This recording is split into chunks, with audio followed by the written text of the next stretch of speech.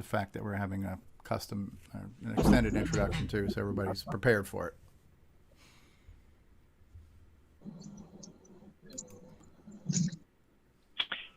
Hey, Stevie, can you hear me? This is AC. Yeah, hey, Alan. How are you? Hey, good. Just making sure my microphone was actually working today. You are, yes, you are, and Happy New Year to you. Hey, AC. Alan. Okay, so it looks like we're on the air. Happy New Year. Sure, my microphone was actually working today. We're getting some echo now from somebody. Hey, AC. Okay, so we're live and on the air. Welcome everybody to the first episode of CoCo Talk in 2021. It Woo-hoo! is a new year. We made it. We made it. We've got a great panel. We've got a great show in store for you. And to start off the show, what I have done today is I've compiled a montage of all of the various versions of the introduction of the show, because it has changed in the almost 4 years that we've been doing this now. When we first started, we didn't have an intro because we weren't planning on being a show. And then we had the original intro, and then we've had a few versions of DeBruce Moore's intro, and we've gotten a few new entries recently, and we've had a few things along the way. So for your viewing and listening pleasure, I treat you now to the history of CoCo Talk introductions. We also have a special guest today who will be joining us for our GameON results. Mr. David Shadoff is here, the author of Star Spores. We'll be talking about the development of the game, entertaining your questions, and so on. So without any further ado, let us kick this off now, boys and girls. Actually, I should probably share the screen so you guys can see it and hear it too, right? Yes. That's like an There we idea. go. There we go. All right, we are starting the intro.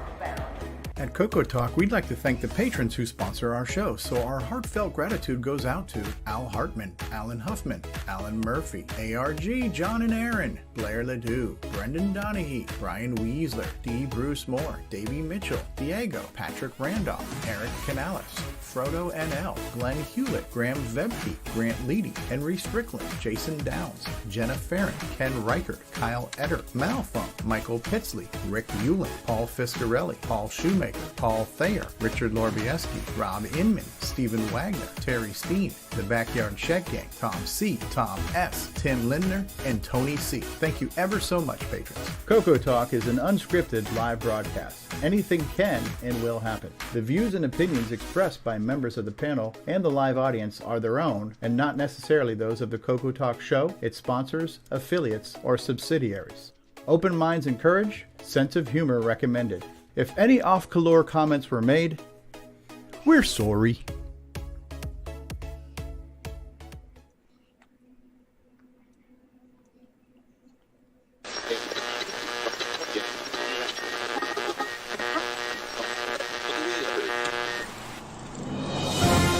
This is CoCo Talk, the nation's leading live talk show featuring the Tandy Color Computer.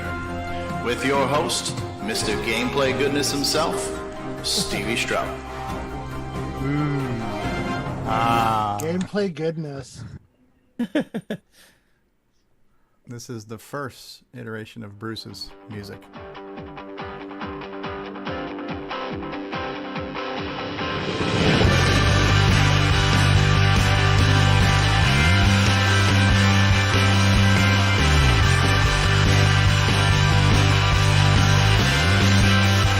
Oh yeah, he collected some stuff. This is CoCo Talk, the nation's leading live talk show featuring the Tandy Color Computer. With your host, Mr. Gameplay Goodness himself, Stevie Stroh.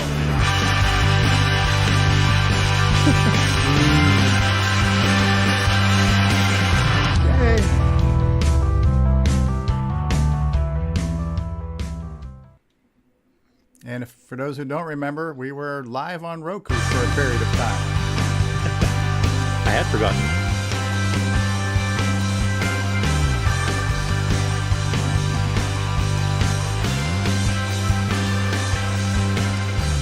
This is CoCo Talk, the world's leading live talk show featuring the Tandy Color Computer. Streaming live on YouTube and Roku, available as a podcast and enjoyed the world over.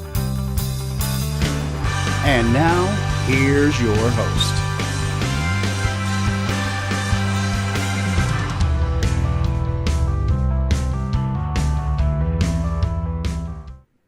I like this intro. And who could forget CoCoTALK After Dark? The original late night with David Letterman style theme music.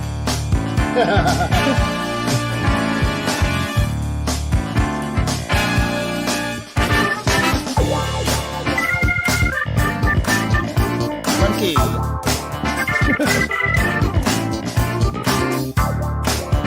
Paul Schaefer and the Jamming CoCo on. That's right. Orchestra. And then it wasn't too long until we got a custom After Dark theme song. CoCoTALK After Dark. CoCoTALK After Dark.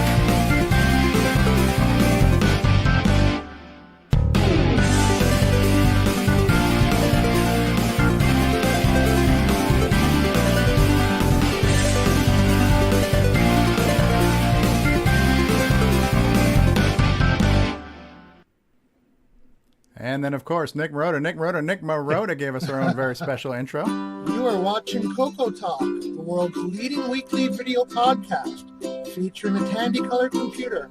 We spread the love to the past, present, and future for all models, including the original color computer, the CoCo 3, and the world-renowned exclusive French-Canadian CoCo 2, the Radio Shack. How do we say his name 3 times to make up for the 3 years he wasn't on? Right? And now this is when Bruce Moore finally added lyrics to his famous intro. Around 2018. This is CoCoTALK, the world's leading live talk show featuring the Tandy Color computer. It's time to drop your socks and grab your real-time clocks, and let's rock. CoCoTALK is rocking the 8-bit world. Still my Keeping favorite. The Tandy flame Yep, mine too. alive. Yeah, We may be mocked, but we'll never stop. Cause CoCoTALK is rocking the 8-bit world. That truck was a shot of our live show planner. James Jones is asking, well, how many live talk shows are there featuring the Tandy Color? It doesn't matter. That's we're not the we're the point. nation's leading. We're leading the nation in live talk. That's all that matters. Leading the world, actually. Leading the world. Yeah. CoCoTALK is rocking the 8-bit world. Keeping the Tandy flame alive. We may be mocked, but we'll never stop. Cause CoCoTALK is rocking the 8-bit world.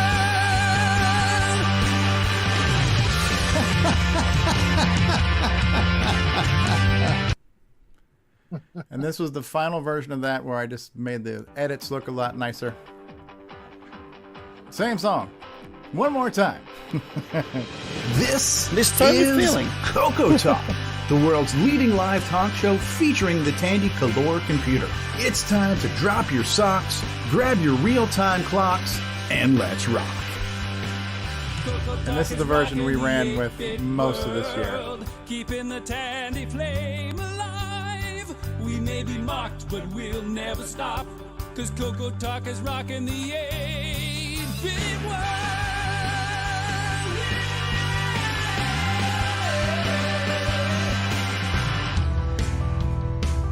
If you're just tuning in, we're doing a special montage of all the various introductions to the CoCoTALK show, past, present, and future.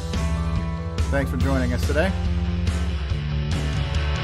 CoCoTALK is rocking the 8-bit world, keeping the Tandy flame alive.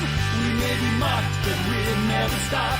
Cause CoCoTALK is rocking the 8-bit world.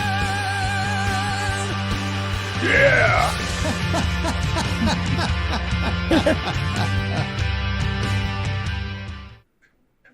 And here's our new intro that D. Bruce Moore just threw together for us.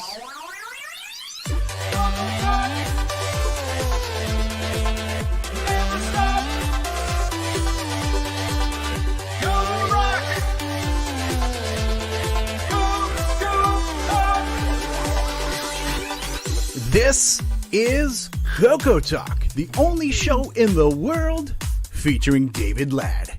It's time to grease your weasel and do whatever yo please'll, cause we're about to rock your 8-bit world.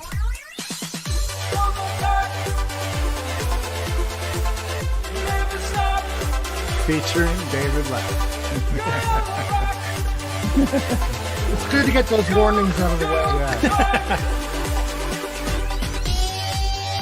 I really like this music. CoCoTALK may contain David Ladd. Offer void where prohibited. There's some pleasel right there.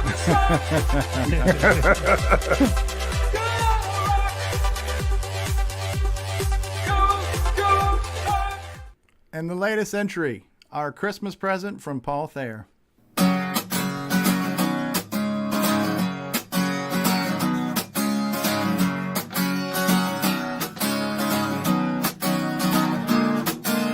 Every talk show's got its custom theme song.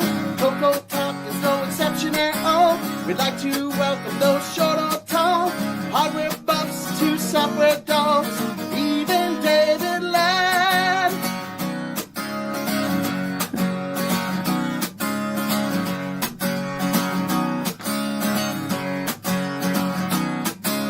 CoCo Talk with Stevie Stroh. CoCo Talk, welcome to the show. CoCo Thoughts with Samuel Gimes. GameON Challenge, say Nick Baroda 3 times. Nick Baroda, the only talk show featuring David Ladd. We didn't get to hear it last time. By far my favorite theme. That's cool. There like we it for the go. reason. Over 4 Yeah, we heard years that. of introductions on the show that just won't stop, despite numerous requests. We're here for our 4th year. 2021 of CoCo Talk has now begun. We got a great show in store for you today. We've got a special guest joining us, Mr. Dave Shadoff, the author of Star Spores, which was our game of the week. And you know, we are the only show featuring David Ladd, but the reason why we are so successful is that we also feature So without any further ado, we're going to kickstart 2021 and jump right into the GameON challenge. I believe there is a CoCo Thoughts to go with this too, is there not? Yes, there is. All right, so get ready for CoCo Thoughts and your high score challenge results, folks. Thank you. I'm Samuel Gines, and these are the CoCo Thoughts. Here's one from 1984. Star Spores! We're playing Star Spores! This week is Star Spores! Fight the nasty! I forgot to apologize to Dave. Star Spores! Watch for the stomp pores! Avoid those Star Spores! Race! Oh, I didn't even see that part. And hey, how about those nutty Star Spores birds? Can you believe all the points you can score? And hey, those evil eyes zigzag across the screen. Did they scare you as much as the crosses? Star Spores, armors and cube spores. Star Spores. Thank you. Oh my goodness. Samuel Gimes has outdone himself. Is Dave still here? Dave's still here. I was just going to ask Dave, do you regret writing that game now after seeing it? We need to tell everyone the game's better than the singing. So.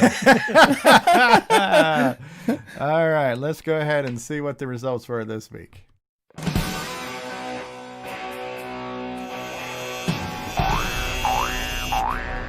High Score Challenge.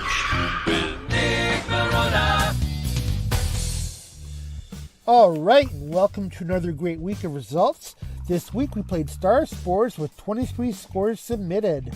Mark B, 1,270. Adam Tandy Dragon Guy, 1,750. Ken Reichard, 2,510. Boat of Car, 3,260. OG Stevie Stroh, 3,310. R. Allen Murphy, 3,370. Just Mike, 4,100. Rogelio Perea, 4,180. David Ladd, 8,270. Good job, Mr. David. Dave 6309, 8,360. Cat Lord, 11,770. Me, 13,290. Frodo NL, 15,380. Jim Rye, 15,740. Ben VR Drake, 16,320. Dave Shadoff, 17,060. David Craker, 19,460. Canadian Retro Things, 21,300. Sloopy, 22,670. L. Curtis Boyle, 23,010. Rob Inman, 25,460. Tom C, 26,010. Good job. And the number one score this week belongs to Tasman with 27,830. Excellent score, and thank you to all this week's participants. Tasman, good job. Tasman again. Excellent, excellent, excellent, excellent. All right. Great game. Great game. I remember when we had Dave on a few weeks ago and we saw the game. I had not seen the game before. I was really impressed with it, and I said, Nick, we got to get this game on the challenge, and I had fun playing it. Yeah, same here. I hadn't heard of it before. So my apologies, Dave, but this has turned out to be one of my favorite games on the CoCo. It is a lot of fun. We can blame Spectral for the fact that a lot of people have not heard of this game. Can you guys see my screen? Yeah, we see it, Nick. Okay. So this gameplay footage is courtesy of Canadian Retro Things, who again featured the GameON challenge this week. So we'll have that playing while we talk. So we have Dave Shadoff here with us, the author of the game. So Dave, to fill us in on what was your inspiration for this game? It has definitely some unique aspects to it. So what was your... Yeah, let me go back 40 years in my mind and think about what was going on at the time. Of course, Space Invaders was in the arcades from, I guess, around 78, and that just got everybody into arcade games. And for the next couple of years, there was Galaxians and Galaga and very similar related themes, Phoenix and so on. And that was the arcades. It wasn't that much available for home computers, but they were trying to catch up. So I was a big fan of the Big Five software on the Model 1. And they did a couple of games that were really, really well done. And there was also some really good stuff available for the Apple. I had a friend who had an Apple. And I decided one day that I thought I'd try and find out how hard it was to write something. So I wrote basically this game for the Model 1 TRS-80, and it was just a little too late to be marketable. But then I thought, well, because the Model 1 was pretty much on its way out at that time, so I thought, well, what it needs is color. So I had just got a color computer, and a friend of mine had also got one, and I thought, oh, this 6809 is a pretty damn good processor. So, yeah, that's what got me interested and what got it built. Well, how did you get the idea? For example, in most shooters, the aliens are there ready to shoot and they're firing at you, whereas here, they come out of eggs. So, like, what was? How'd you get that idea? Yeah, actually, I think I stole that from an Apple game. It was Space Eggs or something like that. They had some similar themes, and I thought it was really creative. And I think a friend of mine who also programmed some games around the same time, but he did it for the Commodore PET and the 64. He said, a game is only really good if greed can kill you. Yes, that's a great quote. Yeah, I did notice that the birds give you a sense of greed because you have to shoot them before they fly off. And oftentimes you will fly off to the side to get the bird using your fuel. So you take a risk, but you get a huge payoff. The bird gives you a lot of points. So I really like the way you balance the risk and reward and the time criticalness It was just a good balance of different things that made this game really come together for me. Well, I'm glad you like it. So we noticed there's two different versions. So you want to talk a little bit about how it went from an independent game to being distributed by, was it Spectral Associates? Yeah, it was Spectral. What I did was I sent it around to a bunch of different companies. I don't remember all of them, but I think it was Mark Data and CompuWare and Spectral, and they were all relatively similar on the royalty rate. But Spectral had these big, full page, full color ads, and I thought that's really going to sell it. That's, this is the company I want to go with, and I submitted it to them, and they said, okay, well, we like it, but we want you to make a couple of changes from the version that you've got playing here. We want something in the background. This is too boring in the background, and we want the front page to have our name on it, and maybe something a little bit more of a some flair, like a bonus round or something. Yes, that does explain the differences. Those are the two big differences I noticed between the two versions. So yeah, the Starfield definitely made it more visually interesting for sure. And that bonus round was neat. How you took the concept of the aliens, they come down and stay there and block you in. So you have to avoid being blocked in too tight and still be able to destroy the aliens. So I thought that was a cool bonus level. There was a bonus round? Yeah, if you get through all 6, you get to this bonus round where there's really no penalty, but you just get extra points if you do things right. I like that. You could lose you could die without losing a life on the bonus level, which is how bonus levels should be. Yeah, I seem to recall, maybe I'm misremembering, but there was a possibility to have the bonus round with just birds flying back and forth and gathering things. But I don't know whether that was the first bonus round or a subsequent bonus round, or whether you had to have not lost any ships. I don't remember the details. So we have a comment in chat by Canadian Retro Things, who has a YouTube channel, who says, this is now one of my favorite CoCo games. And I would agree with that. This is definitely up there on my list of favorite games. Definitely favorite shooter. Well, it's really gratifying to hear that after all these years of it being unknown. Yeah. So do you want to talk a little bit about what happened with... Oh, yeah. Well, like I say, I went with them. I mean, CompuWare was really aggressively trying to get me as well. But I went with Spectral because of the ads, and then as soon as they were ready to publish it, they went from full page, full color ads to, per game, to here's a big black and white sheet with your game as one 6-point print in the field of many. And I thought, well, that's not helping me at all. That's worse than any of the other options. I did see that. I was looking through Rainbows and I saw the ads, and you were listed. It was Star Spores parentheses space shooter or alien shooter or something like that. And that's how they marketed it. Yes, really or failed to market it. Really failed to market it. Yeah, really too bad, because this, like I said, this is one of the best CoCo games, and who knows if it would have. Did you have any other ideas for games you might have done that were shelved after? Well, not so much my own games. I mean, the games that I probably would have built something similar to were there's a game that my friend had written on the PET called Slime, and with Slime, it's he kind of went back and forth. It's either slime or maybe it's cancer, but these little things come down off the screen, drop a little dot, and you're familiar with the game of life, how the dot kind of grows. Well, this thing is like a mold spore, and it starts filling the screen, and you have to shoot at the edges of it to try and trim it down.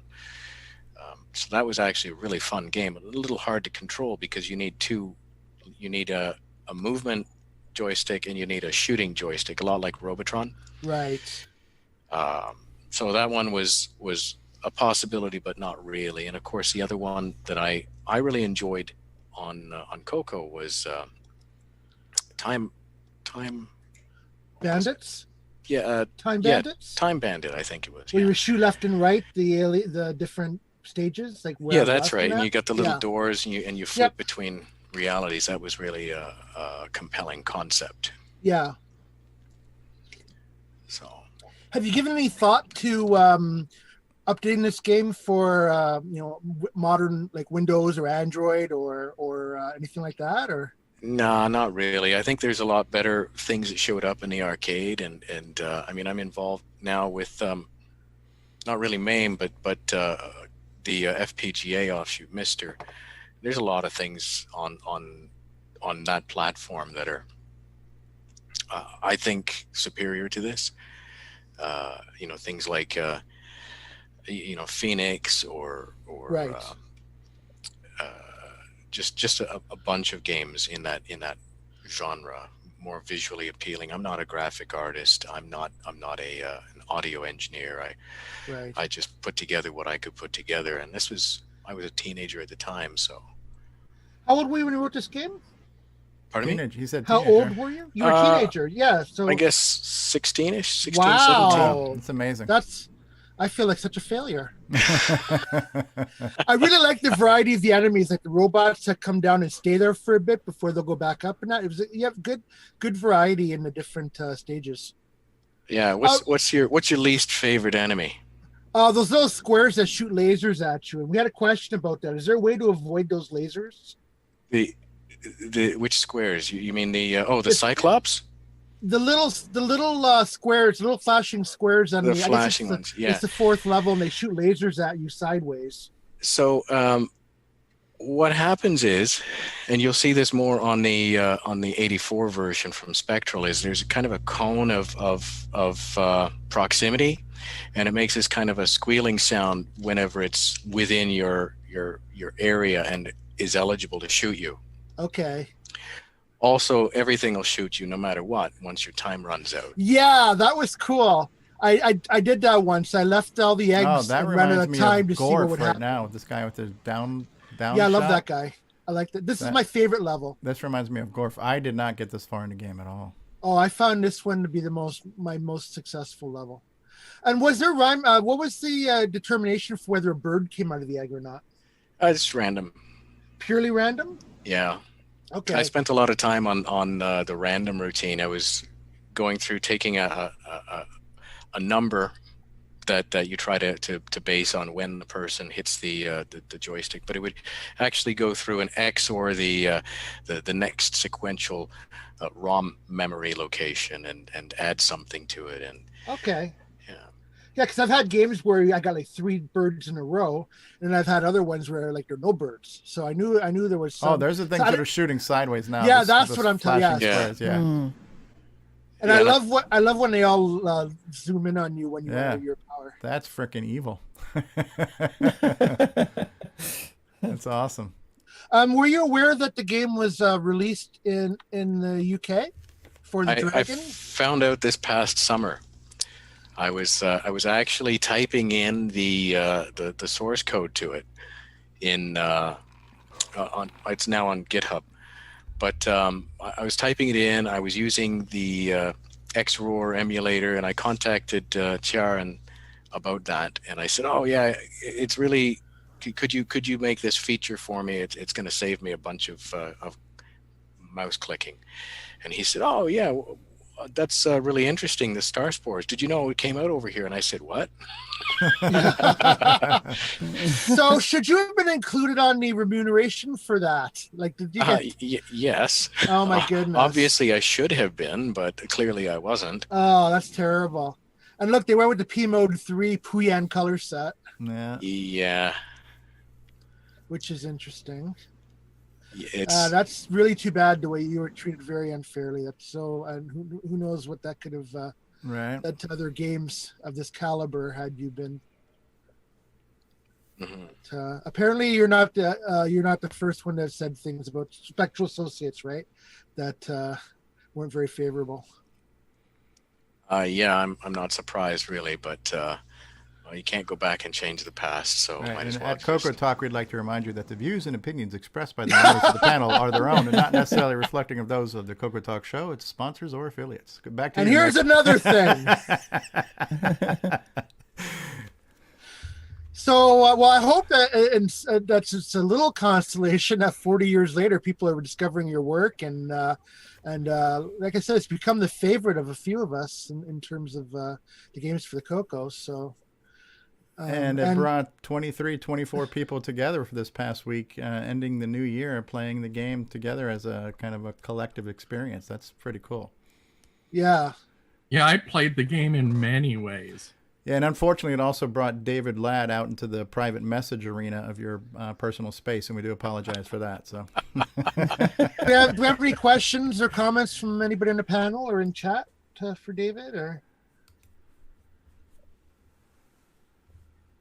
wow, I did a great job interviewing. Yeah, you did. You actually, I was thinking to myself that you actually did have a lot of great questions there, Nick Marotta. So, unfortunately, I did not get that far in the game to even ask some of the questions about bonus rounds and other types of aliens because I didn't. It's nice to get far enough in the game to be able to ask intelligent questions. Yes. I've had other ones where I'm like, I never saw that level.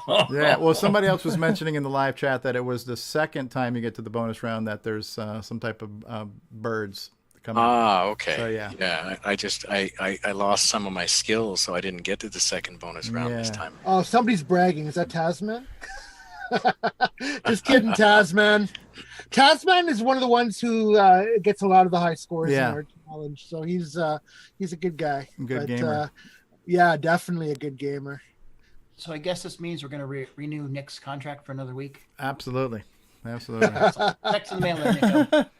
It's in his writer. So, how long did it take you to create this game, David? Well, much of this game was done much faster than the version I did on the Model 1. The Model 1 version took about a year because I only had a cassette player and it was 500 baud and EdTASM was really, really slow. This one, I seem to recall developing it partially on cassette, but then moving to disc at some point during its development. So I think it was about 3 months. Okay. But as a teenager, 3 months, that might have been like, full-time worker working quite a bit more than that because it was consuming every hour of every day. That's sort of how crunch time began, I suppose. David, how much of your hardware do you still have from over the years? Well, I still have the Model 1. I still have the color computer. But in terms of other hardware subsequent to that, I got rid of most of my PCs. Well, as long as your priorities are straight. Yeah. Yeah. Kept the important bits. We got a comment that I would definitely agree with. A big thank you for making this game. Oh, wow. Yeah. And also, if somebody has access to it, I think one of the guys in chat actually does. It might be Alan. There's a link to your GitHub with the source code for it. So if anybody wants to see how you develop the game and some of the techniques, is it fairly well commented, or were you kind of limited in the assembler back in the day? No, actually, what happened was as part of the Spectral contract, this is actually the one good thing that came out of it. They required that I provide a commented source code listing, and of course, you couldn't actually put a lot of comments into source code because of memory constraints. So I ended up hand commenting it, and I kept that over the years, and that's what I ended up retyping in over the summer for both the color computer version and the Model 1 version, which has a substantially lower amount of commenting. But sure, I mean, if anybody wants to see how I built it, I'm not making any claims about it being great code, but it's code that works. Was adding the Starfield challenging at all, or any of the things I asked for? I don't recall it being particularly challenging, but as you can see, there's still a bit of flashing, and trying to overcome that without having knowledge of or reliable VSync kind of attribute, like that wasn't something I could rely on back in the day, or at least if I could, it wasn't something I was aware of. Oh, just say the stars are twinkling. Okay. I didn't notice any visual anomalies. It looked good to me. I don't know. I think you also had to fit it into 16K too, if I remember correctly, and that might have, like you couldn't have page flip to draw on a screen that's not being viewed. Or I think I targeted 32 as opposed to 16, but yeah. I think it was listed as 32K in the ad. Was it? Okay. We also like the wipe effect you did when you died. I love the various transitions.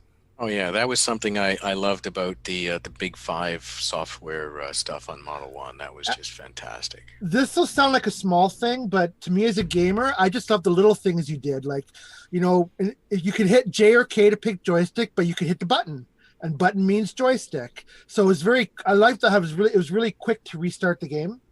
You know, you didn't have to you didn't have to reach over to the keyboard, just hit the button and boom, it starts the game. That was a small thing, but just little touches like that you put in that I really appreciated as a gamer. And this is definitely a game that I just, you know, oh, I can do better this time. One more try. I can do it this time. That sucked. I can do it again. I can do better. So it definitely has that, you know, one more game factor. So I don't know if you realize how great this game is, but it is really good. Yeah, it incorporated all the bells and whistles that you mentioned. It's just it's an amalgamation of so many different games. It's got things from Phoenix. It's got things from what was that other game that had like the 3-stage rocket that you were shooting back and forth? Moon Cresta. Oh, Moon Cresta. You had some Moon Cresta stuff going on there. Some Phoenix stuff in there. Some stuff from Gorf. I mean, it's like it's the holy grail of every space shooter event you would ever want to have. You know. It had smooth graphics and it had good sound effects and good variety of aliens. Yeah. Yeah, and I love the explosion. The explosion and the explosion sound effect were really good. I heard that explosion sound quite a bit. So would I be right in saying that Big Five was a inspiration for you? Oh yeah. Because I noticed a lot of the effects that you have in there were Big Five special effects that Bill Hogue used to do. Oh and, yeah. And I as well, I was inspired by Big Five as well. So that's what I can see in your game, that there is a bit of that inspiration and that inspiration to create that level of quality, which you didn't see in most games. Yeah, that Big Five was definitely an inspiration. Yeah. And speaking of the Model 1 version, a couple people pointed out you've actually got the Model 1 source up on your GitHub as well. That's and you said that was never actually officially released? That's right. Because I submitted it to a couple of companies, but they were trying to transition away from Model 1. Oh, okay. Because the Trash Talkers are doing their yearly summary thing tonight, actually. That's the Tier City Model 1 and 3 group. And I think, I don't know if they know about the fact that your Star Spores is actually available for the Model 1, so I might see if I can join in there tonight and give you a plug for that on your site. Okay, sure. They might not even know of its existence. I don't know. Frodo was saying that Space Eggs was based on Moon Cresta. And did you say Space Eggs was part of the inspiration for Star Spores? I think that was the name of it. Yeah, that was the Apple game. Apple II one, yeah. Yeah. And was there an accident to the rhyming of Star Spores and Star Wars? I don't think that was an accident. I think everything in the world was trying to ride on the success of that movie. Okay. For a decade. Yeah. I have to say, your sound effects in the game are far better than the sound effects that Samuel Gimes did with his singing. So. Oh my gosh. Yeah, I really should have warned you about that ahead of time.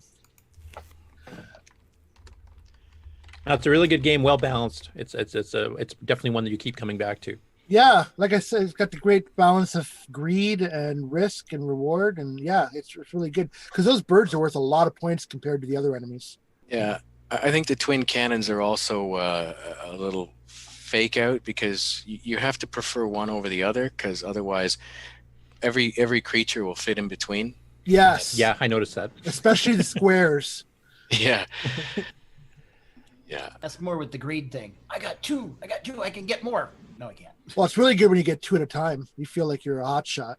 Yeah, that happened a few times with me. That was yeah. That's definitely, that gave you a rush. It was like, You're I like- got both of them. You're like, yeah, plan it. Oh yeah, I'm master of this shit. Yeah, I mean, the center of the ship does have a little bit of a TIE fighter look to it. You know, it's like a TIE fighter with guns. And that was, to me, any game that had anything that resembled Star Wars in it. Like Project Nebula had TIE fighters in it. Quasar Commander had TIE fighters in it. So even though they weren't Star Wars games. If it looked like Star Wars, it was good enough. You know? Intergalactic Force actually was a Star Wars ripoff, the flying Yeah. the trench thing. Oh So. yeah. So this version we're seeing, of course, is before the Starfield was added for Spectral Associates release. Yeah, this is That's the original shop around version. Yeah. And I'll just say too that some people were expecting me to try to get the ease of use maintenance 1 release out early. You can blame David because I was too busy playing Star Spores to work on the darn thing. So. Blame or thank? Well, either or. It was a nice break. David, yeah, those do you, birds are up to 800 points at least. Yeah. Go ahead. Sorry. do you still do any coding, or are you gonna do more? Well, Yeah, what are you doing now? Well, as a hobby, I mean, my job actually led me into programming for about 25, 30 years, and I do project management now, but usually running teams of developers or integration of systems. But my hobby work still brings me back to 1980s arcade games. But again, these days, I guess you could say for the last 15 or 20 years, I've been into the TurboGrafx, or PC Engine as it's otherwise known, which was a great machine. And then these days it's FPGA stuff with Mister and so on. Do you ever talk about developing this game with anybody? No. Oh. Have you thought about using the sound chip and adding more?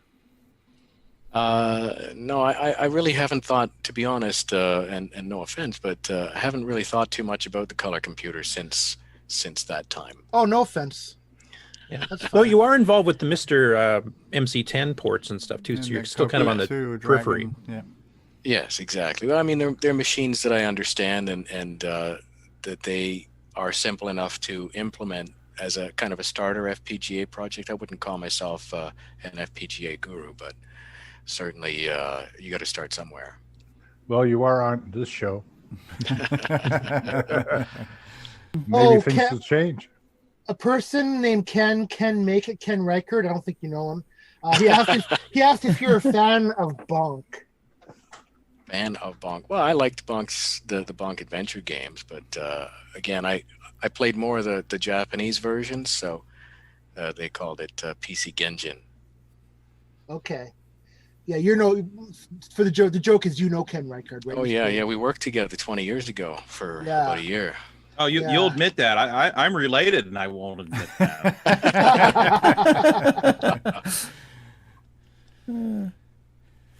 That's awesome. It's a great.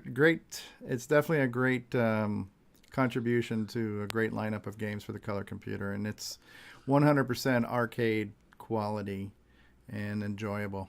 And written at 16, I find that's really incredible to me. Oh yeah, I mean, look at all you got all the Yeah, fonts, that's impressive. You got all kinds of stuff going on here. So did you have to learn assembler? Oh no, you said you worked on the Model 1, but you had to learn some more assembler for this, obviously. Oh yeah. 6809 is very different from the Z80. So it was a lot of I can post fix my increments. That's nice. Yeah. Yeah, you get kind of spoiled. Yeah, definitely. Well, going back to the 6502 a couple of times, or even the 8088 for that matter, it just was like, oh, geez. Yeah, what a dearth of registers. Yeah. And the 8088 was like, I want to add these two things in a certain way. Oh, I have to use this register and this register. I can't use the one I just loaded back here. Yeah. I always figured the 8088, 8086 architecture had so many registers because you couldn't do anything directly with memory. It's like, well, of course you need that many registers. Yeah, I guess. Well, that's sort of Z80 like, right? So you could do stuff with memory, but there was a penalty for in cycles. Yeah. David, what do you think of the new stuff for the color computer, the Gimme and? I haven't really had a chance to get too much into that. I've ordered a couple of things. I've ordered a CoCo Mech keyboard because the layout, and I want to use that for the emulators and so on. Like I say, I never really got into the CoCo 3, so even the CoCo 3 related stuff is sort of foreign to me. That sort of things. But I've also I've got myself on a list for a CoCo VGA. Okay, so nice. We'll see if we can get that into a machine. Right now, I'm also looking at. You guys have probably heard of these. What do they call them? Tape Duinos or cast Duinos, those things. Although there's too many pieces in the bill of materials for that for me. I found this. It's an Arduino compatible all-in-one thingy. It's got a little screen on it. It's got SD card slot and it's got a nice little GPIO board in the back. And I was going to build a little daughter board so I could get the cassette in and out, just so I could play around with it. See if I can put this in here. No, that's neat. But I haven't written the software yet. But who knows? Maybe there's something interesting to come out of that. I don't want to restore mechanical devices. Will you promise not to name it after Australian things? Hey, that hurts. No, because that's your thing. That's my bit. That's your domain. Yeah, he was just helping protect your copyright infringements there. That's right. What he was doing. Yeah. I'm sorry. Was one of you involved in the existing Castuino stuff? No. We're just thinking if you're going to be successful in market stuff, that you might be a little creative. Oh yeah, well I'm not. I'm Canadian, so I'm likely Oh, not. you? Yes, I'm I just didn't another know one that. of them. Yeah. I'm Canadian too. Oh really? Where are you from? Mississauga. Oh, okay. Yeah, you're not too far. I'm in Ottawa, but I grew up in Niagara. There you go. Yeah. Yeah, when I was a kid, nobody would know what Mississauga was, so everybody had to say, "Oh, I'm from Toronto." Toronto. Yeah. Toronto. I lived in Rochester and I could see the very edge of your country. There we go. More Canadian talent. See? Yeah, and still nobody's heard of Saskatoon, so that's Saskaway? That's catch one. Yeah, Easy another to thing draw, too, hard to spell. When you see the little guys with the feet coming out, stomping down on you, that kind of reminded me of like some Ken Kalish games too, because Ken Kalish was infamous for throwing the kitchen sink into his games for all the different variety of things you would come up against too. So like these guys, the little walkers. I like those little guys. Yeah. Oh yeah, definitely a great variety in enemies. Explosion with their own little quirks and personalities. I love that. Kind of like this panel. But if you ever got an itch to do another CoCo game, I think you'd find the financial support a lot better than Spectral's. So. Well, you're really setting the bar low, aren't you? Well, I mean, just to give an example, we've had numerous commercial releases here from several people, including Nick, who's on the panel here. I mean, there's been multiple games that have sold over 100 copies now. So. Oh, cool. And now that you can do it, you don't have to like manufacture physical media. You can sell it all digitally, so there's no overhead for it. You can just throw it on itch.io. They take a small cut for handling credit card transactions. So most of the profit would be with you rather than with some head company. So. Like I said, if you ever got the itch, I think you'd make a little bit. Yeah, I mean, you wouldn't make a living or anything, obviously, but you'd be rewarded for your efforts, I think. You'll get a few Tim Hortons anyway. Yeah. $25 Tim Hortons gift card at least. Right. Yeah, get some Timbits. Good stuff. Nightmare Highway's buck off. Yeah.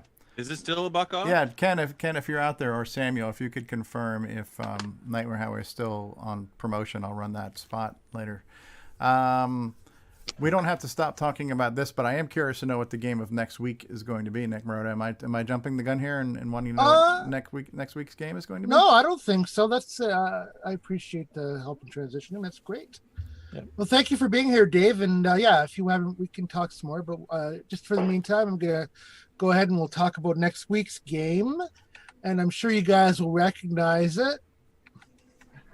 Hey, this is a request by Jason, actually. And Jason, I don't know if you're just listening. I'm here. That was also don't forget Mr. David Ladd on that one. I don't want to take all the credit. Yes, David Ladd. CoCo's David, this is the unofficial 64K RAM check program.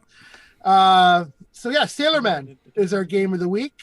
And default settings, I presume, because this one you can customize the crap out of. Yeah, default. So whatever, just start it up and start it. So the number of lives, the level, everything, just go default. And I will mention that John Bodovkar Schaller over at the Amigos will be very happy because this is one of his favorite CoCo games. In fact, he he just had done some upgrades to his SDC and stuff, and he couldn't get Sailorman to run because he forgot you have to run the basic loader. Okay. He actually had just literally emailed me 2 days ago to ask how to get it running again. So he's actively playing it recently himself. So I'm sure he'll take. Oh, excellent! Yeah, hopefully he'll submit a score this week. So yeah, you guys. So basic platformer, you got to catch everything at Elise or Elsie or whatever her name is in this incarnation throws at you. Fake Olive. Avoid the big fat bad guy, and big fat guy eating a you sandwich. eat your collard greens with an S on the can for collard greens, and yeah. So basically, that's our game of the week. And thanks, Stevie, and thank you, Dave. Thanks for And everybody. we'll have to find the link, but somewhere on my channel, if you go to my channel and click on playlists, we have a playlist for interviews, and we had a great interview with the author of this game, Chris Latham. Chris Latham. Oh yes, and he created Donkey King as well. He Which created was Donkey our first King, game. and he created Alcatraz Sailor Man 2. And so we do have a great interview with Chris Latham from a couple years ago talking about this game. And oh, good. So we'll have to find that link, and we'll throw that link out there in the GameON Challenge channel on Discord if you guys want to check that out. Excellent. I'm going to stop sharing, Stevie. So if you Okay. want to fix your layout for it. One correction, it wasn't Alcatraz 2 he did. He did the nuclear reactor simulator in Rainbow. He helped co-author that, which was a pretty cool simulation. Yes, very, very cool. You make it a bit of Inception happening here. Good game. Excellent game. 64K, CoCo 1 or 2 or 3. Yes. So we also have now, and by the way, thank you, David, not only for the game, but thank you for being here. Feel free to hang out. I know you were time crunch today, but feel free to hang out as long as you can if you'd like. And thank you for tolerating David Ladd as well. So that's always nice. Yeah, we should be paying you for that alone. No, Samuel Guimes. Yeah, thank you. Yeah, well, listen, I like Samuel Guimes' material. All right, so do we have Game On news from L. Curtis Boyle? Okay, let me get my honking big list here. I thought we were going to do an intro or something, so sorry. We can do that. I can run an intro while you do that. Yeah, there should be. Okay. Perfect. All right, everybody. Please welcome the unprepared for his segment, Curtis Boyle, as we talk about Game On News. Feel free to share the screen anytime you want there, L. Curtis Boyle. All right, here we go. Yes. Oh, yes. Okay, so this one is a person on YouTube I'd not heard of before, and maybe some other people on the panel have more details on this because I don't know too much about it, but a guy, I don't even know how to pronounce this, Vidi Malben, released a video showing his port of the Dungeons of Daggerath game to the Vectrix. Now, the Vectrix, of course, shares a 6809 with the CoCo, which is why it's kind of a favorite for CoCo people. But it's a vector-based graphics system. It's not raster. And Daggerath was designed to be kind of vector-style graphics, just straight black and white drawing lines. So it's a good fit, except for maybe the controls, because it's a keyboard-operated typing in commands, single or two-letter commands thing. So I'll play a little bit of the video here.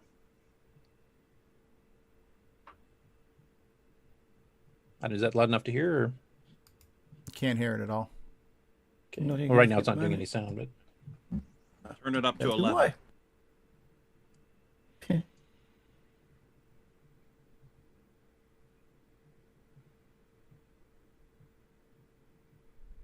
Yeah, still not hearing anything, but it looks gorgeous. Is there? Oh wait, I might have forgot to share sound here. Just a sec. Let me stop that for a second. Is there an overlay on that? Yeah, there is a couple. Color? It's broken in different sections. Maybe we should explain about that because a lot of people don't know what Vectric is. I did forget to share go sound. Ahead, Ron. My you want to? mistake. Yeah, there's a film that you put over the screen. Like, the screen itself is just black and white. Yeah. Right. You guys can hear that now? Yeah. Yep. You got the sound effects pretty close to the original. Except for the 60 cycle hum, right? Yeah. No, There's that that. track's off. Round loop. There's a fix for that. Yeah, they don't have a buzz off kit in that one, I guess. But yeah, the Now, lines are perfect, and they're fading off in the distance. Yep. Which, I mean, the CoCo version, you kind of just started skipping dots to get that same effect. Is this a recent port? Alan, do you know? Because I think you're the one who originally found this, if I remember correctly, or at least you pointed out. I think this was like pretty much the first announcement of it being available or done at all, because it was just kind of dropped on one of the Vectrex groups on Facebook. Yes, I think it's very recent, as of like last month. Wow, that's very nice. Yeah. If you play this game a long time, you might be burning in your CRT, right? Yeah. I'm just trying to figure out, and maybe Alan, you've seen some of the details of this on the Facebook group. How do you control the commands you're doing? Because I mean, there's quite a number of commands to do, and then you basically just have a joystick and buttons, right, on the Vectrex? Yeah, it's got an analog stick and 4 buttons, and I think that it's got kind of a preloaded command set that you're triggering with those 4 buttons. So you kind of maybe have to cycle through a rotating wheel of options, and then once you've highlighted one, you hit a select button. Yeah, I'd love to find out more about it or even be able to play it as well, but I haven't been able to find anything other basically than that intro video, and then there was a post of like an advertisement talking about it becoming available. Yeah, and just so you know, Curtis, the longer you keep this frame paused, the more you're burning into his CRT. Yeah, that's right. So. but to get back to what Ron was saying, you notice how the top half is kind of purpley and the bottom half is kind of blue, and this is what a lot of games did in the early days, because they were monochrome. So they put clear plastic film in front of, like, on a plate of glass in front of the CRT. Space Invaders did that, like the top row where the UFO was red, the bottom row where your bunkers were green, but it was literally just clear film, so the white graphics looked like they had a single color to them. So it was a real poor man's hack to get color on a monochrome system. And so Vectrex has, for their games, all kinds of custom overlays to match the games, like Star Castle is a great one. That's how a lot of the arcades did it too. Yeah, Star Castle in the arcade. Star Castles had the little circular ones. Yeah, Space Invaders. Yeah. So this one has a kind of a split screen. It's actually, and it's even got the 2 blue lines above the text window too. So it's got like 2 vertical blue lines above where the text was. So the text is kind of pinkish, and it's got 2 blue lines on a line above and below the text, and it's got blue for the text down there. So yeah, it's incorporated some splashes of color. Honestly, I don't think the Daggerath would look bad. It's just monochrome. But no, the fact it's got some now this is probably going to be weird. Do they invert it? I don't think you can invert with you can't do inversion like you can. No. So when you alternate, it'd be a very busy raster if you try. Yeah, right. So the colors are even misaligned here. I see. Yeah, because it's just however the overlay was positioned on there. And this is, he's using like a camera. I'm surprised he's getting the screen as good as he's getting, because it's hard to get CRTs like on our modern smartphones and cameras, because the frames per second don't synchronize that well, right? You're looking at a 30 frame per second CRT, and all of our modern stuff is 60 frames. And so being vector, this isn't really, there's no frames. Oh, that's true too. So drawing the beam around. That might be why it's a little bit better, right? So. And the screen is sideways. It's not. It's vertical. Yeah. As a lot of the arcade games were back then too. They were. Yeah. So I was on the fence with wanting a Vectrex, but I think I've got a compelling reason. Now, did somebody mention you need an add-on for this too, because it's just using some type of ARM add-on to make this work? I don't recall, but there's. Yeah, I think there is playable via Vec Fever. Okay. That's the cartridge add-on. Yeah, that's what it says here in the bottom here. Playable via Vec Fever. Okay. And is that like a CoCo SDC equivalent, like a multi-card or something? Good question. Okay. Yeah, I have no idea what a Vec Fever is. I asked the original poster over on Facebook if they would come on and discuss this more, and they declined, saying that it was actually written by someone else named Thomas. Okay. Thomas, who is notably recluse. Okay. All right. Vec Fever is a development tool. It's mainly a development tool. It's a cartridge, basically, that you can slip into the Vectrex, but it's primarily used for development. Okay. Well, okay. It's cool. Well, if he's reclusive, I wonder if we could do like an email interview, like I used to do back in the old days with the game page. And then they can just answer at leisure whenever they want, and they don't have to appear on camera or anything. Even that would be nice to have. Well, we'll Don't have to know. keep an eye on this project and see where it goes. There's because folks this chasing around the Vectrex Discord trying to find out more about this or. Okay. There may Well, be keep us posted, Alan, because I hadn't heard of it until I think it was you who posted about it, and it was like, oh wow, this is cool. All right, what's next, Curtis? Hey, next up, we got some MC10 stuff. So the first one here from Jim McClellan.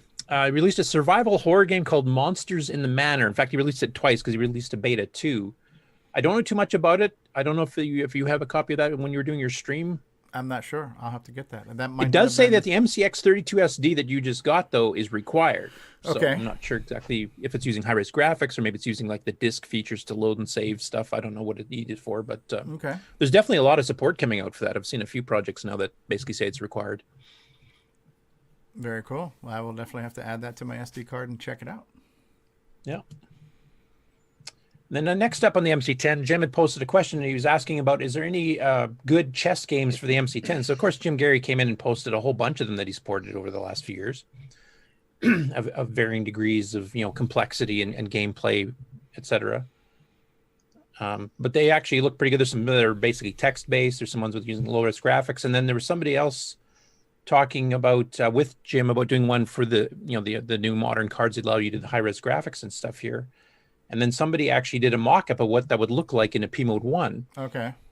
The game's not actually written yet here, but somebody was mentioning, actually it was Jim himself that was mentioning there's a 6800 chess available from 1978 that you could combine with that. It's a machine like, which would actually play fairly well.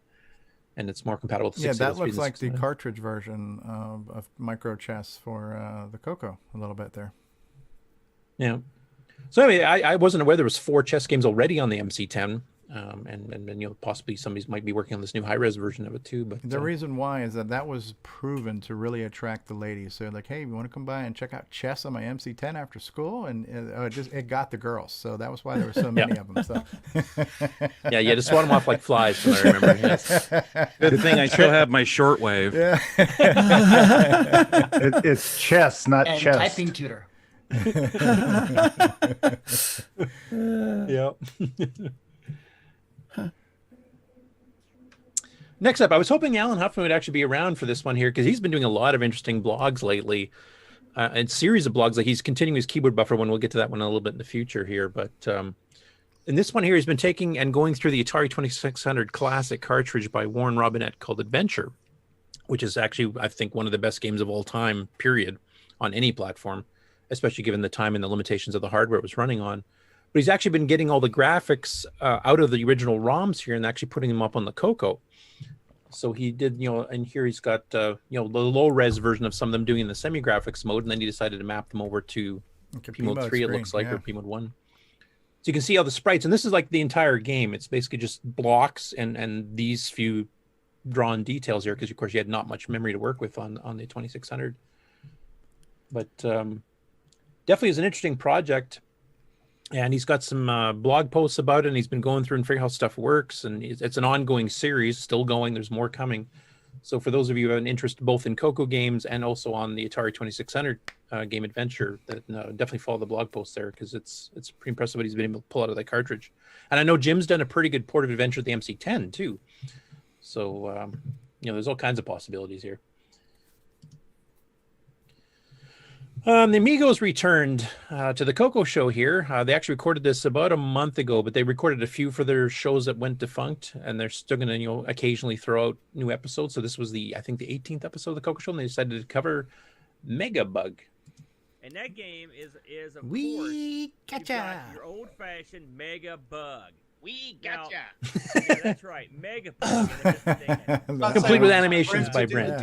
By the very famous Steve. And this was a fun one to listen to because Brent, of course, is the younger brother of Aaron and a fair bit younger. So like when Aaron was, teenagers when they got the CoCo and got Mega Bug, and Brent was like 5, but this is one of the games he remembers quite well. That and Dallas Quest he was a huge fan of. But and they go through the fact that this is actually a clone of some other ones, and it's been called different things on different platforms. It was Dung Beetles on the Apple II. That was and interesting.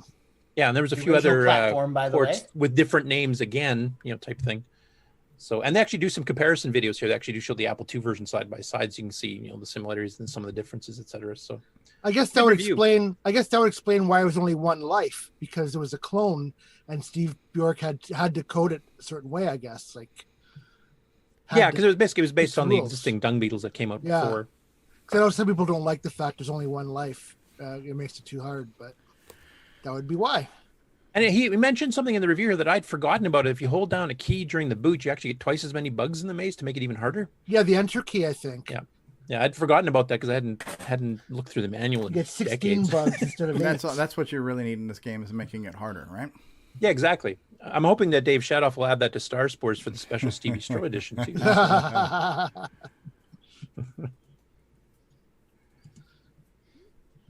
Yeah, they really love that "we gotcha" thing. Sorry. Yeah.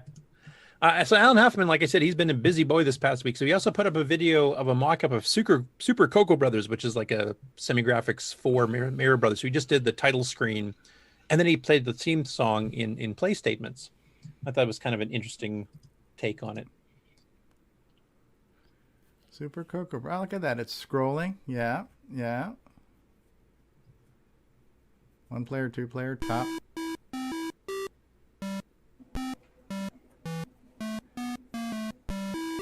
Copyright 1985, Mint CoCo. I'm hoping the fidelity of the play command is low enough that Nintendo won't yank our video for this. Yeah. This just in, we just received a cease and desist from Nintendo. There's no game here, though. It's just It's all automated. Yeah. Anyway, I'll play the whole thing. Go check That's out cool. the video. I like the hitting those low notes and getting, so it's monophonic. Yeah, it's a mono play commands, but he does switch between the octaves so that it does kind of give that fakeness of being polyphonic. That's pretty cool. Good job, Alan. It's a pretty cool rendition of it, though. So definitely go check that out. Alan's been a busy boy. Yeah, wait till you get to the main section too. There's even more news from him. Mr. Dave. Now, is Mr. Dave on the call here? Yes, I know him. I have this queued up too, but either way, your YouTube video should be fine, but I also have it. You want me to save that for a little interview with Dave about it then? Well, that's up to Mr. Dave. Is Mr. Dave is still here? That's Mr. Dave to you. Yes. Paging Mr. Dave. Why don't you go ahead and just run it, and then if he comes back on later, we can run it again. I've got it queued up. I can show it at any time. Okay. Because this is part of a 512K 639 required game. It's the first game he's ever written in an assembly language. And it's going to be a bunch of little mini games and stuff combined, which I'll let him get into the details of because I don't know all of it. He's even having guest spots from some of the people on the panel here that you'll see on the video teaser. There's little things you hide and little things that you show. Sometimes I think you're gonna get it. Who's that douchebag? Oh, I know that guy. I know that guy.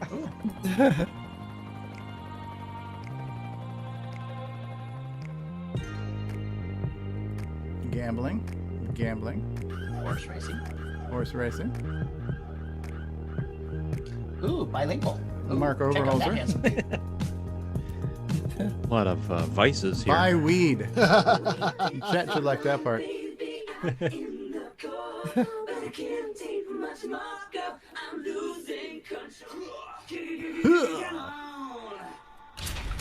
And there you go. 2021. So he's expecting release this year. 609, 512K required, which is now the third game requiring a 609 for a new title. I'm not sure. Yeah, that's the only thing I know how to program. Oh, there he is. Mr. Dave is here. Oh, good. Now I can quit being filler spot here and let him talk. Yeah, real quick, too, and I'm sure if David Shadoff is still here, but Chris Poacher just mentioned that Star Spores is now one of his all-time favorite games on the Dragon 32. Wow. Yeah. Mr. Dave. Mr. Dave. Hey, how much does it cost to get my likeness on there?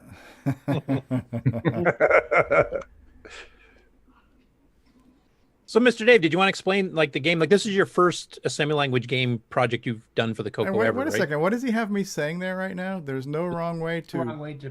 Poutine. What the hell is poutine? Fries, cheese curds, and gravy on fries. It's awesome. The Canadian delicacy. Now, am I a fast food serving person? Yep. Okay. That's you couldn't have found more. That's one like you're going up in the world, Stevie. Yeah, as far as jobs go. Nice butch haircut. Yeah, you like that? You got the gold chain. Duke Stevie. Dude, it's time to kick Can ass I get and fries chew with bubble that? gum. What are those Oh, bottles I'm on the calling bad wall? attitude for no reason. Uh, Poutine sauce. I have never heard of poutine before. Oh man, you're missing. Oh, it's a must. Okay. It's a must. It's a Quebec delicacy that's popular over Canada. Even Burger King and McDonald's sell it up here now. Very cool. Anyway, Mr. Dave, if you want to explain the game and the concept and how you got started on it and your goals, etc. Okay, it's a graphical adventure game. So your young protagonist, he's in Montreal, and he wants to go to the underground casino. Pretty much anything goes there, and your goal is to win at the games, score with the girls, and learn how to cheat the games and come out ahead. Hopefully, you'll get rich and you'll get the girl of your dreams. Now, the games will play differently for different people, depending on how you play it. If you want to drink heavily or do drugs, well, that's your choice. If Which you I want to strongly cheat, encourage, especially before watching this show. if you want to cheat on the games, go ahead and try. We have our bouncer here. Marco is quite a presence, and Mark he'll D. be putting Overholzer, bouncer extraordinaire. Look at There this. you go. he'll The put an key- end to it if he catches you. The key. Exactly. No cheaters at the casino. There's a lot of But yeah, debauchery going on here, and I approve. Yeah, it's by definitely weed. inspired by Leisure Suit Larry and games like that. Also, So it's basically an adventure game as a wrapper, but it's got a bunch of mini games inside of it, if I understand correctly. yeah, there is a big overall story to this. It's got a big storyline, which will, depends on how you play the game, will end differently. There'll be different characters. You have a cell phone. You're going to get contact from different people. Lots of mini games to play: roulette, slot machine, horse racing. Our buddy Ken from CRT, he's a local loan shark. You can go to see him, get some cash. And he's in the chat, I believe, too. Yeah. Steve at the restaurant, well, he's gonna help you. I don't want to spoil too much, but he can help you. Apparently, out I'm in the serving game. up poutine. That's right. Not to be confused with other things that sound similar. sounds to that. dirty. Yeah, I know. So Very you're cool. expecting a release by the end of 2021, or are you fairly far along now? Or I'm hoping to have this wrapped up by March 1st. oh, okay, that early. Okay. So if I was serving an order of poutine and I said, "Would you like fries with that?" I'd be redundant, right? Yes. Yes. Okay. Or if you're a programmer, it would be recursive. Recursive. Okay. In order to explain recursion, I must first explain recursion. But before I could do that, I have to explain recursion. I think we could take the Monty Python spam skit and spin it. But the Sierra games had games within And games spam. too. You had to play like slot machines and card games and stuff in a lot of the Sierra Online games, like Leisure Suit Larry and whatnot. So that's very cool that it's bringing in some of the, more adult themed. It's like pick your vice. Do you want to gamble? Do you want to smoke? Do you want to drink? Do you want to, chase women? There's lots of chances to indulge in whatever things you want to in this game. It looks really cool. Yeah, there's a lot of elements. I'm putting actually quite a big story into it. So, you're going to try and flirt with the girls, and if you can get on the good side, they might help you beat the system, cheat the casino games. Some girls are, the girl at the store is the sister of one of the girls at the casino. So you have to be careful what you do and how much of a player you are, because it's going to know. Does this have CoCo AI in it? Yeah, actually, yesterday when I was programming the roulette game, it became so complicated in the math to keep track of how to pay out the bets that I decided that the CoCo is just going to look at the board like a croupier would and just pay out as it sees the chips, because it was too much math. Okay. Too many checks to do. So I'm doing it actually visually. You could have a MC10 is a coprocessor. I'd rather just use the CoCo Croupier. Now, these are the first draft of the graphics, and Rob was nice enough to put me together a little teaser for what the game is going to be like. Okay. So there's some things that are pending, a little rough on the edges, but I just want to get the framework in. It's quite ambitious, and I am literally looking forward to this. Now, I'm assuming it's going to require like an SDC because you're probably going to need a ton of storage for all these pictures and stuff, I assume, right? Like this wouldn't run off a regular floppy drive unless you want to swap disks 5,000 times. No, the first issue of the game is going to be on cart, and it's going to be a 1 megabyte cartridge with a built-in MP3 player. So you'll have some good club music going. And nice. That looks like the girl on a truck mud flap back there. Oh See it? yeah, the sign back there. Yeah. You'll be able to tell her that. I've seen better bodies on mud flaps, honey. I know that chick anywhere. That's cool. Yeah, I'm looking forward to it. I didn't realize you were doing it on a cartridge. That's interesting with the MP3 player on top of it. Yeah. Yeah, the first issue will be on the cartridge, and then I'm going to, probably later put it on that it could run on a Windows or MAME or something. But no, it's definitely going to be a cartridge game. Well, put me down for a pre-order. I definitely want a physical copy of this. Excellent. Yeah, there'll be some little things with the copy. It'll be kind of a fun package. Is there any? Does it include the mud flaps? Is my question. Yeah, there you go.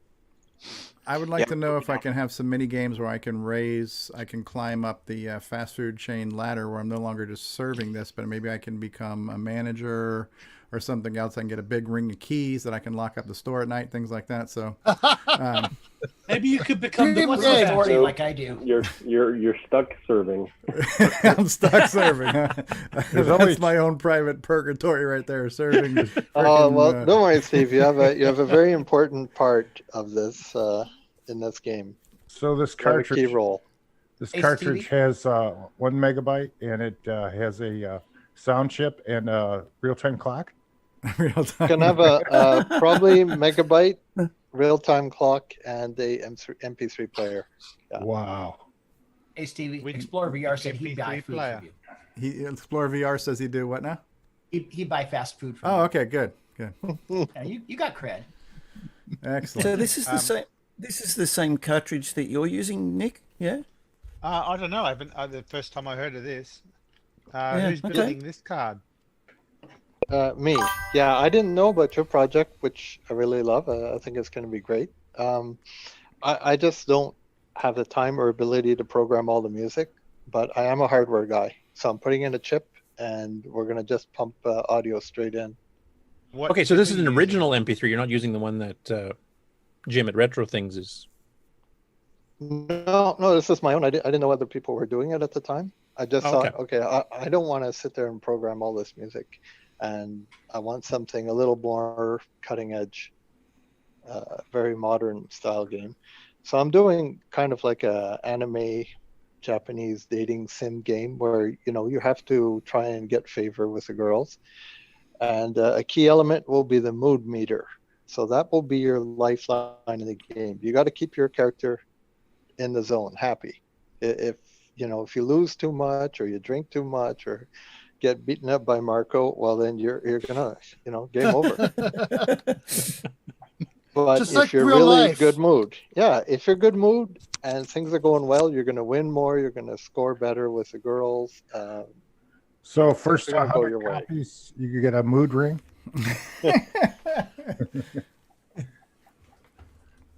And That's I'm going to make the cards. I'm going to 3D print them. I'm going to make the boards, everything.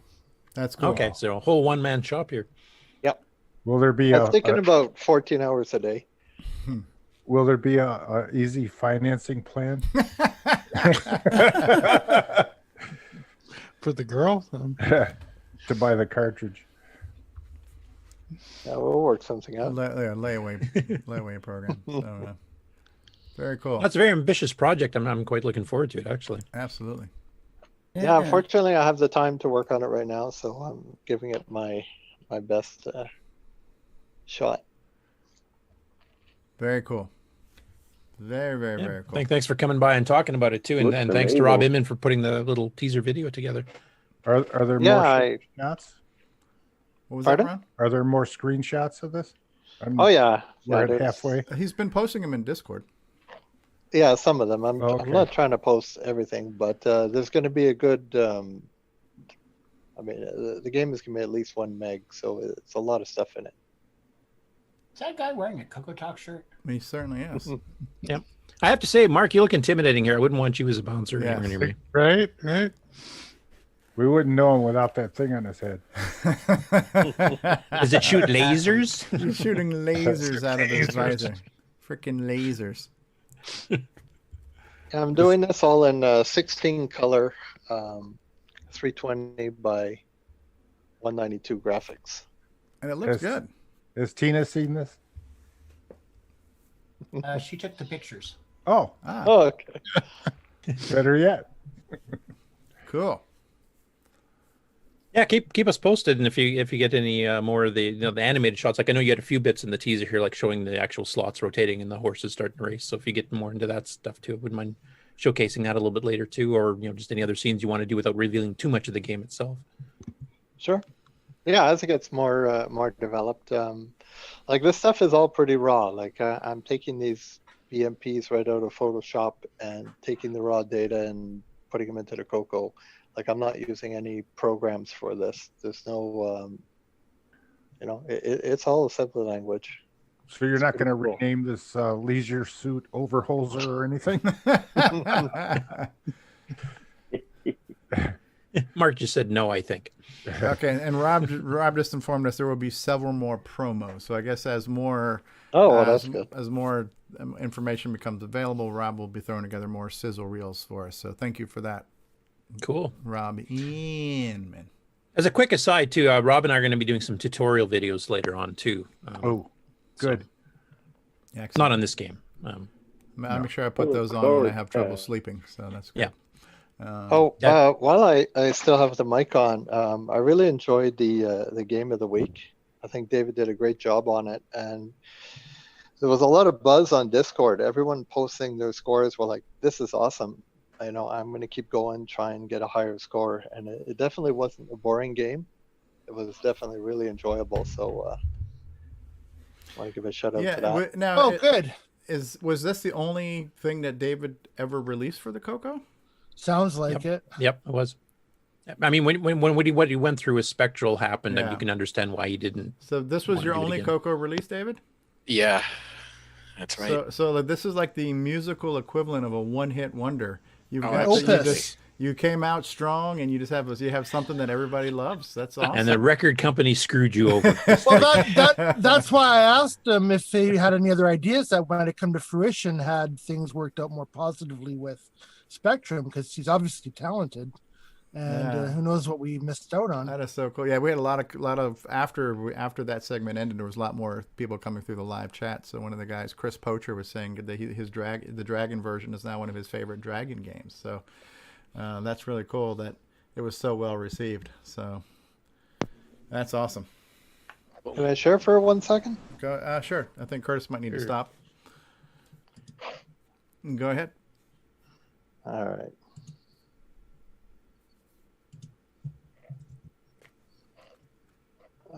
Just a quick. Oh, that's Rob in. Thanks to Rob for the. A bit gangsta Rob there. I Yeah, think. he's looking completely gangsta. He's wearing his Arizona shirt.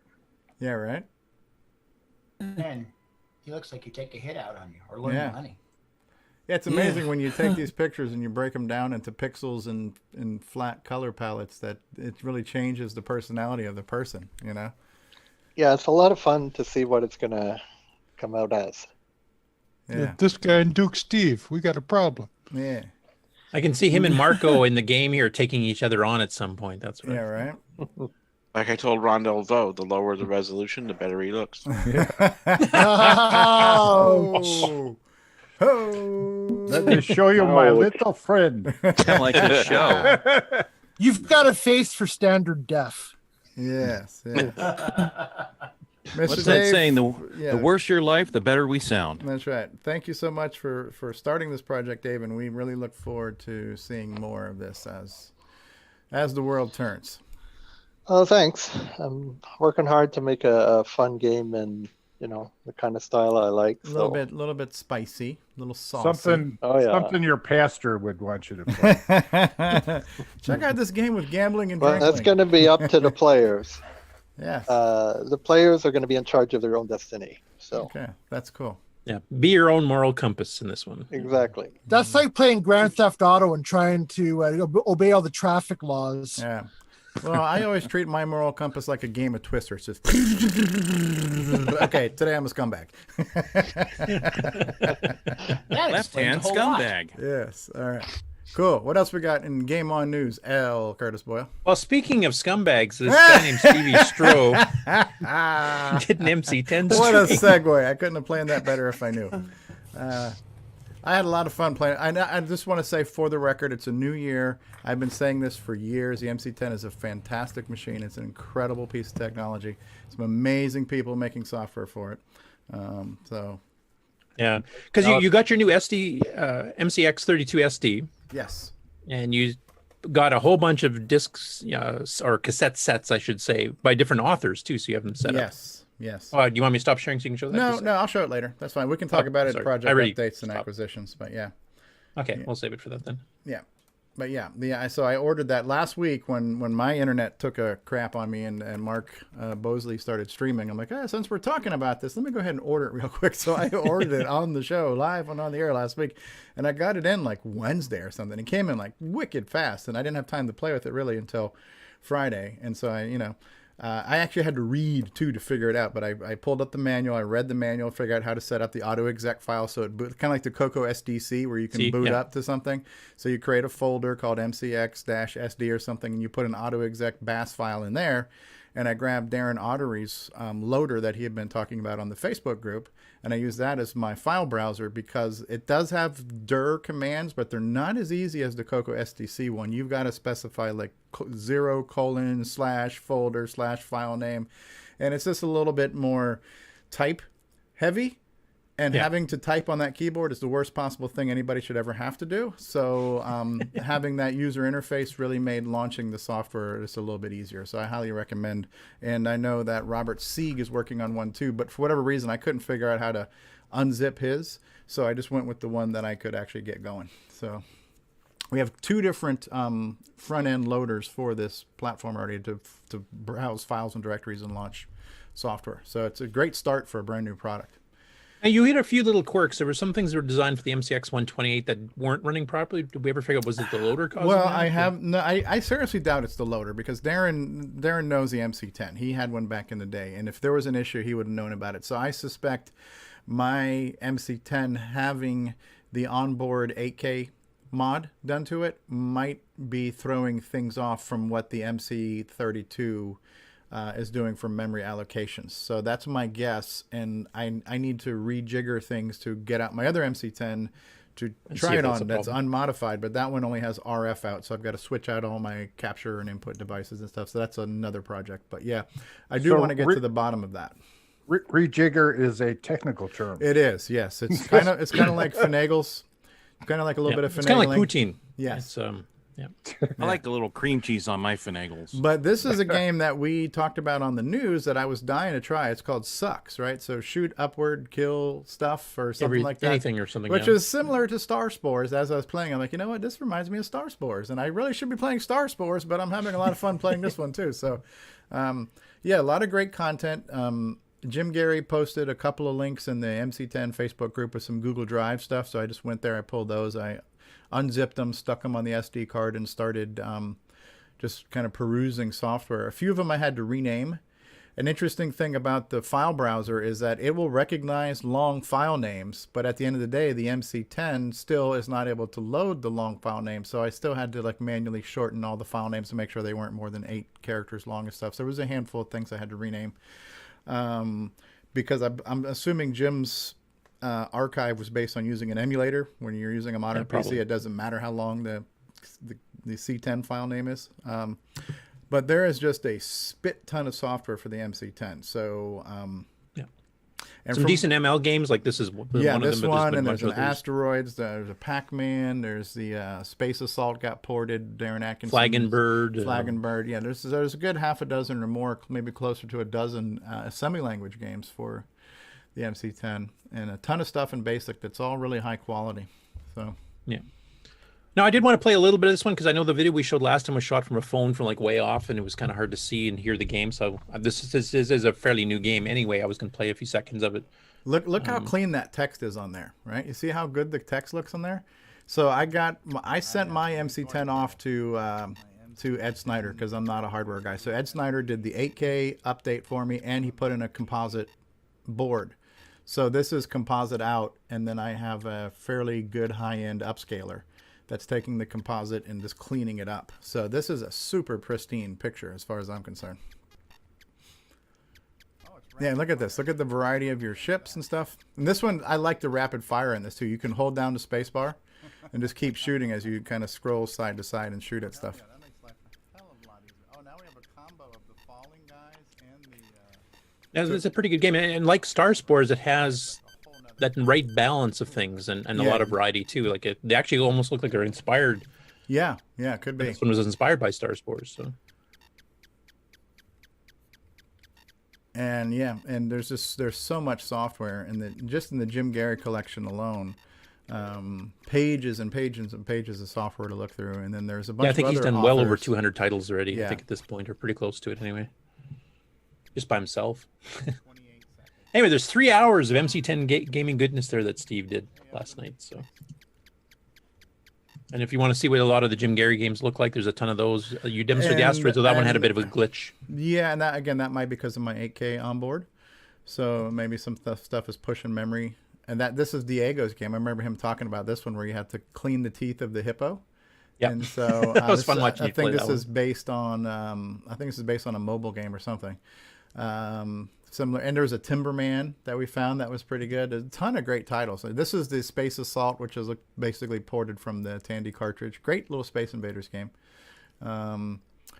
So one of the things that they were talking about last night too is apparently MC10 prices are going up now too. So you're looking at $100 to $200 for a freaking MC10 now on eBay, just because more people are interested and they're getting harder to find. I got lucky. I bought them a couple of years ago. I got my first MC10 probably maybe a year into the hobby for me, and I think I got it for $40 in the box. And I was like, oh man, this is a steal. I never planned on ever using it. I just figured it'd be nice to have for $40. You can't go wrong. So I'm happy I have mine now because they're probably going to be harder to get. But for those who have them, we've got 2 great add-ons now for that from the brilliant minds of Darren Atkinson and the engineering prowess of Ed Snyder. But I have the original MCX 128 that basically, see how the screen's kind of fuzzy here? I think that has to do with my onboard memory. So this was the Asteroids game. Great Asteroids, though. Very smooth. Plays well. Yeah, if I remember, it's based on the Star Blaster cartridge from the CoCo and just rescaled, if I remember. Okay. When they were talking about it. So yeah, a lot of good titles, but there's 2 different products now. So if you own an MC10, you have a couple paths to take, and probably the MC32 SD is going to be a path of less resistance because you don't have to worry about getting into MC, which is like a drive wire type thing for it. You can literally just stick things on the SD card, just like the CoCo SDC. There is something like the SDC Explorer, and I'm sure that program will evolve over time. There's 2 different people providing something like this. Was Lee Patterson's bouncy ball for the CoCo that got ported to the MC10. Fun little game. So this is, as far as I'm concerned, this is only the beginning of what people will be doing with this MC32 cartridge. There's going to be a lot of front ends for it. It's going to open up new doors because it adds more RAM. Right, because you can't. Yep. It's hard to, if you have an MC10 now. How do I add memory to it? Trying to find the original Tandy 16K upgrade. Those are going to be less common on eBay than even the MC10s will. So we've got memory options. We got all kinds of options here. So yeah, I'm looking. Yeah, it also adds extended basics. You can do high-res graphics. You can save and load machine language easy and a bunch of other things too. It's actually quite a. This is literally the first like modern solution for, or any kind of solution besides cassette. Like ever, because there was a disk drive that was done a few years ago that was in development, but it never got completed. Well, the And- MCX 128 has been around for a while. It's been around for at least 2 years that I'm aware of. And that offers the same functionality, but it has to do it over a serial cable. So you need to have, basically your bitbanger connected to like a drive wire server. But that works very well. The MCX 128 actually adds 128K of RAM and gives you a large basic with up to 40K available in basic. So you can actually, when you do a print mem, you're seeing 40K available basic space. So you could actually write some pretty big basic programs on your MC10 and save them out to I'm saying DriveWire because that's the name everybody recognizes. Yeah, the MC server, I think it's called MC, EMCEE. So it's a DriveWire-like protocol that actually works on PyDriveWire. So if you're running that, you're running DriveWire and MC at the same time. So yeah. So how is it that people don't think that the MC10 is not a color computer? Well, it is a computer that has color, but it's not the CoCo. It says it on the label. Yeah, it's a color computer, Micro but it's not a color CoCo. computer. It says Yes. it's a color computer. It is. A lot of computers are color computers. So you're trying to say, is it a CoCo? Because Well, the TDP 100 doesn't say it's a color computer, but we believe it is, don't we? no, I believe the jury's still out on that one. I'm pretty sure that's Would fake, liken fake the news. Yeah. I would liken the MC10 to be more of a cousin to the color computer. Well, yeah, first cousin. It shares the VDG and some other stuff too. So But the thing you just want to make sure is that yes, it is. It's made by Radio Shack. It is called Micro Color Computer. It is a color computer, but it's not a CoCo. And I'm not saying that to be mean. I'm just saying that so if somebody doesn't know any better, you can't run CoCo software. So I'd hate for somebody to buy one saying, "Hey, I got this MC10. It's a smaller version of the CoCo." It's not hardware CoCo. It's CoCo similar, but you cannot run. You could port basic programs, but you couldn't take Donkey King and run it on here, right? You couldn't take the over-the-counter and third-party software from the real color computer and run on this. And that's the only reason why I would want to make sure that distinction is clear. Is it like some of the games computer? we've shown here that are on the CoCo, like Space Assault, Flooded, which is on the screen right now, Space Assault, Asteroids or whatever, Bouncy Ball, have been ported from the CoCo to the MC10, but they had to be rewritten. They will not just run. Yeah, That's why it's considered different. The TDP is different because that you can take CoCo programs and they just literally run. Yeah, so. TDP is a CoCo with a different name. This has a different processor too. It's not a 6809. So that's the other important part is that you can't just drag and drop an assembly language program from one platform to the other because As John Laurie said, I would consider it a first cousin because it does share like the VDG and it does share the history of the CoCo and the basic is made quite by similar. Radio Shack. It's got the same parents, But it's not 100% compatible. So that's the one thing I would say is a little bit different. But here it is on CoCoTALK. Well, it's part of the color computer It's part family. of the color computer family. Yeah, it is. Aren't the CPUs rather similar though? Yeah, it's a Motorola. I mean, It is a Motorola. It's similar, but it's not the same. It's a 6803, so it doesn't have the full instruction set, and you can't just drag and drop a program from the CoCo and have it run on here because the CPU is different. It's kind of the RC Cola of the CoCo world. Actually, you can load a CoCo program in there. It won't run, but it'll load in. Okay, there you go. You can load it, but it won't run. You heard it here first Exactly. folks. So, Because I've done that. now That's how I learned. the basic is pretty compatible, so you could like save out a basic program in ASCII format or through an emulator, copy and paste it into the emulator, and then so it should be fairly simple to. Terry Steen's calling avocado. It's actually asparagus, Terry, but any vegetable will do at this point. I think he's saying stop at the tomato, tomato. Apricot. Yeah, tomato, tomato. Okay, I think we've beat that horse to death. Yeah. Now we know why, Good 3-hour stream. Go check it out if Ronso- you've never seen much of the MC10 software library before. It's a good chance to check it out. Ostrich. nah.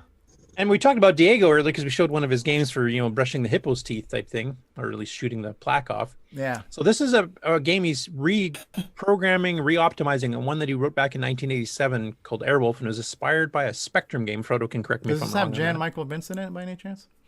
I don't think so. No, okay. Ernest Maybe it Borgnine? came with a poster. I'm Ernest not sure. Borgnine? No. Teen Beat or something like that. Nick Moroda would know because he's been in Teen Beat too. Whenever I hear Airwolf, I just think, Ernest Borgnine. So this is a game he wrote like 33 years ago, and he's actually revisiting it. Learned how to optimize better, and he's tweaking the graphics and stuff. So he's got a side-by-side comparison of what the original will look like on the left, I believe, and then on the right's the new one. So I'll just play a little. Has he been talking to David Ladd with these comparison videos? Oh, we got a master class of that coming up from David himself. So okay, really.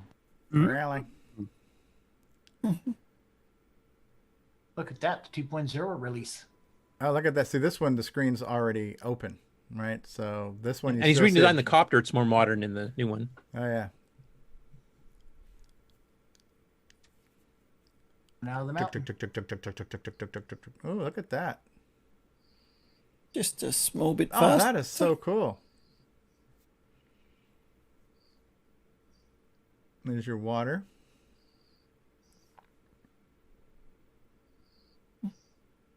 Uh-oh. This is shades of Popstar Pilot right now.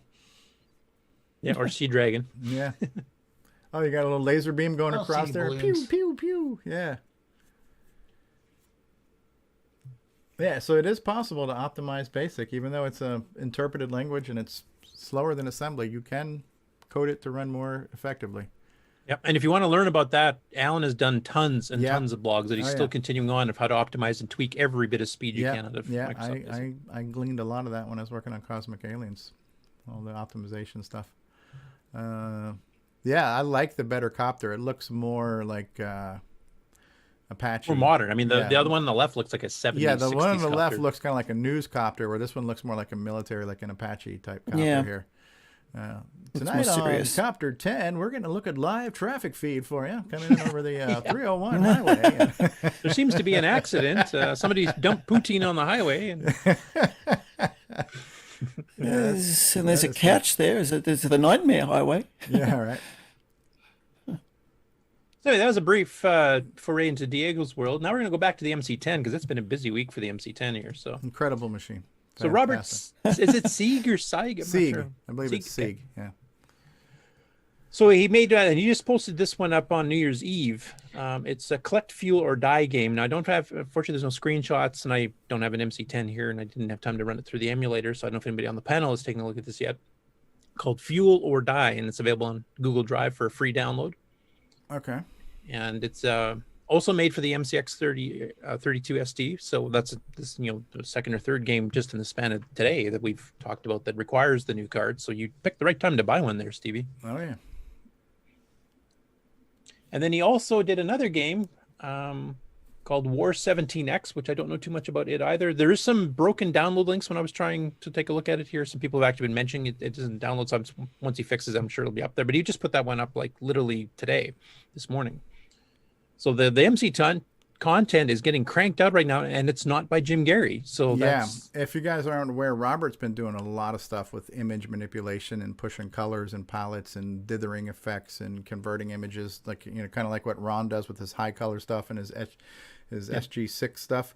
Robert's been doing a lot of that stuff in the MC10 space.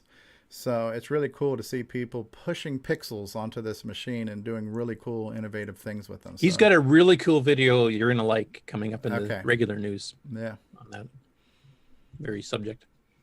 Well, so yeah, a bunch of new MC10 games out. So, and the basic on that one is version 3. I think it's even got more editions than the old MCX 128 basic has. So, it's a pretty, complete package. You're not just getting RAM, you're not just getting the SD card reader, you're also getting a brand new basic too. So yeah, because some of the stuff, because again, I did that reading thing, it refers to different drives now, similar to like what CoCo DOS does, right? So you have drive 0 is your internal SD card, but then you have drive 1 is now like your drive wire or your MC drive slot. So you can now start to reference files off of different drives. So it's like 0 : path file name. And so you can pull things from the internal, pull things. So you could have an internal application pulling stuff over the wire too. You can mix and match it. So it's a lot more operating system centric now in how it can cool. I didn't know that. How you can reference devices and the MC protocol stuff at the same time. I read. I'm like, I'm just, I I'm just didn't- bragging because I read. I hardly ever read, so sorry. I'm excited. Yeah, but I mean, you're actually getting me interested in getting an MC10 at this point, which is not something I thought I'd ever say. I'm pretty well CoCo 3 Well, we've been centric waiting these on days, the but- ease of use Dark edition side. ported to it. Yeah, I know some people were bugging me about that earlier. OS 3. OS 3. Yeah. Now, the original RTOS by Microware that came out in '78 for the 6800, that could be ported because 6803 is basically a 6800 with a built-in timer and some other things. That could be ported over. Okay. And that actually did some multitask. I can't remember if it did preemptive multitasking, but it did have the ability to switch between apps. So, That'd be a real crunch in 4K though. well, that's the now whole we have, point. These are now 32 and 40K. So, 32K, 40K, 128K. How many Ks do you need? We got all kinds of Ks over here. So. Okay. Is that okay or 0K? Hey, this is what's his face? The Rob's lava Retro lamp guy, Rambles, right? one of our favorite UK guys with the lava lamps. Yeah. So he did a review of Ken Kalish's Devil Assault, and once again, you can see the artwork on the UK releases of these same games we saw in North America is way better than we saw in North America. I see the devil. Now this one's a bit different because Rob actually does well at this game, which is a rarity from what I've seen lately. And it's got traditional, loading screen from Microdeal, and of course that's paying a P mode 3 instead of a P mode 4 so that you actually get color. Machine language, 3 different screens, cassette, 1 joystick required. Righto then. Well, let's go with green, shall we? I haven't had a green one for a while.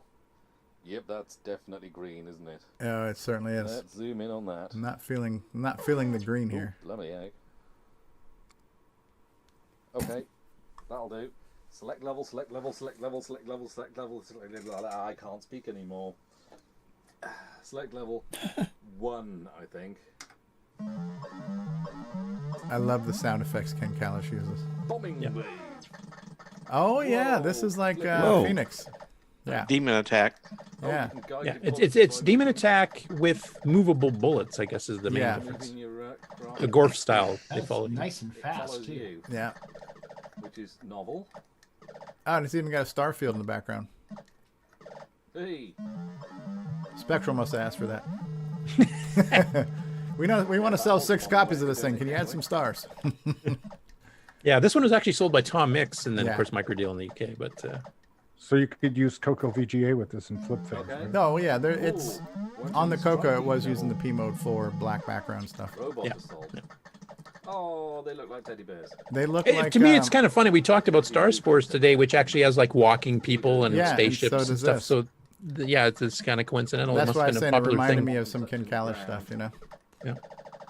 Probably don't want them shooting me either, but I say grand. Great minds think alike, I think, is what I'm trying to say there. Yeah. Who copied who? It's this Ooh, that concurrent was brilliance happening all over the world. Sproings, the bouncy guys. Boing, boing, I boing. can't get them. Sounds Oh, are good. they split Yeah, well. Ken No, Kalish so was a master it's at getting, making like, sound on this all over them. machine. Yep. Especially cranking him out in 16K too. Yeah. Because almost all of his games, that's all they needed. There was just, I think, 2 of his out of his entire catalog that required more. I mean, it basically loops after that. Wave gets Yeah. harder and faster Yeah. type thing. But yeah, it's a good review, and he actually does quite well. Like, he actually gets to play through it and what's speeding up and stuff. And of course, he has his colorful commentary he always does, which is always awesome to listen to. Yeah. The amigos are out there in live chat. Hey, amigos. Hey, Matt Meyer. Hey, Rob Inman. Matt Meyer. Strickyak is out there. Just want to say hi to some other people. Demon in the live Attack chat. on Crack. That's how Yeah. I'm assuming that's Aaron, or is that John? I'm not even sure. Next up, we mentioned this last week. Marlon Lee had not done a CoCo video for about 4 months, and then he released one last week, and he said he was going to get another one cranked out before the new year. And well, this one got put on literally on New Year's Day. But it's a Defender code called Nerval Force, which is not one of the more popular ones, I think. I but, remember the name. Let's see what the. Okay, I remember that title today screen. We have Nerval Force. Oh yeah, Defender I remember this. clone from a color computer. Little low resolution, and the some of the elements. What I love about Marlon Lee is he never actually tells you the name of the game. It's like a Qbert clone for the color computer, Pac-Man clone, Defender. Why not just say, Nurble Force for the color? Name the game in the title of the video. But no, that's one. Now, the funny thing I found here is that he talks about, some of the other Defender clones that are out there, and he said this is one that to him is the closest to the arcade version. So I've got to send him a link to Guardian because I don't think he's played that one, obviously, because that's the closest clone I can think of. I don't know if the rest of the panel agrees with that. I mean, we have Planet Invasion, we have Starfire, Star Blaze by Greg Zumwalt. That was a Radio Shack cartridge. I like the explosion stuff on here, though. And it has the radar. I mean, it does have a lot of the elements. Yeah, so rescuing people, seeing some yourself of the on the radar and seeing the active guys on the radar. No, it's a good, solid version. I definitely have anything against it. I wouldn't say it's the best one in the CoCo 1 and 2, though.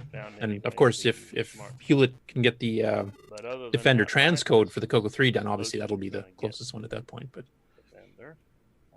yeah, and then they turn into the mutant once they reach the top. So when they that's in here too. I don't know if it has the whole planet blowing up. I don't think he played long enough to see if that happens. License versions are. Anyway, good to see Marlon back because he's taken a couple hiatuses lately. I'm not sure if he's just busy with stuff or hopefully it's not health related or anything like that. But I mean, he's one of the very first of us that ever started doing CoCo videos on YouTube. Look at that, well over a decade like ago. Star Blaze Defender clone for the color computer. My video is underneath there. The one that you and I did together. Yeah, it's linked up. As soon as Defender and CoCo come up, and then boom. Curtis and I did a showcase of like a half a dozen or more different Defender clones for the CoCo. Yeah, well, we should do a follow-up because I think we only covered about half of them. Right. Well, we learned a lot more since then too. Yeah.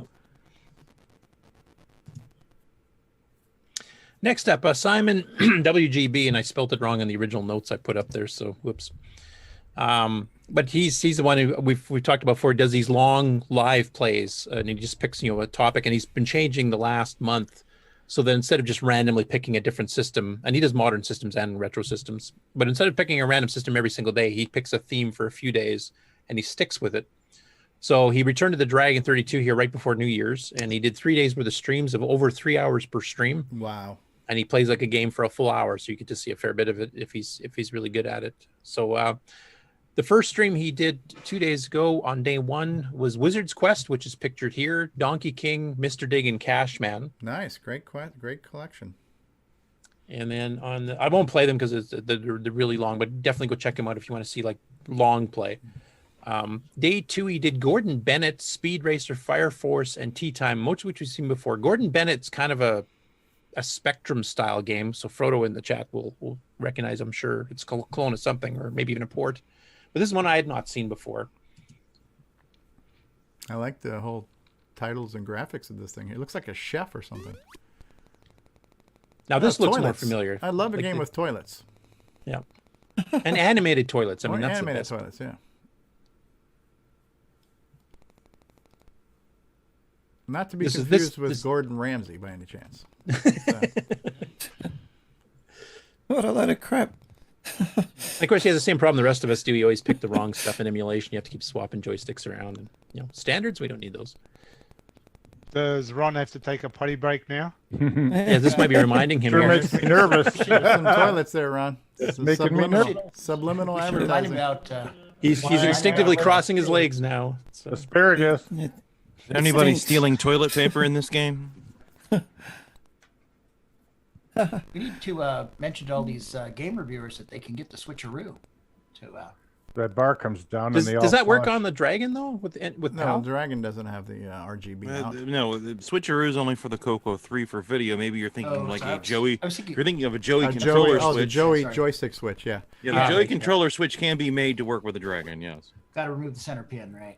Right. Well, Okay. I should just make that an option. Yeah.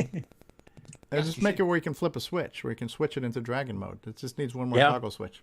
Because we all like our toggle switches. Yeah. Oh, I love this swinging the rope over the stuff type games. Yeah, this was his third day, so he spent almost 3.5 hours playing just 3 games. Cuthbert Goes Walkabout, which we've seen many times before. Jet Set Willie, which we've seen, which is another Spectrum port, and then Hunchback, which is this one here. Sanctuary. Ding. Exactly. Oh, you ring the bell. Yep. Super bonus. Some of these games were just designed where they were so unforgiving on being so pixel perfect, where before you had to jump and where you had to land. The UK market was known for pixel perfect jumps. That was the big thing. Collision detection was a real son of a bitch too sometimes. So does he get to pour the lid off the building? Those guys are waving their pointy sticks real close to my royal jewels, man. Take it easy, man. Was this a Spectrum game first? It might have been. This one might have been. I'm not sure. I was hoping Frodo was still in the chat. I don't think he is, unfortunately, because he knows the Spectrum like crazy. That was his machine growing up, and he's actually played some of the Dragon ports of some of the Spectrum games, and they're pretty darn close. I mean, the original Spectrum 48K, I think, had basically the same graphics mode we do. They just had, you could set colors based on those square blocks. That's why you had that weird, color changes when you walk a character across a different color. But the res was exactly the same. That's why when they did the AGD port, it was so easy to make it a CoCo port because the graphics resolution is exactly the same. All right. Frodo says he's not able to respond. He's helping out some Twitch friends right now. Apparently, I was just looking up the wiki. Hunchback was out for the arcades, Acon Electron, Amstrad, Atari 8-bits, BBC, Commodore, blah, blah, blah, heaps of machines. It's a huge one that none of us have ever heard of. Everything but the CoCo, apparently. No, it's got listed the Dragon 32. Dragon, right, but not the CoCo. But yeah, close enough. Yeah, close enough. Ocean presents Hunchback. Well, actually. It's neat, though. Yeah. It's got some pitfall elements with the swinging vines. It's kind of a bit Dragon Fire-ish. It's a little bit of false advertising because there's not much hunch on his back. No. Yeah. Wait. That's cool. Not far enough. That's cool. Yep. Pretty cool. Next up here, this Steve Banford posted this in our Discord. It's a video showing his very first boot of Cersei's Island, which is his upcoming game that he's using on the Game Master cartridge for hardware sound, that he's actually put onto an actual ROM chip. So he says this is the first time he's running it on his Dragon in the final form it's meant to be. Excellent. Obviously, the game's still in development, so I'll play the whole thing. It's not too long, and you'll have to let me know on the volume on this one here. I'm not sure how turn it well all the way this up, will then, come and we'll across. tell you if it needs to go down. Right now, I don't hear anything. Yeah, no, there's no sound yet. He hasn't started Okay. playing it yet, but December 30th, so just before New Year's. Yeah. There's the cartridge in the side of the Dragon. There we have it. Has a stealth cover on it. Turning it on.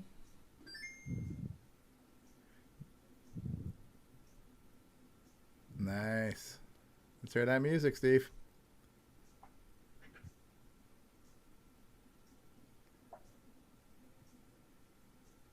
So there's no game over music apparently, because I wonder if he's going to start it up where we can hear the music, because that's the. No, I think that initial little ding sound is the only thing actually get demoed here. Okay. I think in this case it was more the fact he actually got it burned That onto it's booting ROM on and ran. hardware. Yeah, absolutely. Yep. Well, that's cool.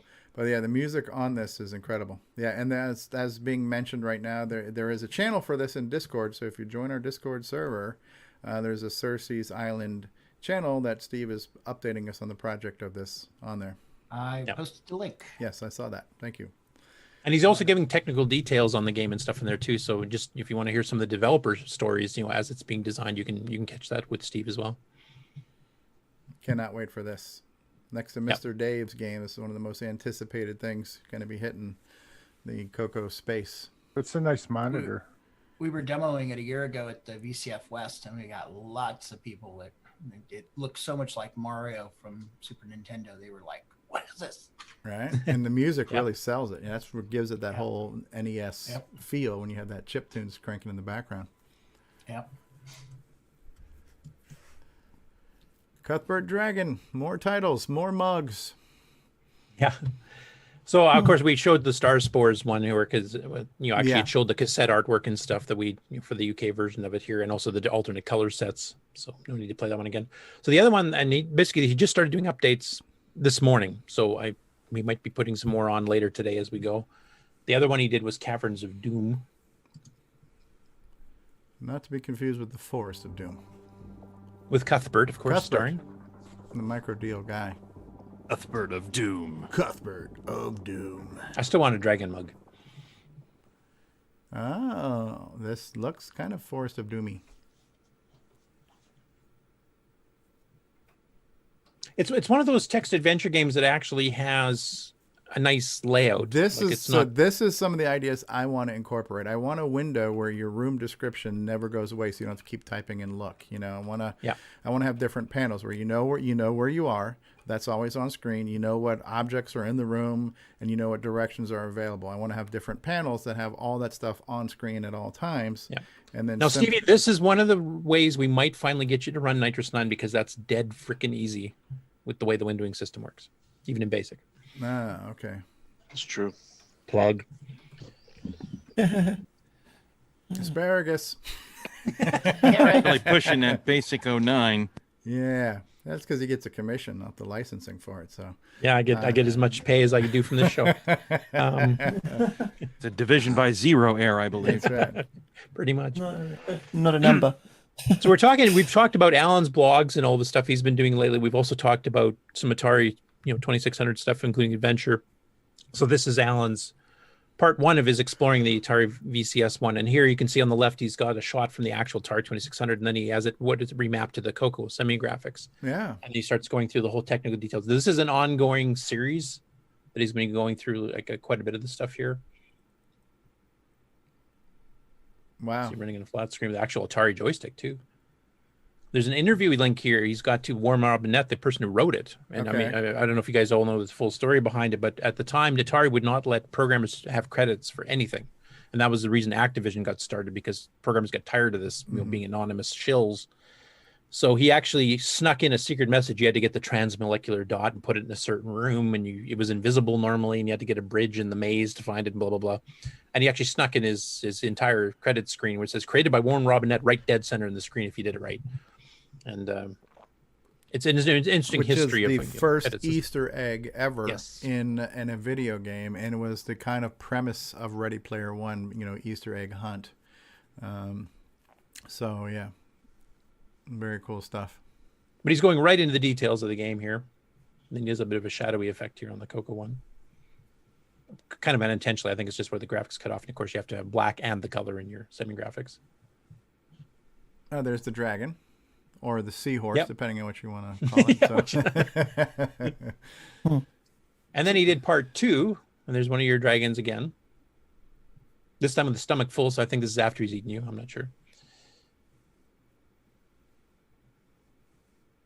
He does And really then going good into blocking. details like how the actual data set up, because I mean these things on the Atari 2600, you had so little RAM and you had so little size of ROMs here. I mean these games were huge compared to the size. I mean, if I remember, Adventure was 4K of ROM, and of course the Atari had 128 bytes, not even K, bytes of RAM to work with. Which is like an eighth of a K. To cram that much into it to get a full game with multi screens and everything else, that's just that stuff floors me. The fact that they Yeah. could pull the stuff off they did, that's beyond my ability. Well, it's just basically it was all in ROM, and the RAM was just used for variable storage and stat. Well, you had to draw the screen on it too, though, and you had to draw it one line at a time in the raster, because that's all the RAM you had was for one raster line. Racing the beam. Yeah, You had there's to no refresh every line as it was going. right. Yeah, there was no video RAM. Yeah, like that part, I would just tear my hair out. Yeah. I'd be looking like David Ladd right now if I had to do that. So Actually, it wasn't too bad. There's like a kernel that you write. There's like a loop, and then you just kind of work around that. It's not that I've looked into it a little bit, but I've never actually. as soon as you write an Atari 2600 game, I'll do Yeah. it. Can you say count the cycles? Yes, I mean that's the type of thing. I mean, they also had a limit of 4 sprites at a time, and a lot of games went past that by changing the sprite mid scan to. Yeah, there were two player sprites, 2 missile sprites, and 2 ball sprites. Yeah, and, and the original programmers like asteroids flickered like mad because you were shutting sprites on and off just to Yeah. get more asteroids. And once they figured out how to do things, like Activision was a master of this, you would just start changing the background instead to be a fake sprite, and then you could actually get much smoother, non-flickery graphics. There was one trick that David Crane talked about once where they took there was a feature, the guy who made the video card had a little extra space And so he created this function where you could double and triple a sprite. And so there would be a sprite, and then there'd be a space, and then there'd be a repeat of that sprite, and then a space and another repeat. And he would literally like load the first line of the sprite, and then before the second line would be written, he would cram new data in there. So he was able to take both player sprites and interleave them and create a 6-digit display that the guy who made the video card came up and he saw the 6-digit display. He's like, "How are you doing that?" He goes, "This machine can't do that." Yeah. He explained to him, he says, "Yeah, the fact that you put that feature in enabled him to do it." So it was a lot of really interesting, trickery, clever sort of tricks. Yeah. Back at a time when you had to do that, you really had to. Yeah. Yeah. Yeah. Now, Alan, this is probably the most the one I'm the most not impressed is the right word, but the one I'm most interested in out of everything he's done this week, and he's done a lot. So he found on an Atari archive, there's an old Hangman. There's an archive of games that were never released. They were announced. They got to various stages of development, some just concept and art, and some actually got, basically done and then got pulled for whatever reason. But there's a few of these that actually involve the 6847 VDG chip being built in the cartridge. So there's a history of Hangman here, and I won't play the video here, but you can go through there and you can recognize, just looking at the graphics here, like that looks like P mode 1 right there. P mode 1 or 0 maybe even. But he goes through that one, and that was one that he found that actually would have been released with the VDG chip on the cart to give it, real graphics RAM like we're talking about here, to make things a lot easier to do, this type of, bitmap drawing and stuff. And then he found another one. Where is it here? Or was it up at the top? There was another one that was not released either. Oh, Space Assault here, right here. If I can get this stupid cursor to stay still. And now I'd like to talk to Glenn Soggy and the rest of the image producer, because none of them mentioned this, but there was actually an ad for Space Assault that actually had a picture of the CoCo's graphics. So apparently Image Producers was going to be doing a cross-license deal through another company with the expander system that had the VDG in it and was actually going to port the actual Space Assault from the CoCo to the Atari 2600. Interesting. That never got done. I mean, they already had Space Invaders, and it was damn good. Yeah, I'm not sure why that would have happened, but it seemed to have gotten to a fairly advanced stage here. Let's see if we can bring up the link. Yeah, here at the top. Yeah. So the screenshot, and unfortunately the left screenshot's broken at the moment, but it's an expander system. Oh, there it is. Finally come up. Which is actually showing a picture of the game Space Assault from the CoCo, and that was originally for the image producers here, and then sold through Tandy, and then Unitronics apparently was doing some licensing deal with it to put on the Atari. So it's kind of a fascinating history that it's not too often you have a game from actually never. You get a game from the CoCo ported to the Atari 2600. So yeah, just a bit of fascinating game history. I've never heard of that. None of the guys I've talked to, the image producers, have ever mentioned this. So I don't know if maybe this was just in the negotiation stage and kind of got advertised way ahead of schedule and nothing ever happened or what. But I'll have to try to get a hold of Glenn again and see if I tweak his memory about if he remembers any of the details about this. And that is the end of the GameON news section. Far out. What are we into the show right now? We're 2 hours in, and we still have news, and we haven't done, and there's lots. And we haven't done panel introductions or anything else. So we're going to run a slightly longer than usual commercial break. We're going to take about a 5-minute commercial break. That way Ron Delvaux, it looks like Ron's already gone potty because he's switched to his offline picture there. But this is where everybody can go take those potty breaks, smoke them if you got them, all that good stuff. And we'll be back after these words with CoCo news and more. See you in a little bit, everybody. We will return after these messages. Here's a hi-fi bargain from your nearby Radio Shack store. Save $100 on our exclusive realistic 77 AM/FM stereo receiver. Only $159.95 during the sale.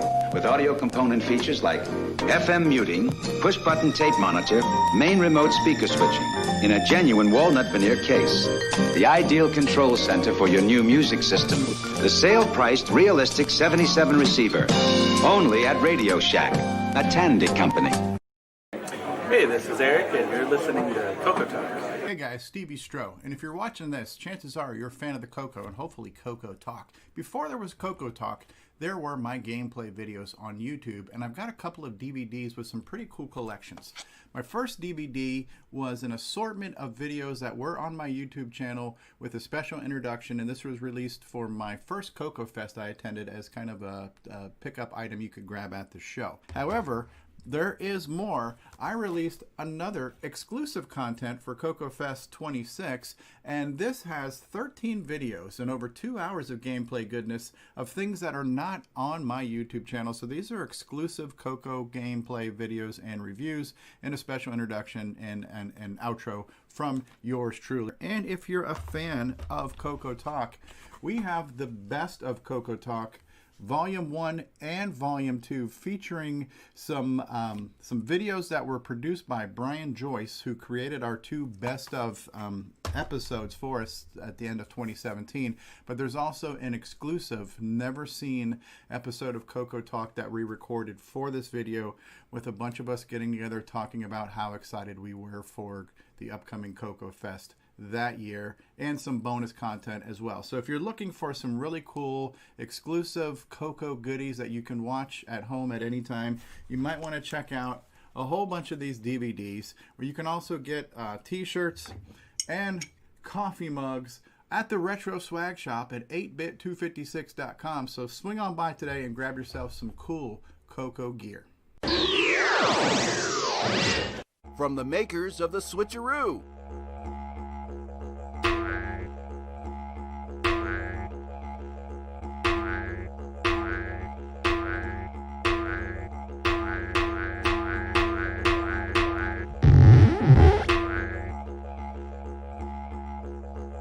Wallaby Cable, Color Computer 3 Dual RGB Cable. Get yours today at cocoman.biz. Boom! Scared you, didn't I? Hello there, it's me, Atsumo, all the way from Melbourne to you, my darling, and congratulations on your talk show, CoCoTALK. Oh my God, that's so exciting. I don't think I'd ever be good at a talk show. I just don't have anything ever to say, ever. Just can never think of things to say. It's just just no words ever come out of my mouth. It's just very embarrassing. It's just silence all the time. My darling, I hope you're having a fabulous day. From me to you, bye.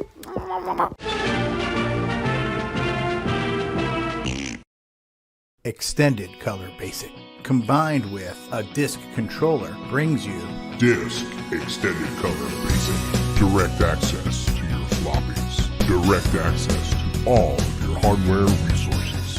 Deck B on your color computer.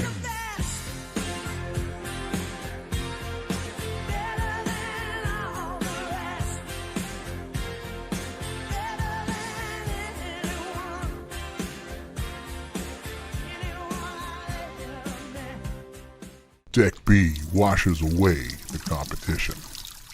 Hello, this is Grant Leedy with CoCoTALK. Got your CoCo 3 yet?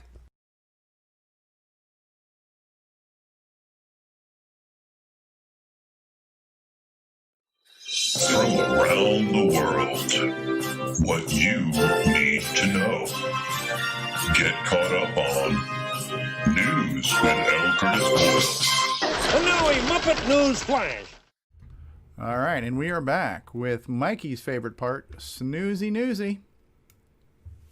Yeah, and we have a Band-Aid on the screen there just in case he gets wounded by being bored for so long, because there's a lot of news today.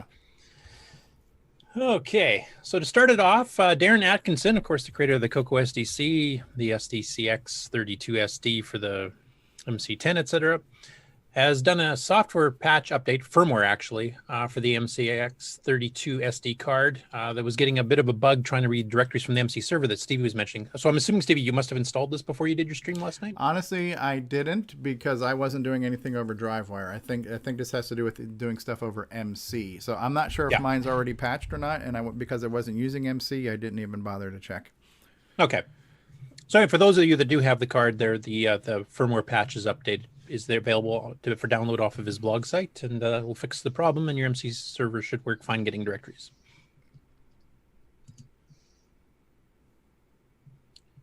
And the viewer that you were using, Stevie, to view the directories and stuff here by Robert Sieg. No, I wasn't using Robert Sieg because I couldn't figure out how to unzip. I was using Darren Ottery's Daz's. Oh, okay. So yeah, this is one. Okay, of so two. for the other directory browser for the Yes. MC10, there's an update there as well too from Robert Sieg. You can download off Facebook, and the Facebook group. Yeah, the file name like d.zip remove. I don't know. When I downloaded the file thing, I couldn't get 7-zip to figure out what to do with the file, so I couldn't get whatever's inside it. So I'll have to reach out to Robert and ask him for a... Oh, okay. I realize that the data file sizes on these retro systems take up exuberant amounts of space, so we must compress them. But yeah, Actually, it's mainly, I think, because some of the binary files, if you put a raw binary, get corrupted when you download them. So oh yeah, and it was maybe security scans and stuff too. But anyways, yeah. But I do know Facebook has a stupid thing. You can't name it .zip. Nah. Oh, so that might be. Oh, maybe you have to remove the word remove. Maybe I had to rename it to just d.zip. Okay. Well, silly me. All right, now I know. And Facebook doesn't scan the files to just. And that ends our episode of Newbie Talk here yes, for Steve. Yes, and, And knowing is half the battle, right there. So. Oh, Joe. Okay. My ignorance is your amusement. So.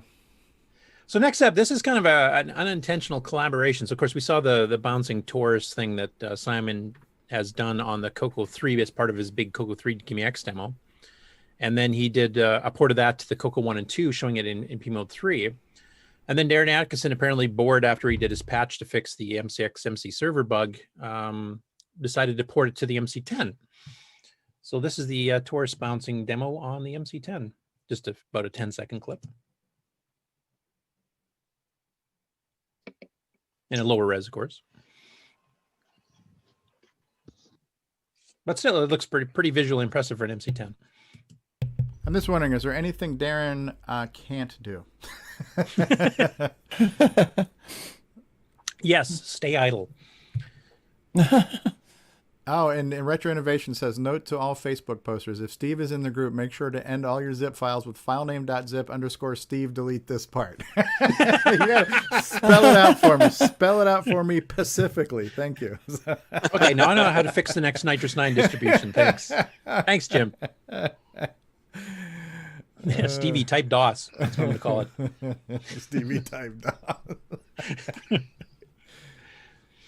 And then this here is the link for the actual code itself for the, or not the code, the cassette file image if you want to actually download and try it on your MC10 yourself here. So 16K expansion required, but it should work with the other two expansions, the 32 and the 128 as well.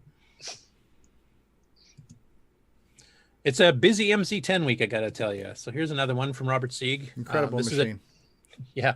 It's a 24-bit BMP to MCX32 converter. So another one specifically for your upgrade there. And this is the actual, and of course it says zip remove again. He hasn't had the Stevie part, so I'm sure that's confusing you. But it'll basically convert a 24-bit BMP file down to a 128 by 96 picture, which then becomes compatible. It's like a P mode 1 screen. Yeah, 4-color screen basically. Yeah. So he's got that available for download on the Facebook group as well. And then here he does a sample picture that he did. Yeah. He said this probably wasn't the best one he could have picked here because of the contrast. No, but it looks really good. Yeah. I said this reminds me of the stuff that Ron's doing with the high color stuff and with the SG6 stuff, but just now squeezing things down to the low res 4-color MC10 space. And again, like what you guys talking about with the Atari, when you have all these limitations, it's neat to see what people can do within these limitations, you know? It's VG6. VG6. Sorry, SG6. Sorry, thanks. Well, actually, it's yeah, VG6. snort. Yeah. Oh, well. Sorry. Yeah. Thank you. What, is You are this Island correct. Stevie Day or something? You are correct, Ron. Yeah, you are correct, Ron. Thank you, Ron. This was a rather interesting one here, too. Now, this was posted by Jim Gary as a Who is link Jim to... Gary? Who is this Jim Gary you speak of? I don't know. He used to write for the MC10, but apparently he's been overtaken now and doesn't do anything. So he posted this link on Daily Chaos, actually talking about the MC10, Adventures in Retro Computing. So they have a bit of a write-up. It's not, extravagant or anything, but basically telling me what it was like with the original hardware, etc. And then they're taking a poll to see who's actually owned one or never heard of it before, whatever. So. But that's a fairly major tech site, and covering the MC10 is not something you see too often on a major tech site these days. So that was kind of cool that he found that. Very cool. And there's live chat there too. So if anybody needs to have live chat with an expert, it's right there on that site. So. Yep. Now this I found fascinating, and this I'm going to play in its entirety. It's 1 minute and 49 seconds. And now we can actually get the VG6 going here, right? Yeah, exactly. You've seen this one obviously already. So. Boom, in your face. Boom. This was a surprise for me. So I'm going to turn the volume up a bit here. How do you make an Incredible Sheen more incredibler? You add the CoCo VGA to the MC10. Incredibler. This MC10. That's why the keyboard's higher, right? Yeah, a little bit more clearance. This is its display. I've got that crank too, so if it's loud enough. Yeah, well. The MCX32. Don't have to do. And let's see. I'm gonna load my menu program. .zip remove. Stevie, type run. Okay, so here's his. His is, oh, see, his you can just move the up and down arrow keys. Oh, I like that. So I'm going to have to try that one too. 7 of 9. Do you want a copy of this directory program here? No, we're not going to put that there right now. Fast view. Down to fast view. We're going to run this. This is on the MC10. Right? This requires 0 typing. This looks familiar. Yeah, fast view bass. So I'm going to say it's a basic load. B. And I just hit run. Enter. Boom. Yeah, this is so cool. And there's 7 of 9. Oh, wow. Far out. Jerry Ryan. This never looked better. This wasn't on the show last week. This looks awesome. We might have shown it, but now we probably showed some screenshots of it, but this is the video. Yeah, this is the actual animated palette demo from the this is the CoCo VGA. I know I've seen in it. an MC10. In an MC10. That's amazing. On the CoCo VGA. I'm a huge Voyager fan too. I absolutely love Voyager. Yeah. Well, did you see her in Picard too? Because she made a comeback in Picard, the new series. Oh, did she really? Yeah. Yeah. She looks that. stunning. She has aged quite well, unlike most of us on the panel. Hey. Speak for yourself, Stevie. Like when I first saw this video, I didn't realize what it was. And I was thinking, looking, I was going, this is kind of weird. Why has he got this thing underneath the MC10 and it's kind of the keyboard's popped out a bit? And it's really Ken Reichert says it's still not a CoCo, even with the CoCo VGA and the MC10. It's still not a CoCo. Asparagus, asparagus. But it's closer now. 'Cause, I mean, this is giving it some advanced palette animations. It gives you more colors to choose from if you wanted to set the palettes. Like it's. And what kind of modification was there to use the CoCo VGA on it? I don't know if the VDG is socketed. Well, it doesn't fit in the case, obviously, because he has this whole jacked up case here. Up, yeah. You had to raise it instead of lowering it. You raised the suspension. Yeah. Frankensteining the MC10. Now, Ron, actually, since you're an MC10 fan, is this something you would plan to do? Is actually install a CoCo VGA in your MC10? No, I don't think I'll do that, but I'm going to get one of those little boxes with the card stick in. The 32? The SC6, yeah. That I'm going to get. Yep. It's cool.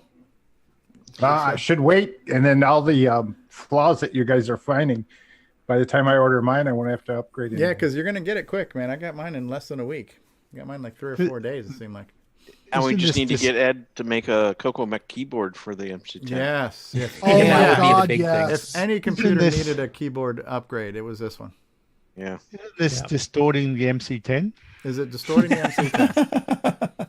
Maybe we could get a shift key on both sides. Literally, he did. I mean, look at the height of it now. Yes, it's Frankenstein. It is. Yeah. You might as well just make a CoCo 2 case. And right. You can use any keyboard. Last year, they were showing off the prototypes of the MC11, where they were working on a new MC10-like build, but using all new chips and stuff and building a better MC10. And I would like to see where that goes.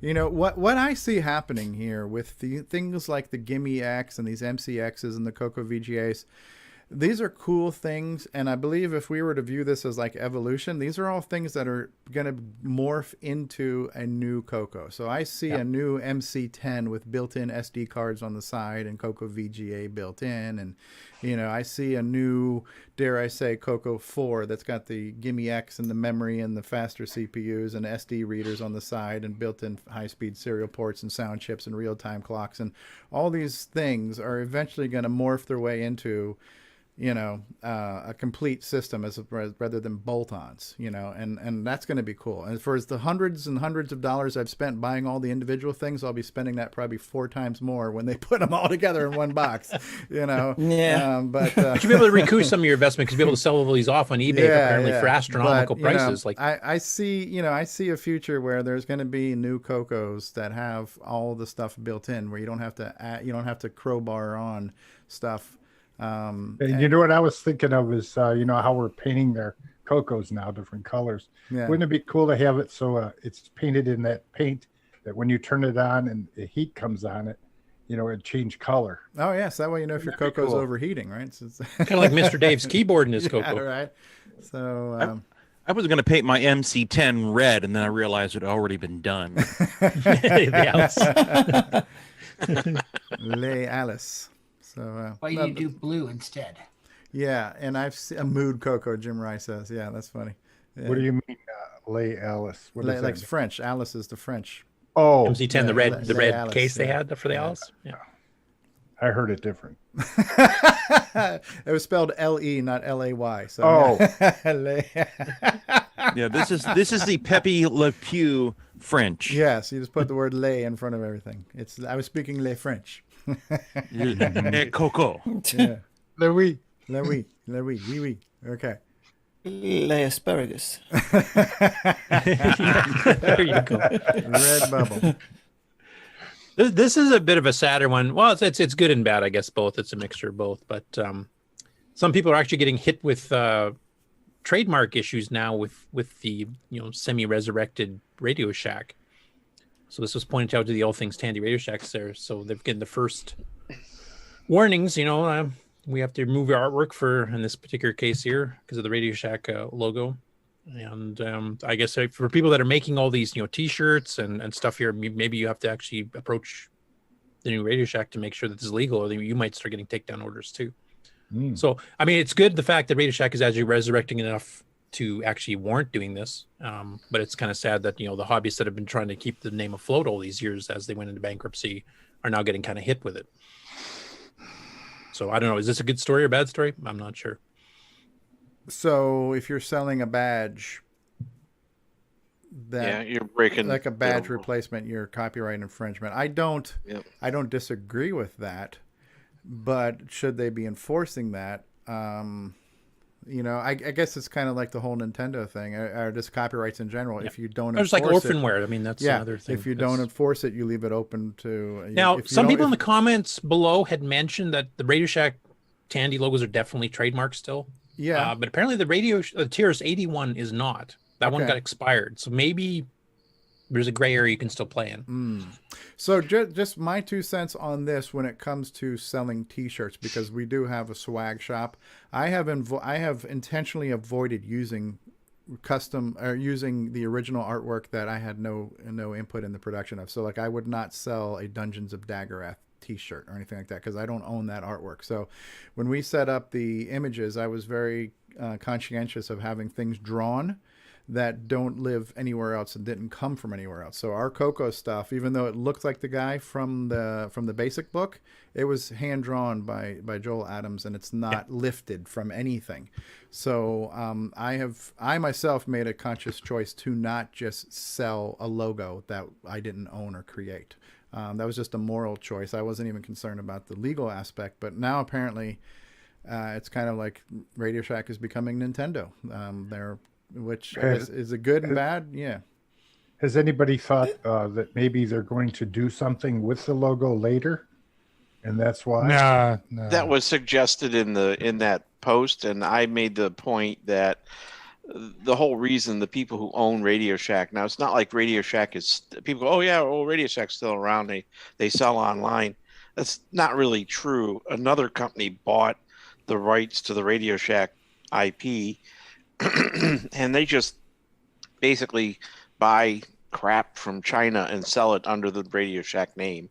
So the one thing that's worth any money is the branding, the name Radio branding, Shack itself. Exactly. So they're defending it, and I pointed that out. I said they're just defending their property because that's pretty much all they really. I basically called them corporate trolls, because that's Yeah. kind of what they're doing. They're just buying a lot like patent trolls. Yeah. They buy something, and then if you step They on their milk it as toes- much as they can, basically. Exactly, and that's kind of what they're doing. And a lot of these And I- patent trolls and copyright trolls, they only buy things in the hopes that they can now sue somebody based on what they own. Exactly. In this case here, they are actually, the company exists in some facet and is still selling things. But yeah, Right. I hear yeah, what but you're it's saying. just cheap Chinese junk. Well, though. you still have the Radio Shack network of independent dealers that are Yes, still the around and have franchise been stores. around Those since are- the day. Yeah. Yeah, but what are they selling? They're not selling stuff made down in a factory down in Fort Worth. They're selling stuff that was sourced from China. Bang, Radio Shack logo, branding, and out to you. So it's, it's the Radio Shack that we all actually grew up with that had American-made products made in the United States is long gone, and it's just kind Well, of that really goes for any company anymore, because a lot of these companies, like let's pick Hewlett Packard. RCA.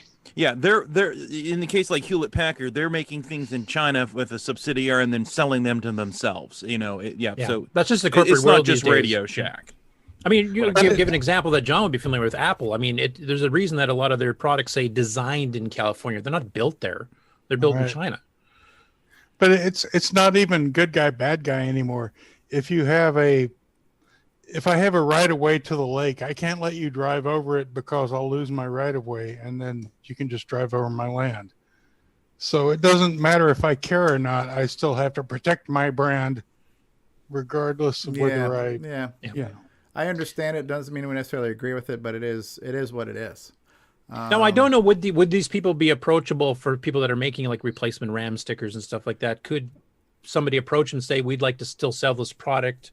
Maybe you can throw it on your online store for now, the few people that would do it. I don't know. So this has happened with the Tandy badges that are being sold by Mike Rowan, because Tandy is owned by Darren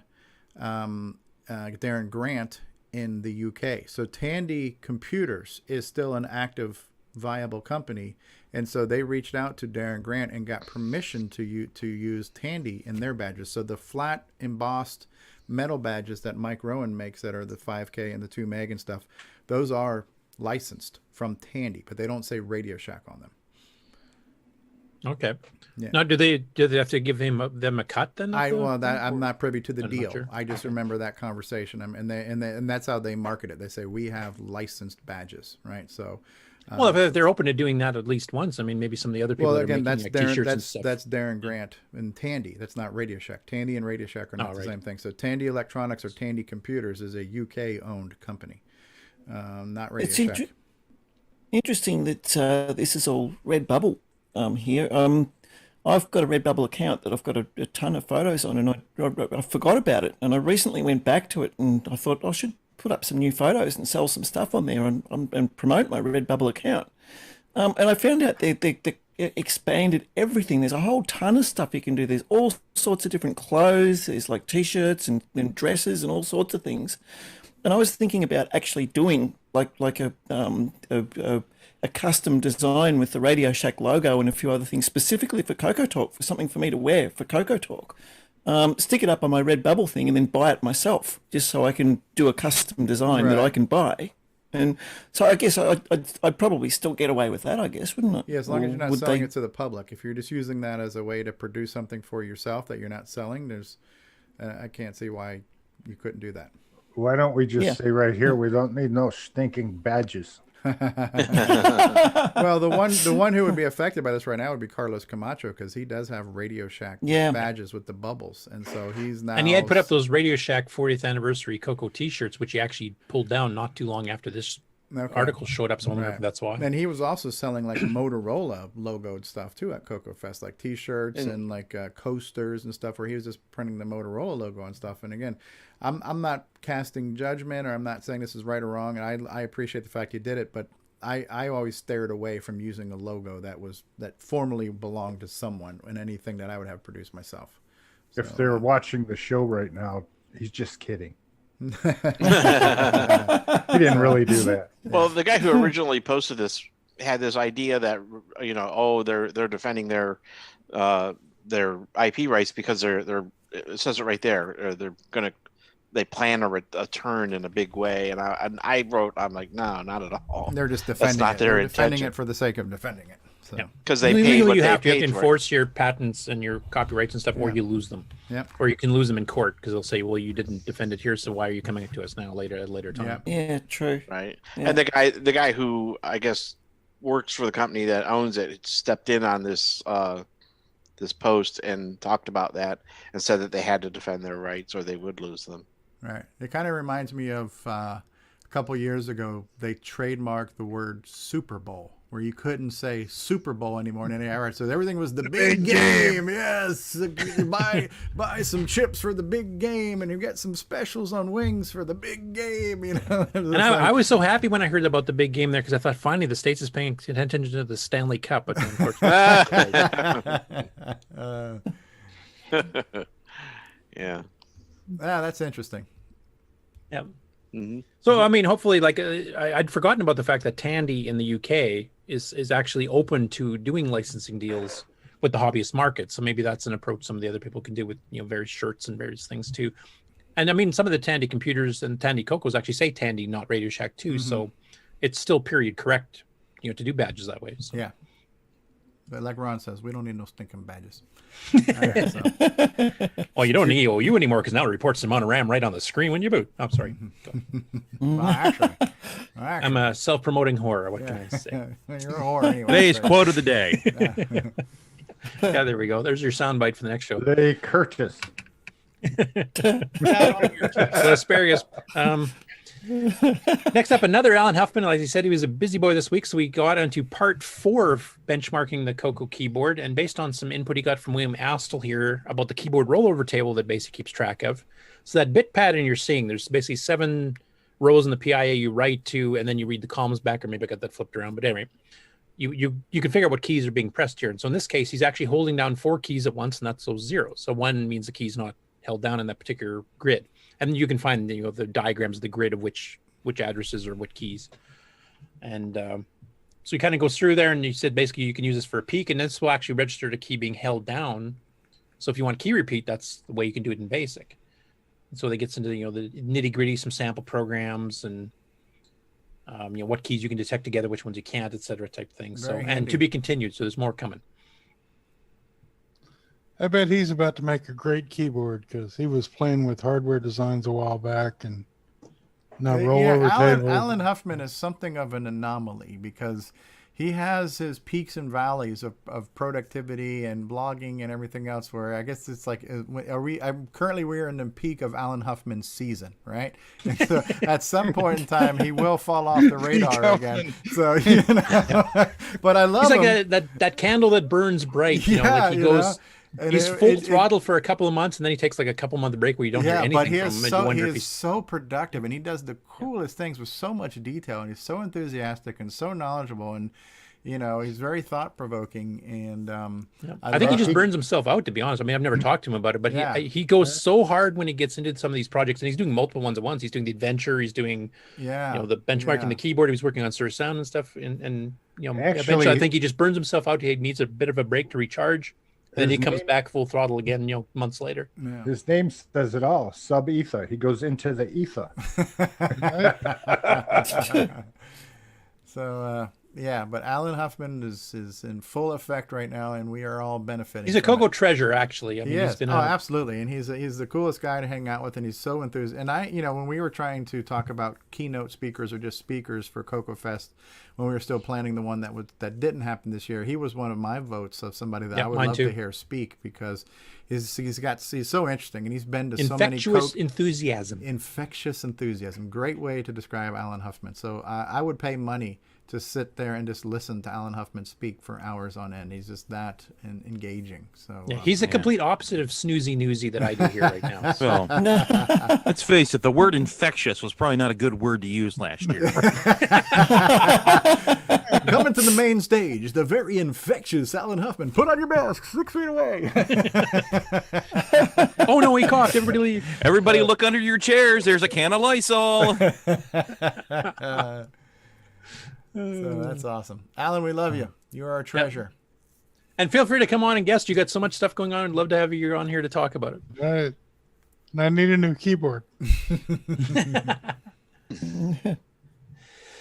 Okay, so next up, Sheldon McDonald's been a bit busy too. Of course, he's been doing his learning assembly series, and this is kind of side videos related to it. So with some help from Simon Jonasson, he figured out how to do circles in semi-graphics. So he wrote a machine language routine to do that, and this is a brief little demo of one of his circle routines he did. That is cool. It's like an explosion. That Even is does so the moire cool. patterns and. Yeah, because that's what happens when you use the real circle command. You are going to see a couple of pixels, not fully fill in, even in. Yeah, right there you can see the artifacting. Yeah. Because when you're filling out by circle and it's doing it progressive, when it gets larger, it starts missing. You'd have to do like anti-aliasing or something to fill that in, type thing. Yeah, that's really neat though. So that was his first video on that, and then he posted a second one, actually a little bit earlier, where he worked on a random number generator, and then he did a demo drawing the outline of a circle, just randomly placing random colors, etc. Why are there so many guitar videos on your Watch Next, Curtis? What's going on here? Well, I play guitar, so Yeah, it's okay. probably a bit of explainable there. That's machine learning there right now. Like I noticed earlier, Nick Marentes had Nick Marotta had all these torrents of all the stuff he's been downloading. I'm not going to mention what they were, but if you were there, you saw them. So yeah.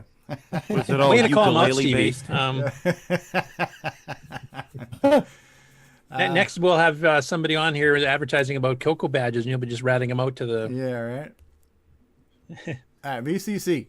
Oh, this is not the latest one too, because it's 2.1.0. Charlie now, I think, right? So. Yeah. Oh, look at this. They're just all over the place with these circles. Boom. And look at the speed of that. Yep. And all semi-graphics, too. I mean, you can do this in the higher semi-graphics modes, too. So. Yeah. I don't know. You can see the little random numbers being generated up on the top there. So it's actually reporting the what locations of where it's going to plot them. It does the X center, X, the Y Y, center, and the color, I believe. Yeah. Yep. So that's pretty cool. I mean, we don't really have any graphics libraries for the semi-graphics modes. Most people have to implement that on their own, except for semi-graphics 4. You have set and reset. Well, speaking of licensing, did he get permission from Nick Marentes, who now has trademarked the semi-graphics mode exclusively?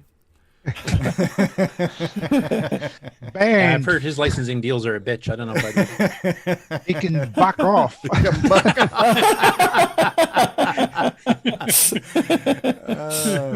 The O has been copyrighted.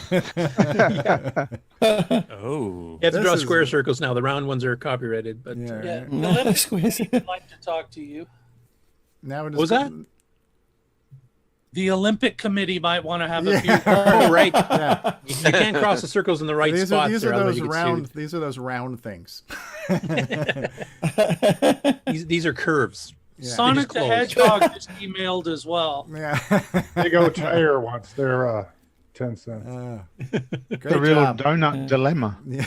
Anyway, from the sounds of it, Sheldon's actually kind of creating a library of semi-graphic routines for drawing like lines and circles and stuff here. Paul Shoemaker's been working on some of that stuff too, with his 3D maze and the monsters and stuff. So yeah, so I think we might end up with some decent semi-graphics libraries, and if they can hook them into BASIC, and I mean BASIC's designed to be extensible, so you could actually start setting up games you could write in BASIC with like your semi-graphics, higher semi-graphics. You could have like a like similar to set and reset. You could have a paint set and a circle set and line set, things like that. Yeah, that'd be kind of cool. And things like P-copy would already work because I mean these are just 2, 4, 6. Now it's a 32K screen or something. So if you think about it, these are all McDonald's.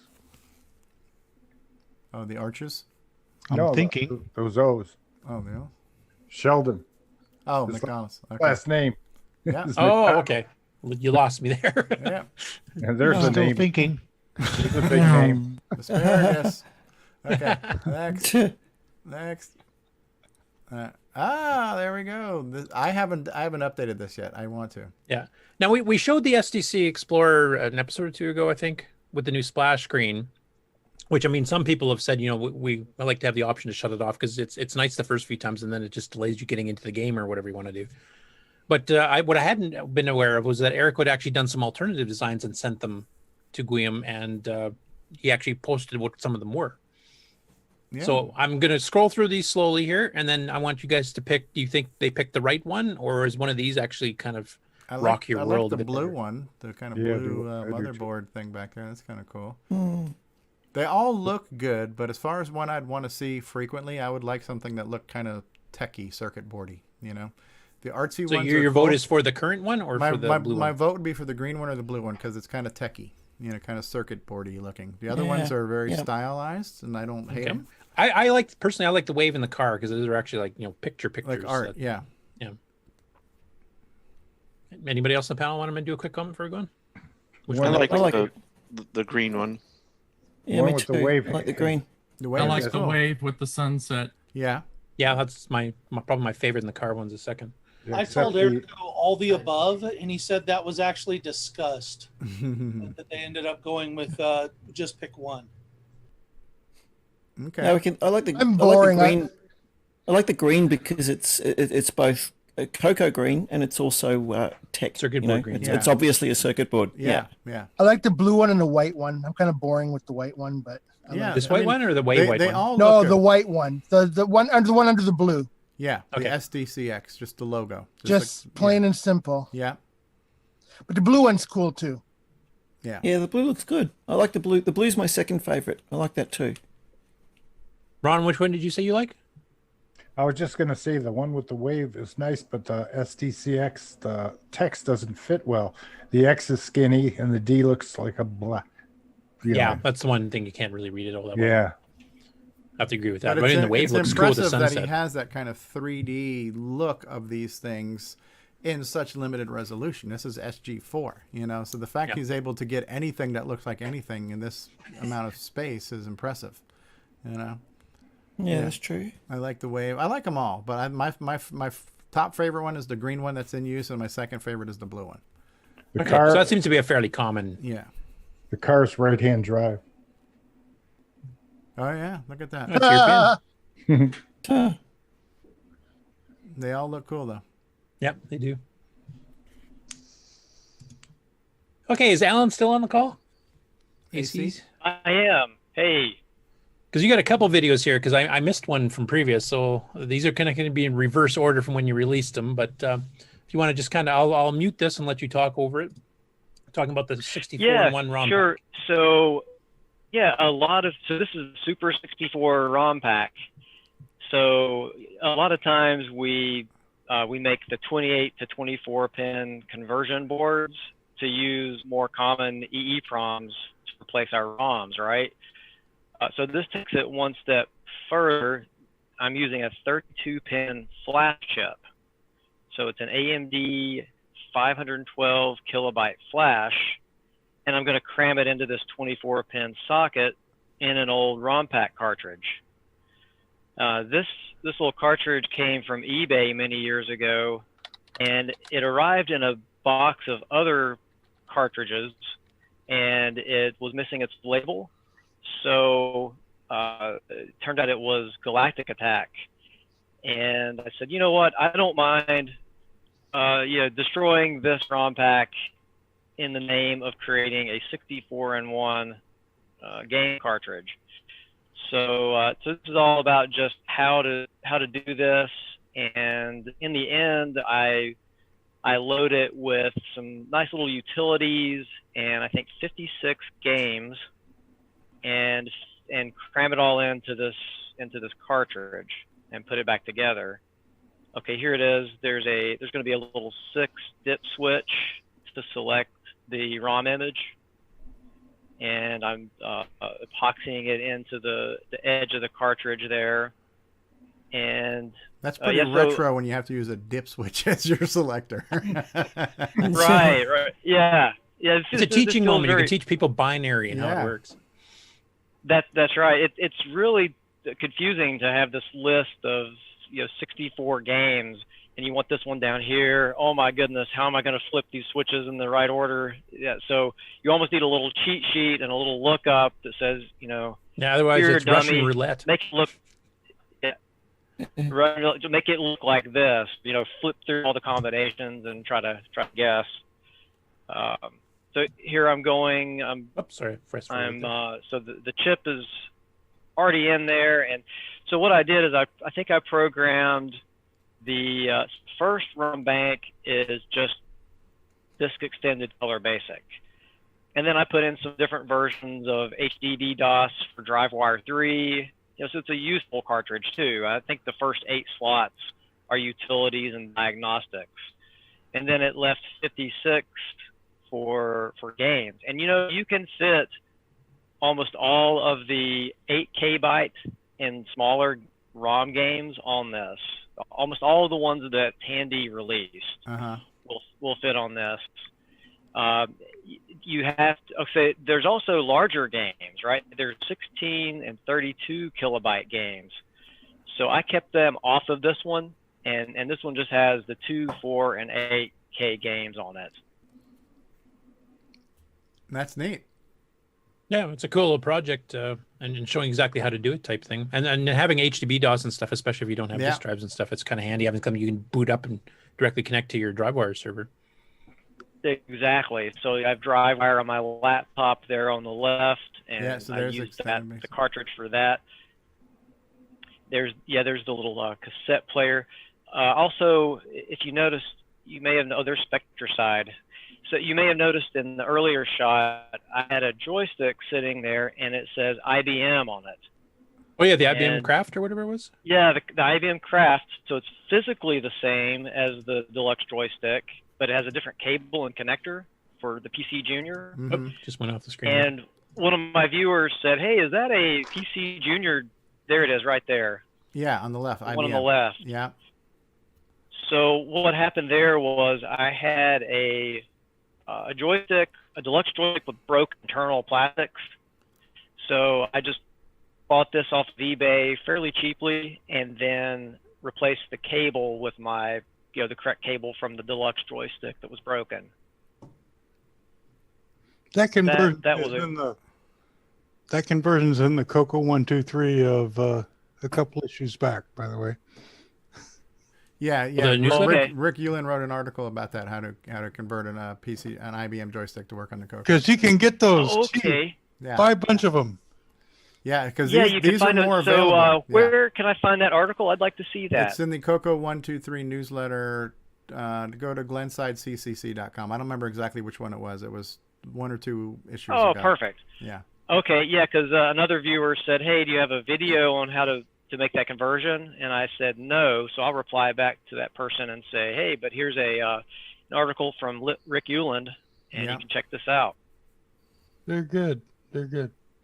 Yeah, that's neat.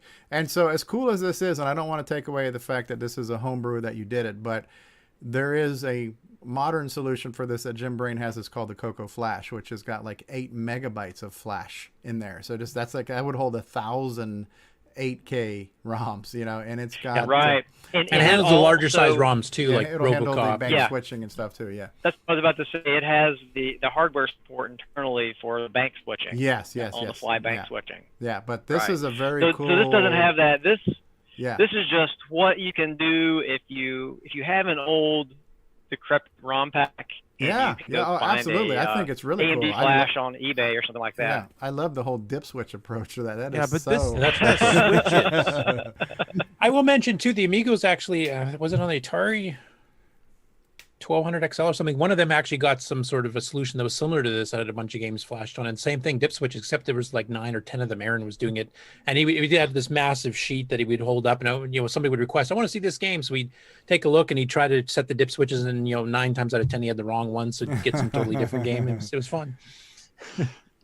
Yeah, I have a technique for that. I have a left half and a right half, and then I have 4 blocks. And then that gets me the first 3 dip switches. And then if 0 to 7, then you can get the last, the bottom 3 dip switches. So it's not too bad. That's cool. Actually, I got a couple people in the chat. Steve Rasmussen, Buck Owens, who's very active on the Amiga community, says it was for the Odyssey 2, and then Canadian Retro Things, Ken said it was for the ColecoVision, so I'm still not sure what machine it was for. I just remember everyone was fiddling with it. Okay. But...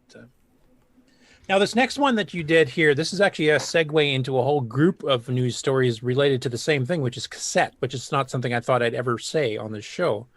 I thought we'd all left cassette way behind, for disk drives and SD cards and everything else. But actually, by coincidence, you, David Ladd, Ken at Canadian Retro Things have all been doing pretty cool stuff with cassette stuff. So I'll start playing yours, and then we'll kind of get David in and go into some of the other things that have been discovered over the while. There's like a whole bunch of stuff going on here. So, oh yeah, FSK, drive wire. Yeah. So the very beginning of this, just to start it off, this is you showing that how fussy volume levels are on the CoCo when you're trying to load something from cassette. So you can take it from there. Exactly. I don't know if this is something that only I'm facing, but I refurbished my little CCR82 down there on the left and started trying to C-save and C-load, and I just couldn't get the volume set right unless I just cranked it all the way up, 8 or 9 or 10 level on the volume. So I decided to dive in and find out what the heck, what's going on. And this is CoCo 2. This is one of the more modern CoCo 2s that came as 64K right out of the box. And I found out that there's the cassette connector there, but it has a DAC that creates the sinusoidal waveforms that are saved onto the cassette. And I found that the C save was making really ugly waveforms. There are some of them. So you notice these waveforms are they're different heights for these pulses, Mm-hmm. and that's supposed to be frequency shift keying. So it's supposed to be clean sinusoids of one of two different frequencies. But you see the little runt pulses there. Those are the higher frequency pulses, and they're supposed to have the same amplitude as the lower frequency pulses that I'm pointing to right there. Yeah. So for people that are not familiar with some of the tech terminology here, basically these should all be the same height. They should just vary the width. So you should have like a half size and a full width one for the ones and zeros, basically. Yes. Yeah. So this is right out of the back of the CoCo 2. It's wrong, right? So actually at this point I might be looking at the playback. Yes, I'm looking at the playback. So I did a C load and I just said, gosh, what is this? Where did this come from? So I traced it all the way back to where I C saved it onto the cassette tape. And I'll show that waveform here in just a moment. And you can see where, this is still not it, but you can see where the corruption comes from just right out of the back of the CoCo. It's all over the place. There it is. There it is. Okay, so this is the 6-bit DAC, the same one that makes sound, CoCo. Yeah. Now it's being reemployed and redirected with a MUX. It's being redirected out to the cassette port. And look at this. You should be seeing, when I zoom in here, you should be seeing steps on the way up and then steps on the way down. But it's a really ragged mess, and it's not clean going up, and it's not clean. It's even worse going down. So you see how you can see little steps on the way up. Yeah, yeah. That's almost a triangle wave instead of a sine wave. Yeah, it's more triangular and it's clipped. And then look at the way down there. The falling slopes are exponential instead of stepped. Yeah. Well, it turned out where I'm pointing to right there, that pulse never made it all the way to the valley. It never got there in time because the slew rate was too slow. Then the higher frequency that's over there on the right, that had no chance. It didn't even get much past the zero crossing. So this should have looked like two different frequencies, one wide sinusoid and then two narrow sinusoids. So here in a minute, I do the old ROM to RAM routine. So I load the color basic into RAM and I hack it. So I found the table where the C save routine has 36 values in the table to create the waveforms. And I I simply lowered the amplitude, or I turned down the gain, and you'll see what an improvement it makes here in just a moment. These are the values there on the screen. Those are 36 values out of the table, and there's what they look like if you plot them. Okay. So the CoCo makes the slow frequency by driving all 36 points out to the DAC, and it makes the higher frequency by skipping every other point. So it gets through the table in half the time, but it only updates the DAC half as often. So, and there's a picture of that coming up here in just a few minutes. I love how you're doing your it'll modification on the fly here too in your program. You're editing the line and just changing the values there. Yeah. Like I wouldn't see what this looks like, and then I'll plot here in a moment. I'll plot. This is a 0 bit, so this is the lower. This is the 1200 hertz frequency, and this is what happens if you plot every point in that lookup table. Is that the output from the CoCo, or is that a theoretical? Because there's a lot of stair stepping and no anti-aliasing there. Okay, that's the theoretical, and the bottom is in the O-scope image is what actually comes out of the CoCo. Yep. So if you look at the third hump on the oscilloscope, yeah, that should match what's on the CoCo screen. Okay. But it doesn't match because the waveform just before it didn't get all the way down to the bottom in time.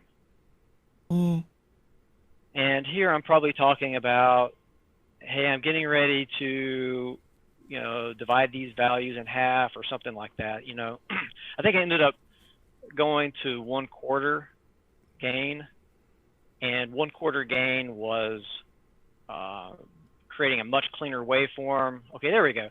So there's a 0, 1, 0. Yep.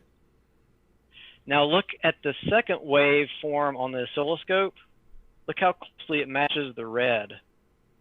Yeah, yeah. See, it's the only thing that's missing is that lower part of the blue, just before the red. The blue didn't, that first oscilloscope sinusoid didn't make it all the way to the bottom.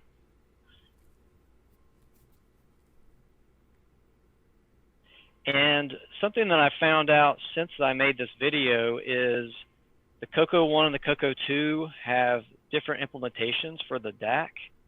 In the CoCo 1, it was implemented with a bunch of discrete chips, and then they reduced a large number of chips down to a smaller number of chips in the CoCo 2. And one thing they did to do that was to integrate several of the, okay, here it is. This is at half gain. So the height, the peak and valley height is halved, basically. Exactly. So theoretically, this is what it would look like if C-Save used only half as much gain. Okay, and then there's this little program, C-Save mod. It modifies the values in the ROM to cut the gain down. And now you just made that 0.25, so you just took it down to about 1/4. Okay, now we're at 1/4. Okay, and I think I'll probably plot that next. Yeah, here this is. And your plot is actually pulling from the values of what's in ROM right now and plotting. It is. Okay. It is. So it modified it and then it did a peak. Okay. Okay, yeah. So it just did the peak of the 36 values. So here, the steps are much smaller. It should give the DAC a lot more time to make those transition swings. And then I'm going to put it up on the scope. Here it is. So now look at this waveform. Like the peaks and valleys now are almost exactly the same peaks size. And valleys are in the right spot. Right. There's a slow waveform that I'm pointing to. Then there's a fast one. There's a bunch of zeros and then a 1. So you've pretty much described the problem with pop music today. Yeah, like when your electric guitar's amplifier is cranked up, it's intentional distortion, isn't it? Yeah. There's another way to play. I wasn't aware of that. So, is there some sort of hardware issue in the computers that's causing the problem that you're Yeah, I admitting? believe so. I believe so. So I need to look at more of my CoCo 1s and 2s. So far I've looked at, this was the CoCo 2 that has the problem. Mm-hmm.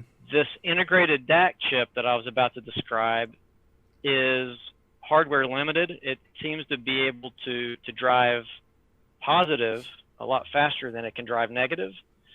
And then I looked at my CoCo 1, and it doesn't have the problem. It's making nice looking waveforms. So the next thing I'm going to do when I have some time this coming week is I'm going to look at a lot more CoCo 1s and 2s. I have a couple of CoCo 1s that I can check, and I have 5 or 6 CoCo 2s, and I'm going to see if they all have the problem or if I just got really unlucky with the first one. But yeah, it's right in the hardware. It's the DAC in the CoCo 2 just has this limitation. That's interesting. And by modifying the sine wave table, did you actually test that, and did that help with the? Yes, exactly. So right here, that's what I'm doing now is I'm showing how at gain of 1/4, you get plenty of signal onto the cassette tape. And when you play it back, you can turn the volume. Before I was at a volume of 8. Well, now when you play it back, you could turn the volume down so low that you can barely hear it. And it still picks it up. You could, and you can still pick it up. Now, I finally did get an I/O error at that low of a volume, and that was at volume level of 3. Okay. So then I put the volume at 3.5, and I got a clean load of this 30-second load. It was a fairly large program that took 30 seconds to load, and it got cleanly through at a level of 3.5 compared to a level of 8 before. That's impressive. This problem This problem goes back to the early days of CoCo's. Everybody had problems loading from tape, and you had to jigger the volume and get your volume just right. So this problem has been around as long as I've heard, because they were talking about this week in Discord, and they talk about that maybe it's an aging hardware problem where some of the chips themselves are starting to slew, and it could be a hardware degradation problem. That's one possible theory, but honestly, this issue was around when the CoCo was new. So yeah, you know what? It will be really nice is so I have one old cassette tape that I saved in 1984, and I'm going to play it back and see if it already had the degradation then, or if it's something that's happened since I made that recording. Right. Something else that's a possibility that I'm thinking of here too is maybe you're because you're having varying results with different CoCos. It might be worthwhile checking the power supply rails, because this to me looks like, especially with the custom DAC chip, it looks like a power supply rail issue, especially with that negative, the negative not going low enough. Maybe there's a power supply rail limitation there.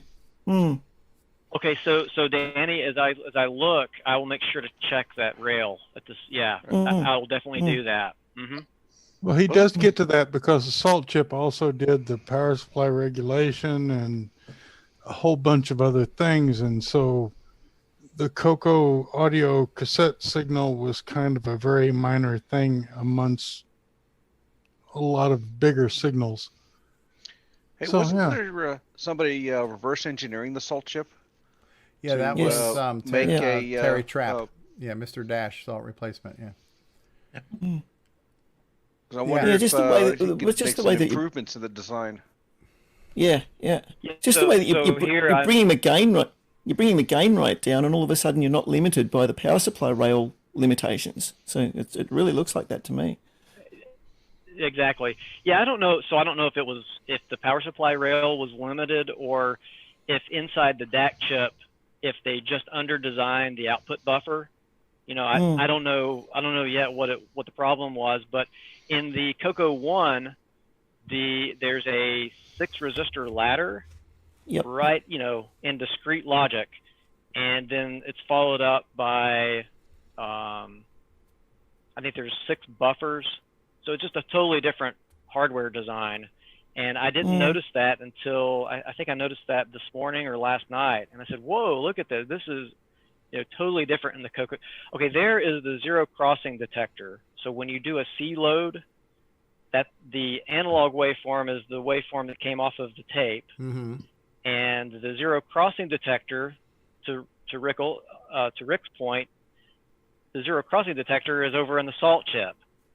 So that's really a mismatch of a hodgepodge of all these different random functions. The RS-232 level shifters are in the salt chip, but here is a zero crossing detector, and it makes the job a lot easier. When the ROM routine is trying to measure the time between zero crossings, if you have a nice balanced waveform on the cassette tape, it makes the job a lot easier to time those zero crossings. And the routine is looking at a timer, and it's just simply counting a certain number of counts, and it says if the zero crossing happened less than that number of counts, it must be a 1, and if it took longer than that, it must be a 0. So by measuring the time between zero crossings, you're determining the frequency of the wave. Correct. Right. So here you have 6 and then 5.5 toward the right side of the screen. And you just got to figure out, okay, that's 6 and 6. What do you mean by 6 and 5.5? Oh, the difference in width? Yeah, in width. Yeah. So you've got a 6 and then you've got a 5.5. Okay, that's the same. But then you've got a 4, and that's different. It's for, Yep. So even here, here it's not perfect, but there is a good bit of margin, so there can be some jitter, and it can still can reject that. And it kind of has to, because get like tape stretch after time and stuff too. So you're not going to get the exact same. True, and different. Not everyone calibrates the speed of their CCR, right? So some of them play a little faster or slower than others. Yep. Mm-hmm. Yeah. Now the thing I found fascinating about this is that this was just the start of Cassette Week on Discord and between a bunch of other people here. So it's just coincidence too, because you guys hadn't been talking to each other from what I understood. And now that I'm seeing the actual video here, you've done a great job in visualizing the concepts. And for me, not being a technical guy and not being a hardware guy or a circuit guy, to be able to see the actual waveforms and visualize this, incredibly helpful. And so the fact that you took the time to plot it out was great. But even before I saw your video, when they were talking about the issue, Tim Lindner was able to Steve-splain it to me where I was able to understand it. Because some people, they know what they're talking about. And just because they know what they're talking about doesn't mean they can convey it in a way that a layperson will understand. So I was able to grasp what you did before I saw your video by hearing them explain it to me. And I thought that's really cool that we live in a time now where we can discover these things that might have been flaws in the system from the beginning. And the fact you've got that super scope to see that, incredibly helpful, obviously. And obviously you understand these things too. That's helpful.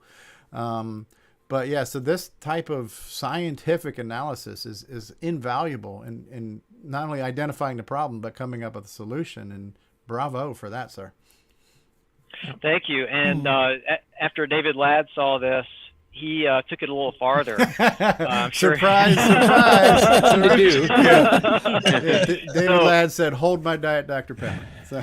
Yeah, David Ladd. He's my hype man. He became the amplifier here, and he went crazy and he started clipping. Did a double speed load and a quad speed load, I believe. Yeah. And which we'll be getting to shortly. Yeah. Okay. So I'll let you guys go there with that. But yeah, now, is David still on the panel? Yes, I am. Why, yes, I am, Curtis. A little, again, with a little more enthusiasm, please. And let me, Stevie, let me Steve-splain one other concept to you while we're here. Yes, please. Fire hot. What's fire hot? Oh, okay. Fire hot. Fire hot. Good. Thank you. Okay, so I'll let David kind of take it away from here, but basically Ken at Canadian Retro Things is in the YouTube chat, who can pipe in from there too, or he can join the call if he wants to. Did an experiment with David doing cassette stuff, which I will play silently in the background here. And David, if you want to take away how this got started between the two of you. Is this the one with the Bluetooth? Yes, it is. Yeah. Okay, so with the Bluetooth, I have had one of these adapters, and I had the crazy idea, hey, I wonder if I could play the audio from my laptop across the room to the CoCo that's on the other side of the room using the Bluetooth module. But I'm not really set up for doing videos, and so Ken's always receptive at taking ideas. So I'm like, well, here's something I was thinking of. What do you think? And well, Ken ran with it and made last week's video. Yeah, and then of course then the one with the high speed version of the loading, and I've been tinkering and doing all my stuff, testing stuff, and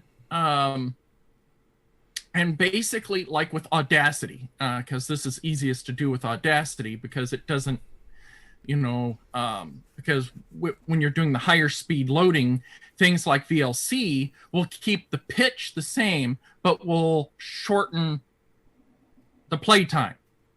And that's not good, since with the CoCo, if you speed the CoCo up or you change the timing routines, the frequency has to go up as well. Like if it's 12 hertz, 24 hertz, now you need to be 24 hertz, 4800 hertz.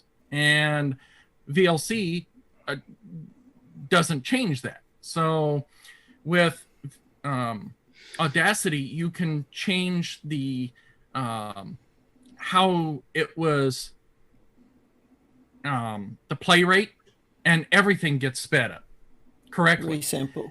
Yeah, and that's basically what Ken was showing here, is playing the how he edited it and how he played it over the Bluetooth, and then using high speed poke. And I found Basic's timing table that's in the low RAM variable space that Basic uses, where it stores those how many times that it has to count to load it in Basic. So then I started saying, well, is this doable on a CoCo 1 and 2 at the double speed mode? And without the high speed poke, with 3 bytes changed, you can load at twice the speed. Which means from 1500 baud to 3000 baud, essentially. Right. And it's just right in half. And if you use that same technique and then add the high speed poke on the CoCo 3, now you just went 4 times as fast on your play rate, which means now you've just cut it You're at to 6000 baud now, so right. And loading... you're at Commodore 64 hard drive speeds at that point, I think. Right. And I've just been going nuts. And then there's a project which I'm pretty sure we had discussed 2 or 3 years ago. I haven't found the episode, but there's a person that goes by MySoft that has a CoCo tape. Well, it's the cassette port, but it's using the sound card that you can get faster load rates, even using his turbo loader routines. And I don't know how many people here have tried loading HDB DOS off of cassette or a phone. Never. But that normally takes 50 seconds. So quad speed, that's 12 and a half seconds. And, that's nothing. The Spores game that we played with, I put that on tape, the CoCo 3 modded one, and that takes almost 2 minutes to load at 1x speed. With the turbo tape loader, it took 11 seconds with the preloader and the actual binary itself. 11 seconds. Wow. To load off a tape. That's and that's down from almost 2 minutes. So you can imagine. Yeah, and actually, Dave, your comparison video is actually next year. So basically, what Ken did here is he just did the double speed version. He tried quad, but he had a bit of an issue, I think. But you guys have figured that out, I think, if I remember correctly. Right, yeah, and let me just and before you switch to the next video, I want to Steve explain to anybody who doesn't understand what Audacity is and what he's doing too. So yeah, but go ahead, Dave. Was something else you were going to say? Yeah. So especially if somebody ends up listening to this on the podcast later and you can't see it. So Audacity is a piece of software that lets you modify recordings. And so the recording of the tape file, when you're talking about doubling the speed, you're doing that in an audio editor program. And what Ken had on his video, you could see that. But if you don't, when we talk about Audacity, if you don't know what that is, it's free open source software you can use to edit recordings. And so it's just like when you and another example is sometimes when you change the pitch of your voice, it goes up an octave, right? So similar concept here. When you're doubling the speed, you have to make sure you compensate for everything, so none of the data gets lost in that changing of the files. So pretty cool stuff here again, because I can visualize it, and it's easier to understand for me. But if anybody's listening to this later and you didn't know what Audacity was, I want to give that free annotation there. So. Yeah, and also one of the other good comparisons is people that's had record players or some of the more high-end reel-to-reel tape decks.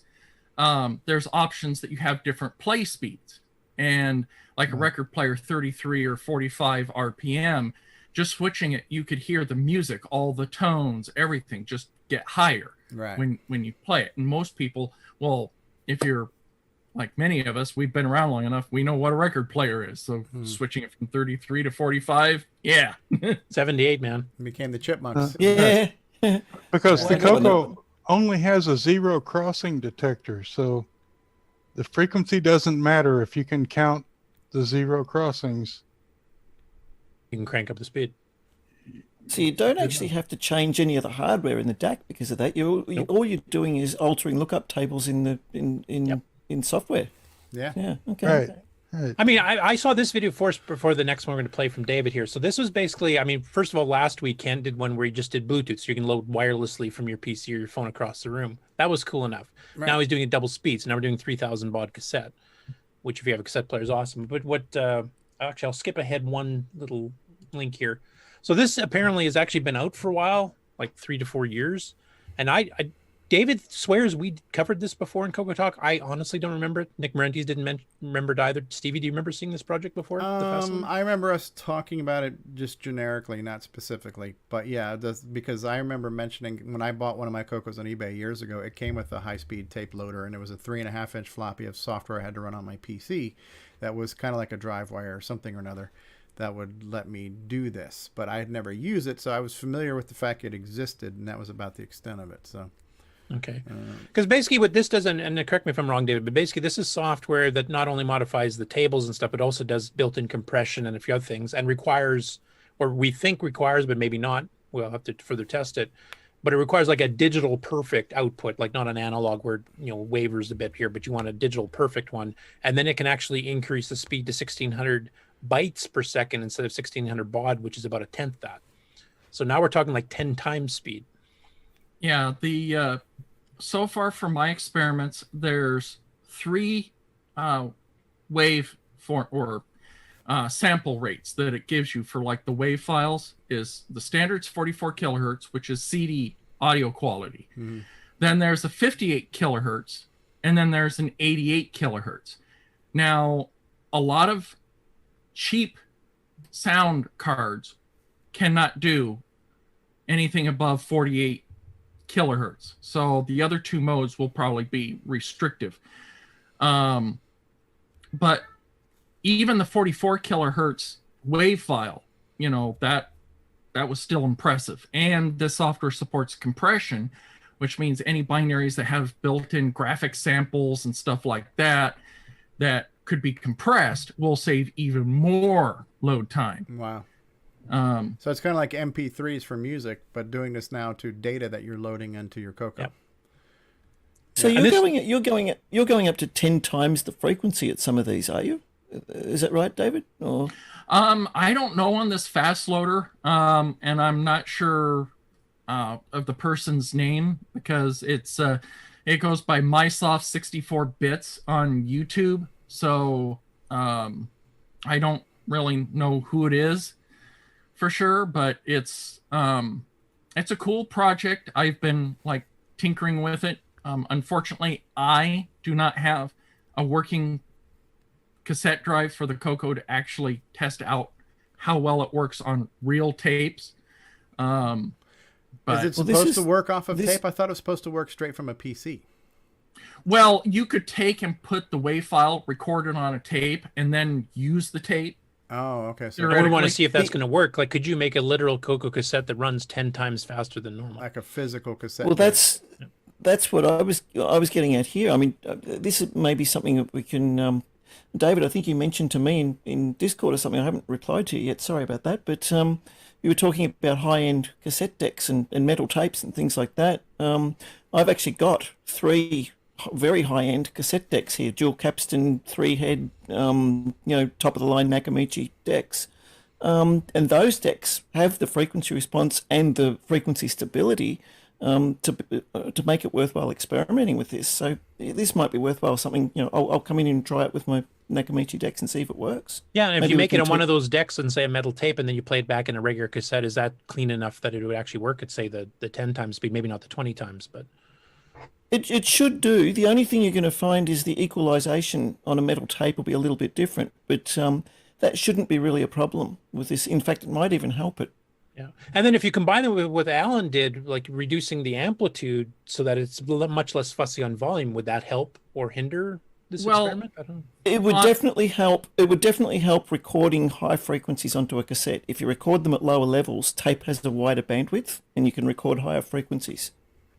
Yeah, my experiments so far, at least with my USB Creative Lab sound box, with Audacity, I by default, I normalize to a -5 on all of the WAV files. So it's like almost about half the amplitude, just because I find it loads better. But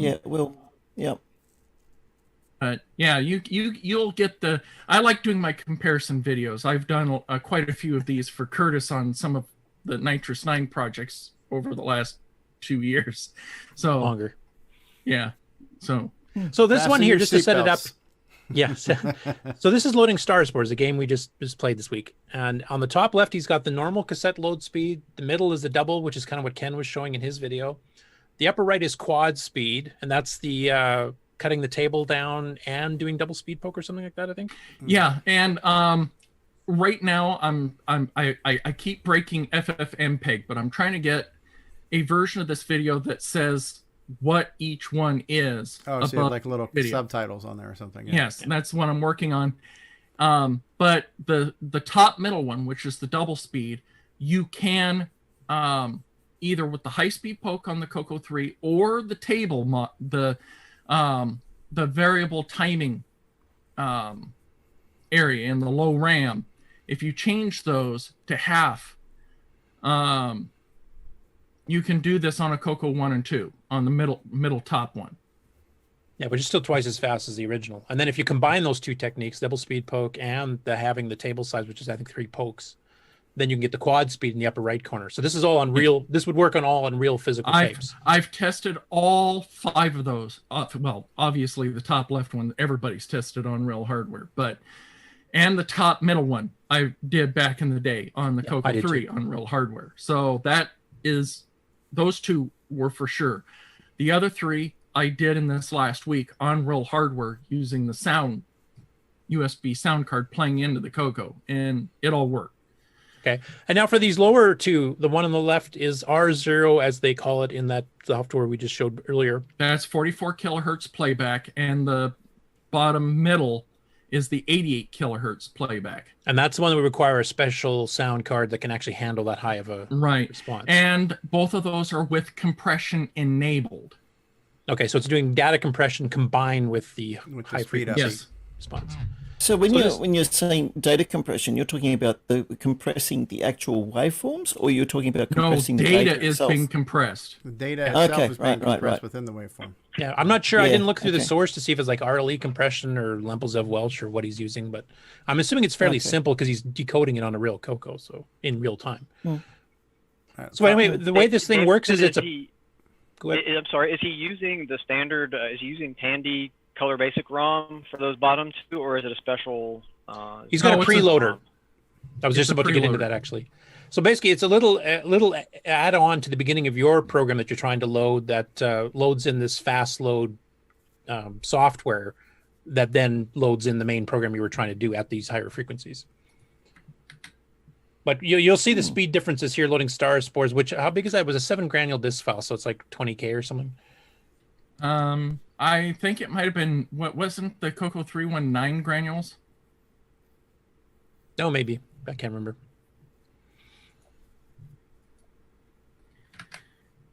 But yeah, Alan, I had posted a link to you about the repo. The one in the bottom. That was right. Yeah. There it is. Boom. Boom. Look at that. That cursor, the found cursor, was flashing almost the same speed as the normal cursor. Yeah. Well, you can even see on the top 3 the difference of the speed of the F, because that is each block being read. Yeah. So the fast load for the win. That's just boom in there. That's amazing. Now that requires a digital perfect. We think we have to try this on real tape to see if a real tape actually has the frequency range to handle even the slower of the 2 fast ones. Top right hand corner was quad load of a normal situation. And that would be workable on real hardware for sure. Yeah. Oh, I'm definitely going to try these on the Nakamichi. I reckon it might just do it. I'll send you the wave files that I use. David Ladd is no longer just king of the floppy. He's also lord of the cassette tape too. So. Now that top middle one, the double speed one, which is one I did use back in the day before I got my first disk drive. Yeah. Which seemed magic then. And then last but not least, eventually, wait for it. Standard 1500 baud. Yeah. So the video itself is 3 minutes long. So that tells you how long it took to load the tape. Because I left about a minute because I wanted a fixed time when I recorded these that I could just keep all the videos flashing, with the title screen. So I stopped everything at 3 minutes, or at least that's when the timer was. And then in MAME, because it's easier for me to synchronize this using the outputs from MAME, I stopped them. As soon as the beeper went off, I told it to exit MAME, which saved out the video as of when it was done. So... Retro Innovation says, in other news, scientists have now engineered snails that move 4 times as fast.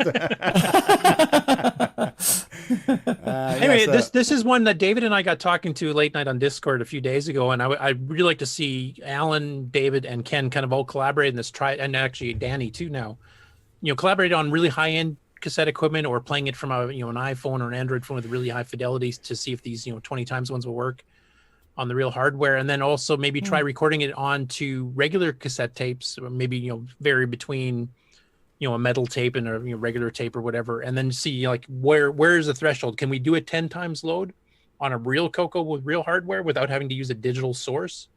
Can you do it on analog? And just have you guys kind of try it between all of you, and just see what a real CoCo with a real cassette is capable of doing. Do you need a special high-end cassette like Danny has to get some of this stuff to work off a cassette, or will it work on the old CCRs and CTRs at maybe the 10 times speed?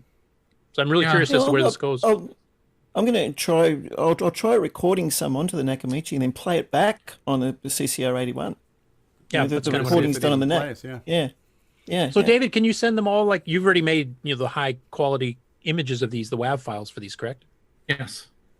So if you can send it off to everybody, and then they can all experiment with the real hardware and stuff. Here's an idea. Why don't we open up a Discord channel for high speed? We did already. Way ahead of you. We don't have. Oh, I was being sarcastic. There's a cassette channel now. There has been for a few days. Freaking cassette channel. That's all we need on Discord. I'm still waiting for the channel. Yeah. I was kind of joking, saying that we have so many channels, we need to have a channel guide channel. And then we can also, like cable TV, we can start to have premium channels that you have to pay monthly for. So have the TV guide channel. The TV guide channel. Yeah. Could we get a stereo left channel, a stereo right channel? Yes, is that possible? absolutely. No, I want to get the 11.1 Dolby. That's what I want. Right channel. Right channel. An Orchestra 90 left and Orchestra 90 right. Oh my goodness. So at 12x you get smoke, right? We'll get Dolby Atmos out of the So CoCo. David and Curtis, a question. So bottom left, is that the double speed poke and compression?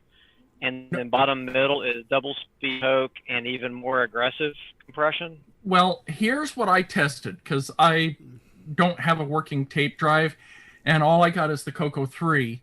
That's physical hardware that's hooked up. So I used MAME because MAME will actually read in many different frequency rated wave files, and I used the CoCo 2 emulation in main, and I was able to load the bottom left one without any errors on the CoCo 2 in main. So the bottom middle one requires the high-speed poke. It says right in the thing it's double. So that is the CoCo 3 specific one. David, can you imagine what we could do with a Gimme X? Yeah, so that's saying that the compression is doing the bulk of the speed up, right? Because the bottom left is at 1x speed, but it's so fast, right? It must be like 5 or 6x the normal speed. So that's all from compression, you're saying? Pretty much, and whatever high speed stuff he's doing, because that's at 44 kilohertz, the bottom left one, the wave file. See, what I'm wondering is how much of it is based on the fact that you can do a perfect square wave in digitally. With analog, it's got a trail up and trail down type thing. Like you could literally do your 0-1 crossings, presumably, if it's completely precise, within like 3 time measurements, or 5, depending if you're doing a wider. It might, feeding a square wave in might actually corrupt things, because quite often a zero crossing detector requires a trailing and a leading edge. It needs that to be able to Oh, okay, yeah. But you could do it with less steps than we have now, theoretically, then, right? If you could do it perfectly at a digital level, because analog kind of like slews all over the place. So that's why I'm wondering if the 10 times, like the lower one there, might actually be good enough to run on an analog cassette. Yeah, I'll leave that up to you guys that actually have set up, cassette systems and stuff to try it out and see what the results are. And if you report back in the next week or two, I'd be really interested in seeing what's for sure. It's like, Alex, I'll take technology that's 40 years late for $100. But we've had new CoCo owners who, they want to run DriveWire because they don't have SDCs or don't have the money for SDCs, don't have disk drives. And if you can load HDB DOS off of tape here at 10 times speed and have it up and running in 10 seconds, it's not a big pain to get onto DriveWire off the PC. For modern digital devices. Hey, let me ask you this now. If we're going to take this one-step loader, and this is where John Lowry can chime in too. There's a way when you load tape where you can change the offset of where memory is going. What if you created the tape to where the first part that got loaded in actually poked in the stuff to change the speed and then change the offset and then loaded HDB. That is kind of what the bottom two are doing. Okay. So it has that preloader that auto executes and then it loads the actual program itself. So that's exactly what it's doing. Okay. So yes, that way you don't even have to type in the pokes, because even though it's only 4 pokes, if it could be baked into the tape and you just had a high speed HBD DOS, either physical cassette or, If you take a look at the bottom two here at the part where they're actually doing the load, you can see that extra information that loader added in on the screen. Yeah. Yeah. Oh, and here's another experiment that I actually tried. Of course, I had to use MAME because I don't have the Dragon hooked up. But the Dragon Basics timing variables are in a different location, but I did manage to find them using the debugger. The top middle one, with changing the timing routines, will also work on the Dragon. So by lowering the amplitude, you can... Well, no, just doubling the play speed. Oh, doubling the play speed. On the top middle one.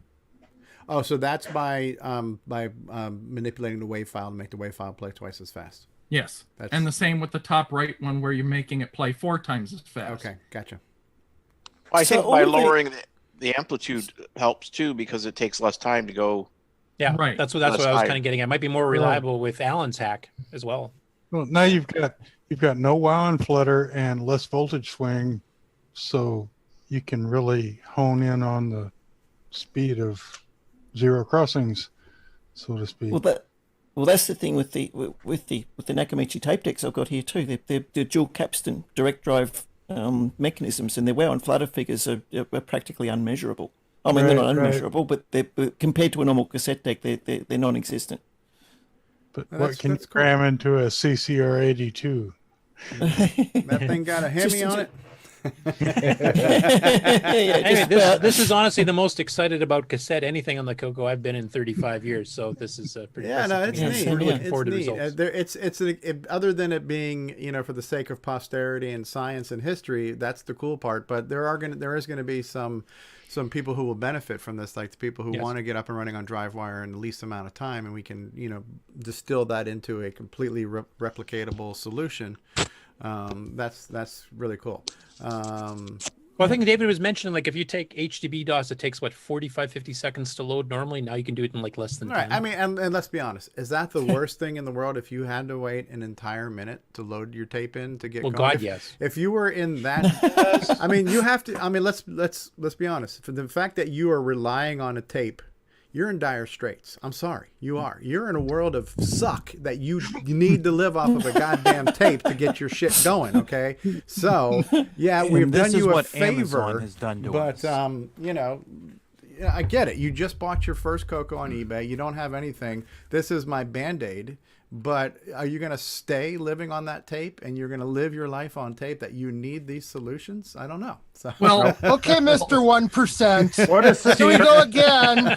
Stevie, here's Go run one your of the- freaking 6309 while you're at it. What does this translate to the MC10? Yeah, well, you might Theoretically, that some of this technique should work. That second one where David, you know, shortening the frequencies or shortening the waveforms to be half should theoretically work on there too, because it should be roughly the same circuitry, I'm guessing. Well, I know the basic as far as on the Dragon and the CoCo. The top metal one is doable. On the MC10, I don't know, because I still have to get my MC10 fixed to play. But Does an MC10 have a double speed poke? Don't think so. No. But you could probably improve the amplitude. But cutting the size of the waves in half, which is part of what David's technique was, that should theoretically work as long as the basics set up the same way. Which means you could get 3,000 baud loading cassettes on the MC10. Right. And again, it's like this is cool, and I don't want to disparage the fact that this information is being discovered and we're going down this path, but hopefully you're not in a situation where your life depends on tapes, because I'm sorry, but your life sucks if you depend on tape. So I got one other thing. I have one for you. Tapes. Does the Vectrix load by tape? No, that's all ROM based, right?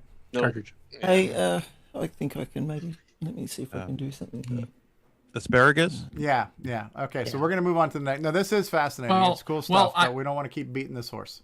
Oh, I know. I just wanted to say one other thing is that, like, if you have a CD player or Walkman, having the 44 kilohertz wavefile ready to go, especially like with the CoCo diagnostic software. Yeah. Like if we're at VCF or CoCo Fest and all someone's got is, you know, a CoCo, and your stuff is all set up for demo and you don't want to pull it apart. Well, the easy thing to do is just plug in cassette cable, hit play, load, boom.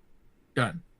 Yep. And if you do that auto loader on the lower left there, it can load in the fast loader and then load in the diagnostic software, 10 times faster than normal. So you're checking things out quicker. There you go. So how did Radio Shack add having Deskmate with nothing plugged in? No. Have a look at my camera view there, guys. Yeah, Danny's got a lot of tapes. That's not a photo. That's actual cassettes. Yeah. That's new old stock tapes on my shelf there. Is it real or is it memorized? So we have a source. For those of you whose lives depend on cassettes, send a self-addressed stamped envelope to Danny, care of Australia's Tape Relief Fund, and 527 Kangaroo Lane. For only 32 cents a day, you can help a poor bastard who relies on tapes for a living. Danny, we need Sally Struthers to make a commercial for us. Stat here. So Stevie's the master of upsell. Danny's the David Ladd of tapes. Yes. Anyway, we'll get on to the rest of the stories. I did know that was going to be a pretty big segment because so many people were. It's cool. It's cool. Were, coming together on cassette by coincidence. So yeah, 2021, the year of the cassette. Yep, there you go. You're going to rename the show? Cassette Talk, yes. So. Cassette After Dark. And then if everybody watches it after it's been done, it'd be rewind.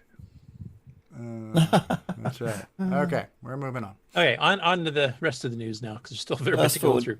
Fast forward to the next bit. We got another 4 hours of show yet still too. Yeah. So all right. So Bill Pierce, he kind of teased this out a week or two ago, but the new version of VCC is out, which actually has some drive fixes. It's got some hotkeys you can increase and decrease the CPU speed on the fly without having to bring up the menus. The big one for me is he's added the second hard drive support. Now, we have discovered there's a bug in EmuDisk, which is now fixed. And it was thanks to EJ, what the heck was his last name? I'll give him proper credit next week. But he actually found the fix for it. It was a stack problem was getting adjusted. And we'd start giving you weird IO errors and stuff, trying to do anything copying from the second drive to the first drive. First to the second drive would work fine. How do you do VCC that? How do you... was the last of the emulators that did not have 2 hard drive support. MAME's had it for a while, and I believe OVCC's had it for a while. Now VCC does. So now I can start working on getting ease of use stuff instead of having to overwrite the hard drive image, because we're doing a fair bit of changes every update. So you don't want to put in a floppy because you have to sit there and swap virtual floppies over and over again type thing. Now we'll just have a second hard drive that will say, okay, here's all the stuff that's changed. We'll just copy it over top. That way I'm not overwriting all the settings you've changed, any new software you've done, your high score tables, whatever else. So that's the big one for me. And the maintenance release for you that we're doing in mid-January will have that fixed driver. So that problem, as well as some other bugs we found in the meantime and been reported to us, will be fixed. Yeah, we have a few that was people. A big one for me. We have a few people in chat giving us the name here. EJ Jacquet. Right. Thank you. Yeah. Thank you. I brain farted on that one. Also, VCC now adds support for the Game Master cartridge. If you want to do native support in that, that's been in MAME for a while. I think it's been in XWORD for a while, and now it's also in VCC. So all the emulators now emulate the Game Master cartridge and will play Cersei's Island properly when it's released. Excellent. Misspelled Sid, though. Yeah, SYD instead of SID. It's also got a few other nice things, like it remembers the screen size. If you resized it to a certain size you want to keep it there, it'll remember it instead of having to resize it every time you launch it, and some other things too. And he's done some work on the manual. He's got more work to do on that he's planning on doing, but he's planning out almost a complete rewrite of the manual. So we'll keep posted on that. And Bill and I and Bill Pierce and Bill Noble and I have been working together on some stuff for you with VCC for testing and stuff. That's too. cool. So. We need a Mac port. Great to see a lot of VCC updates happening this past year. Yeah, thanks to Jim Rye, who's been actually the one kind of doing the actual updates. Bill's more the manager of the project, but Jim Rye, who's in the chat, actually Thank you, is the Jim one that's Rye. doing the actual work. Jim Rye. So big shout out to Jim that's there. what OBCC is for. Jim Rye fixed the pallets. Yeah, he fixed the pallets. He did fix some of the pallets in this new one. Yeah. So there's more work to do yet, but the border color being wrong, where it shows white on a green screen, is fixed now. Okay, this next one here, Ed Snyder put up a video showing his chiptunes player playing a couple songs for the new year with the OPL3 chip on his Mega Mini MPI. So he has a little bit of a Christmas message. I'll just play the very beginning and then we'll cut it off, but just had a bit of a greeting from Jim too. So Ed Snyder, Ed. He's a gift to the community. Absolutely. And Shaky Cam. Happy New Year, everybody. Let's hope this one is a lot better. Better.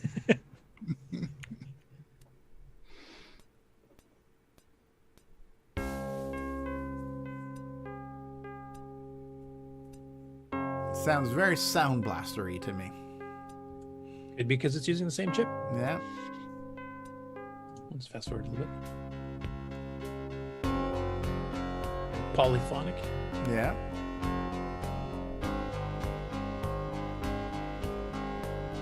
And this was converted from MIDI, as it says on the screen here, Yeah. so he's got a MIDI converter for it too. So, I mean, I will play the whole thing, but if it's a nice New Year's message, and there's 2 songs. There's this one, and then it goes Auld Lang Syne. So you can take a listen to those on the YouTube video that he put up. It was nice just to actually have him put out like a New Year's greeting to everybody. Yeah, because he's usually very so cool. swamped making hardware for us demanding people.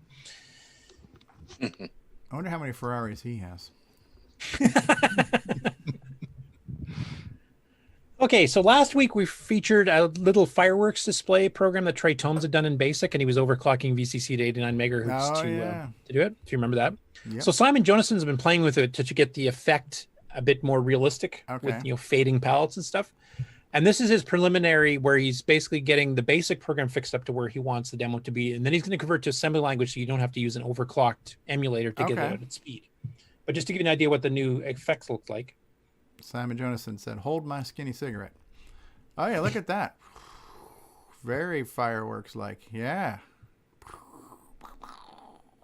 So it works much. It looks a lot better, I think, with the palettes going from the brighter colors at the center than dimming down as they fall down. Yeah. So I'm really interested in how fast he's going to get this running on the real hardware once he converts it to assembly. That's cool. Neat effect. This is one that Rob Inman made, and I'll just play this all the way through because it's a promo Inman. for something I work on. So of course I'm going to let it go through. But This is start to finish from booting Nitrous 9 from dead stop here at the SDC prompt all the way up to playing a few bars of Jump by Van Halen in Ultimuse.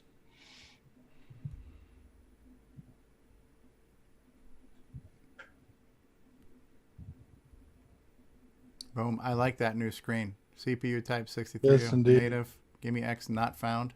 Didn't notice you didn't have to type in the time either. That's a nice feature. That's now the drive wire. You can do drive wire or the emulators now. Okay, and this is booting into an 80 column hardware mode too instead of the 40 column. Yeah, that's settable. You can change it if you want to. Okay, no, I like this boot mode. This looks more computery. Running the GUI, simply type G shell. To run the GUI, simply type G shell. Okay. You know, I don't get to play my favorite OS 9 game anymore. Guess the date. Oh, you can set it wrong on your PC first and then run it through driver. Now we're going into disk drive. We're going into apps. Ultimuse. Boom.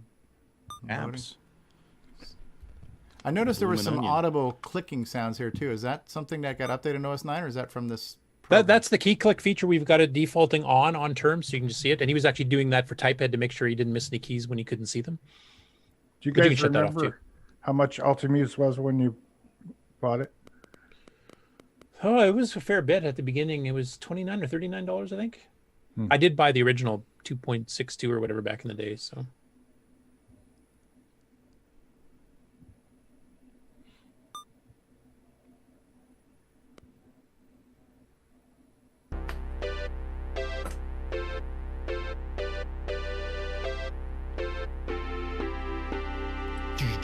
There goes the copyright strike right there. Can you speed it up? Yeah, we'd have to double the waveform and do a couple pokes, but it's possible. It's the CoCoTALK Copyright Violation Challenge. Maybe if we keep talking over it, it'll. yeah, it won't register then. That's right. Yeah. From the album 1984, it's Van Halen's Jump. Oh man, I'm trying to I record this. Knocked over the intro. I hate when you do that. Stevie, I think you hit the post. Oh man. Will this be our intro to the next show? Could be. Not for legal reasons. WNBC. Yeah. Anyway, it's kind of cool. He did this video just basically showing start to finish of actually firing up an app, like a real app, not a little quickie utility Yeah, or something yeah, that actually, plays 16 voice polyphonic music. So That's pretty damn cool. all on real hardware. From Rob No emulators on there. Inman. Yeah. Next up, we've got Alan Huffman here. And do you notice the keyboard on the bottom? That is the Raspberry Pi. That's the Pi 400. Yep, that is the Raspberry Pi 400. So he's actually running XROAR to do a CoCo 1. And, he actually had, I think he may even have it on the comments here, because people were asking, like, that keyboard with the Pi built in is so small, that might fit into a CoCo. And he actually has a picture, and it's pretty close. You wouldn't have to cut too much of the surrounding case to get it to fit. Yeah, the height was pretty close to the bezel. So theoretically, if you did something like Mr. Dave does, and you jury rig a little connector for it, and write the driver to do it properly, which he's already done. Theoretically, you could just cut the CoCo case a little bit if you don't mind doing that, and you could probably have that as your actual CoCo keyboard. That's pretty cool.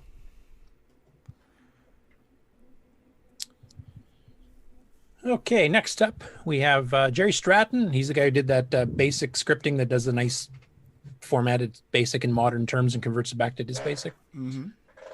So we put up a script here to convert hex values to actual bin files. So if you get a listing from Rainbow or something like that has a bunch of hex values on it, and the Rainbow disk isn't available and the program's not available, you can actually run it through an OCR, then run it through this, and it actually will create the binary file. And that includes preambles and postambles. So if you have, like you were talking about earlier, Stevie, those multi-block sets where you load a chunk at this part and switch to this, it handles all of that too. And he actually used it to get the little Christmas demo here. So he's got the actual code, and it's a little script that you can run to basically convert them over. And they use that in this particular case to get this. And I'll just play a few seconds because it's after Christmas, obviously. But Never stopped us before.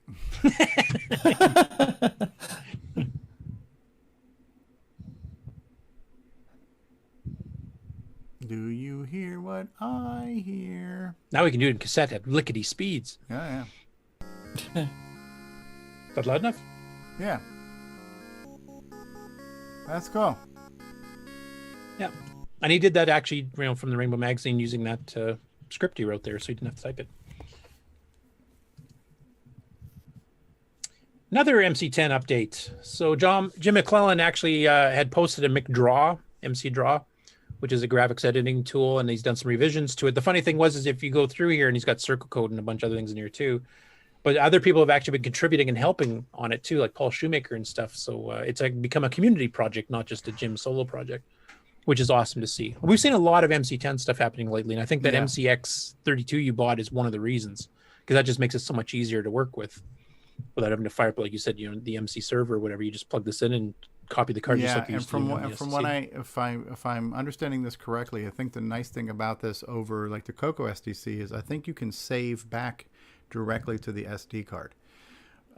Whereas in the CoCo SDC, you would have to mount a virtual disk to save to that disk. I think you can just save, and it saves straight to SD. So your C10 cassette files are basically just the files on the SD RAW. So that saves you the whole concept of mounting and unmounting and stuff. You're just saving to whatever folder you happen to be in on the MC10. Because the folder, there is basically a DOS that gets added to it, so you can change two folders on the SD card. Yeah. Like it's saving grace. Yeah, exactly. Yeah. So yeah, I'm following the MC10 group on Facebook a little closer now that I have a vested interest in it. So. Yeah, and it looks like they're doing a lot of good stuff, and a lot of more people are getting involved. It's not just the Jim Gary show anymore. There's quite a few people doing active, constant contributions. And Jim Gary could take 10 years off, and we still wouldn't catch up to him. So true, but at least now he knows he can take a weekend off once in a while if he really wants to. So next up, Mark Desco found this link and posted it on Facebook, but it's a book I had not seen before called Basic Programs for Small Computers. And if you read the cover there, things you can do in 4K or less. Yep, and over 30 programs that use less than 4K memory for the VIC-20, TerraCity Model 1, and Color Computer TI-9948 and other computers, and actually specifically mentions the MC10 as well. So there's MC10 specific listings in this book as well. Oh, yeah, neat. And of course, for 4K CoCos, if anybody still has one of those kicking around, it should work on there as well. Well, if your life sucks that bad where you've got a 4K CoCo, we now have a shitty cassette solution for you too. So yeah, and because it's only 4K, if you crank it at 10 times, you'll be loading 1 second per program, because after that the solution itself, it's not a bad solution, but you are in a world of suck if you're depending on that tape. And don't hold back, Stevie. Tell us what you really think. The only thing that can suck worse than depending on tape to save your life is having a 4K CoCo. That's all I'm saying. So. Well, there was the Commodore 64. Oh, it goes in the games category. Should we start a shaming channel? We could start to shame people. Yeah. You've only got a 4K CoCo and you're loading off tapes. You're a loser. That's great for community outreach, Stevie. Yeah, so much. Yeah. Next out is Stevie's new book, How to Make Friends in the MC10 Community. Of course, I kid. So just because of that, here's another MC10 story.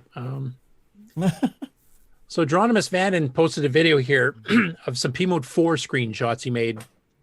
And he's using the MCX 32SD and with the 8K internal mod to do P-Mode 4 that Stevie has. Yeah.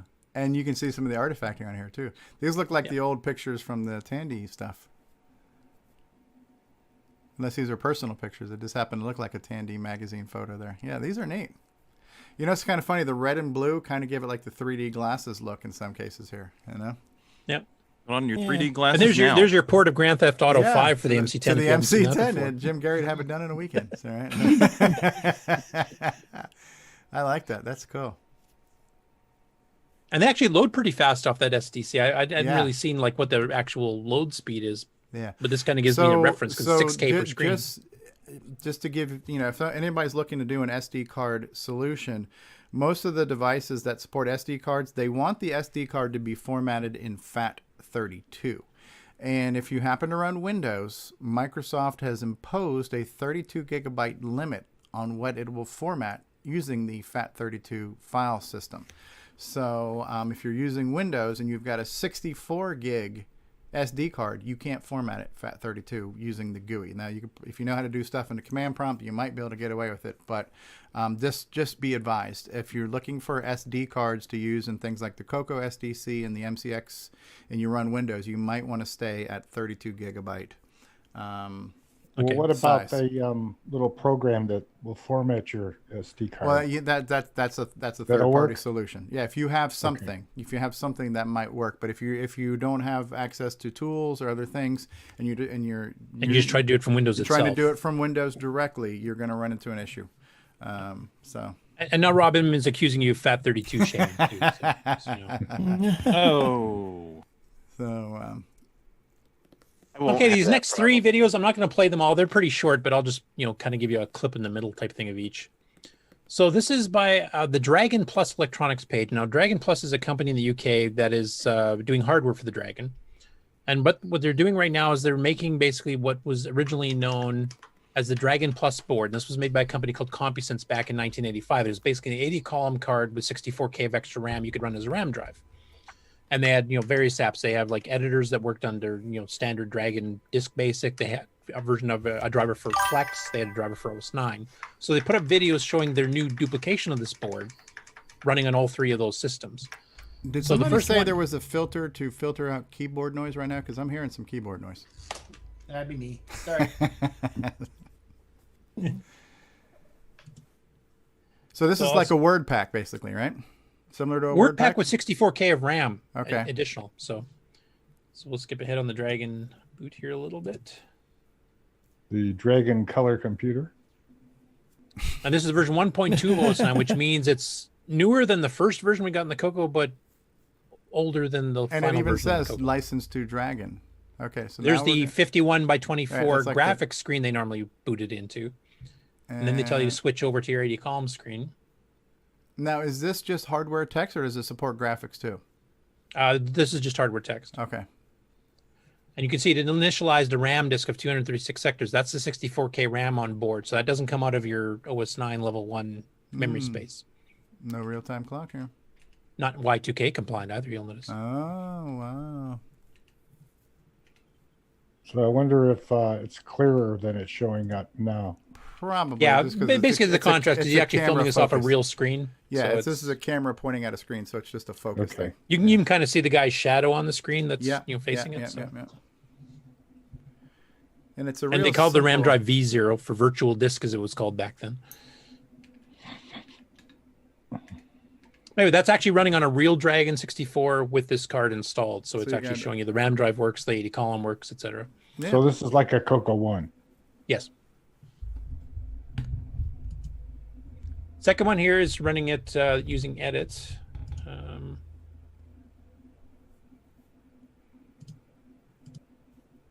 Where was here? What's the P mean? P means you got to go to the toilet. In the directory. See it? Yeah. Base No, P, I have no idea. NP. That's just probably whatever the delimiter is. It's P for potty break. Yeah. Go potty, Danny. Hello, I was thinking of Facebook. Ron because Ron brought it up, so I was thinking of Ron. This edit plus thing here is basically it's an add-on to hook into BASIC so that all the basic print commands and stuff work with the 80 column card as well. Okay, well, that's cool. Hello, Facebook. Boom, boom, boom, boom, boom, boom. Looks like a terminal, you know? Yep, it literally does. And then finally, I know a lot of people here have not seen Flex before, but this is Flex running with the 80 column card. There was a song by Queen about this, wasn't there? Flex. It'll save every one of us. And we have a channel for Flex, of course. Flex. Now the Flex driver here, they actually tried to do a primitive windowing system. That's not the greatest, but it does actually kind of work. Where you can actually designate frames, as they call it. So there's a 25 by 12, and then he does a top one, and then he does a bottom one. But you can actually set it to scroll within that frame, so you can create virtual windows. Which, if you're used to the 32 by 16 screen, you can actually get almost a full-size screen 4 times on the screen at once. So, let's see if we can find you did one little demo. Yeah, you did. Yeah, that's pretty cool. Any font changes? Probably not. This is just using No, a this would be hardware 6845 based or something. Yeah. So here's doing a directory. Now you notice it destroyed the content, so it doesn't preserve Yeah. the window per se, but it actually has commands. You can say, yeah, I'm going to print a bunch of text now. You're going to eliminate it to this little square on the screen. So kind of like you were thinking about in your adventure game there, Stevie. Yeah, that's cool. Anyways, really cool. Next up, this was a new YouTube user I've never seen before called Ohead, I believe. Yeah. And he says, I'm not so musically inclined, so I apologize for inaccuracies. But he's basically discovering the CoCo, and he's running a CoCo 1, so he's using basic with the play command, and he does a few bars of Daisy Bell, from 2001 with the lyrics on the screen. He sounds like CoCoTALK. We're sorry.